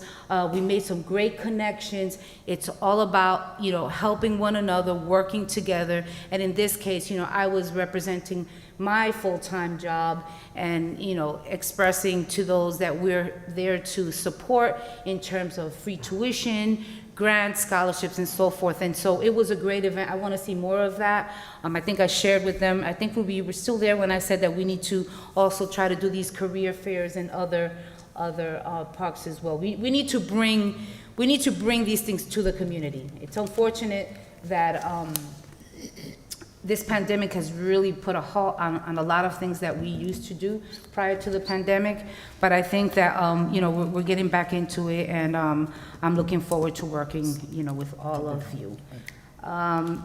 Council President, thank you very much for giving me the opportunity to put this forth today, and to my colleagues for this meeting. My vote is yes, Madam Clerk, to close the workshop. Thank you, Councilwoman. Councilman Jackson? Thank you, Madam Clerk.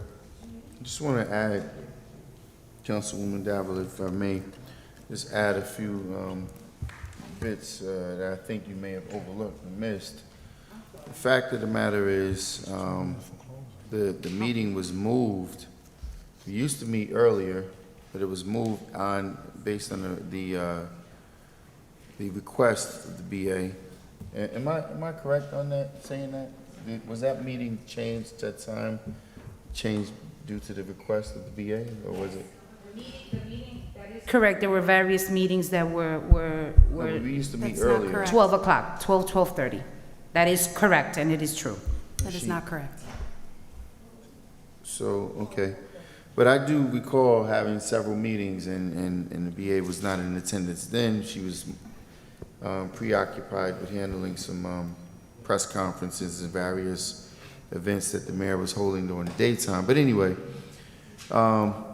most people know, especially from the clerk's office, that, I pride myself and tout myself as being a champion for the people and fighting for people. When you talk about the number of illegal hires that was completely disregarded, when this council, especially myself, had made a fuss about certain hires that people who didn't live in the city, who didn't have the credentials, who didn't have the qualifications, and now you have, people who have come forward, put forward desk audits that the state has confirmed that there's a room for concern, and their items being completely disregarded.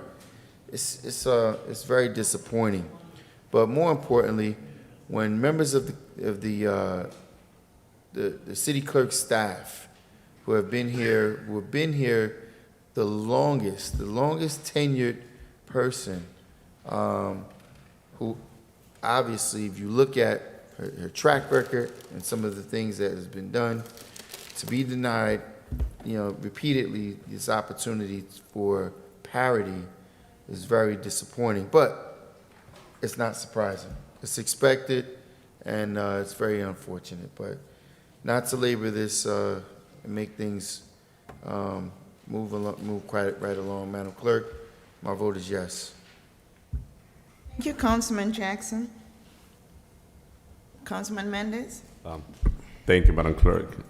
So before my vote, I just want to use my 2 minutes to, first of all, I would like to thank my third ward residents for just keeping me informed of everything that is going on in our ward, in our community. I realize that we have a very good communication, so they keep me involved in every step of the way. But definitely speaking about what happened yesterday at Eastside Park, we definitely, we all should agree that Paterson is just getting out of control. The gun violence, the violence in general in our community is just out of control. Right now, it's becoming impossible to live a normal life in our community. It's becoming impossible to enjoy the park with your children, to just walk freely, because we feel afraid to get shot. And that's something that we definitely have to meditate on that. I'm all about solution. You all hear from the director, so we're looking forward to see more police presence at Eastside Park and the surrounding areas as well. To all my third ward residents that use the park, keep in mind that we're gonna have some section of the park that is gonna be closed. And it's definitely, my level of frustration, it was up to the limit on Sunday when I called the police in multiple occasions and there was no officer available. I took it upon myself. I went to the park to try to see what's going on and try to see if I could fix the problem, because it was so many calls.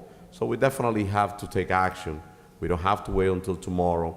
We don't have to get into any negotiation of transferring ownership of the park. We got to get solution now.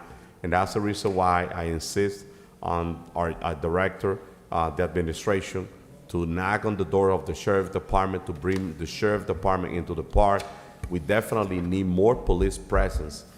Last night, I was getting out of the park around 10 o'clock, and I witnessed an assault right on Wall Avenue and 15th Avenue, right there. It's a quiet neighborhood, but guess what? Our police department, they're not patrolling those neighborhoods.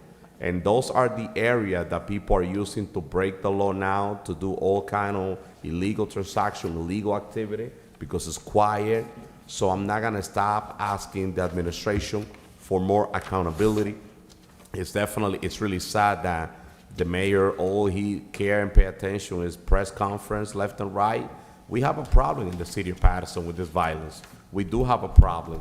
Our residents, they just continue paying more and more taxes, more sewer, and less service. And all they asking for safety, police officers to patrol the area and just receive the services that we paying as a taxpayer. And it's my hope that definitely that the administration pay attention to that, and start holding people accountable for the job that they're supposed to do. Enough is enough with excuses. But before my closing, I would like to invite all the community to my event at through the Alex Mendez Foundation. We're gonna be at Eastside Park doing the ESL distribution program that we have for Saturday. We have a great program that we're gonna have for all the residents that arrive, first come first. And also we're gonna be helping the resident to apply for the subsidized program for the electricity. So be there at 12 o'clock, and we're definitely gonna have a great time. We're gonna be able to practice social distance there, and let's continue praying for residents that have been involved in gun violence and violence in the city of Paterson. Madam Clerk, my vote is yes. Good night, Paterson. Thank you, Councilman. Councilwoman Mims? And so I'll be very brief on tonight. I want to say, first of all, to Ruby Clark, I know it's been mentioned already, I want to commend her and her nonprofit organization known as Ruby's Vision, with the great team that she has and the career fair that she had on Saturday, where, as it's already been stated, Councilwoman Cotton and myself were her guest speakers. Councilwoman Davila was one of the host from my alma mater, Passaic County Community College, and so many other great people that were there. It was a great event. I commend them for all the work and all the partners that came out. Also, to Paterson Cares, their books, bubbles, and lunch. They have books, breakfast, and all the stuff, but lunch. And, you know, by the time I got there, I saw all the markings where the kids had used the crayons, and I saw the photos, and it was really awesome to be able to go there real early and then to go after it was over. And I commend Paterson Cares and G. Greer and School Board President Simmons for the great work that was done in making sure that everything was together, and all the people that donated to that great entity. My heart goes out to all of the families that have been impacted by all of the traumatic experiences, to the Belly family, who I've known all my life. We grew up around the corner from each other, praying for Mr. Belly in the loss with the fire, and his children and the family. Also, another great loss with the Gilchrist and the Rivers family. I worked with Linda for a very, very long time at the cable industry, and then my son was always losing his ID, and she was always helping him at Passaic County Technical Institute. So the entire family, I'll definitely make sure that I'll be there to support, and to all other families that are impacted on every level in our great city. I want to commend all of a lot of times we don't say it, but I want to commend our funeral directors, Bragg's Funeral Home, John P. Houston, Scolari Arnold, for the great work that they're doing. Reverend Lagarde does a phenomenal job. I get a lot of text messages and calls regarding the work that he's doing.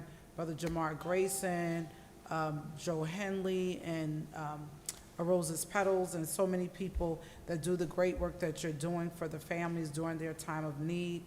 To our clerk and to our secretary, thank you for all you do with taking all the calls that we yield to you all day long. Even when we come into the office, you're very consistent. And even today with me calling in, because I wanted to make sure I meet my deadline for the financial disclosure form that is due, I wanted to make sure that mine was completed and it was submitted, because I don't want to be in the newspaper because it was not done. So I did meet that deadline. I'll put that on record so there are no errors in place for that. But to our community at large, we definitely are in this together. I'm born and raised in this city. I absolutely love it. And I want us to continue to do better. I mean, we have a lot of work to do.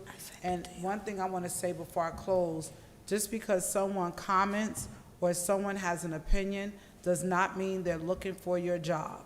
Some people are just happy in the job they're doing and they want to be effective. They're not looking to go to another job. Don't worry about your job, just do it. God bless you, Paterson, and have a great night. Your vote, Councilwoman? Councilwoman, your vote? Oh, I was so excited I forgot to vote. My vote is yes. Thank you, Councilwoman. Councilman Velez? That was 11 p.m. Public announcement from my colleague here next to me. Do your job, right? Got that. I don't have a lot to say because Ruby Kine just say everything for me, congratulating everybody out there. But, right, sister? But I just want to say that Paterson is great. Let's keep on working. Let's keep on doing what we have to do. Administration, I sent you that memorandum a couple weeks ago regarding the patrolling that I need in Market Street and Park Avenue.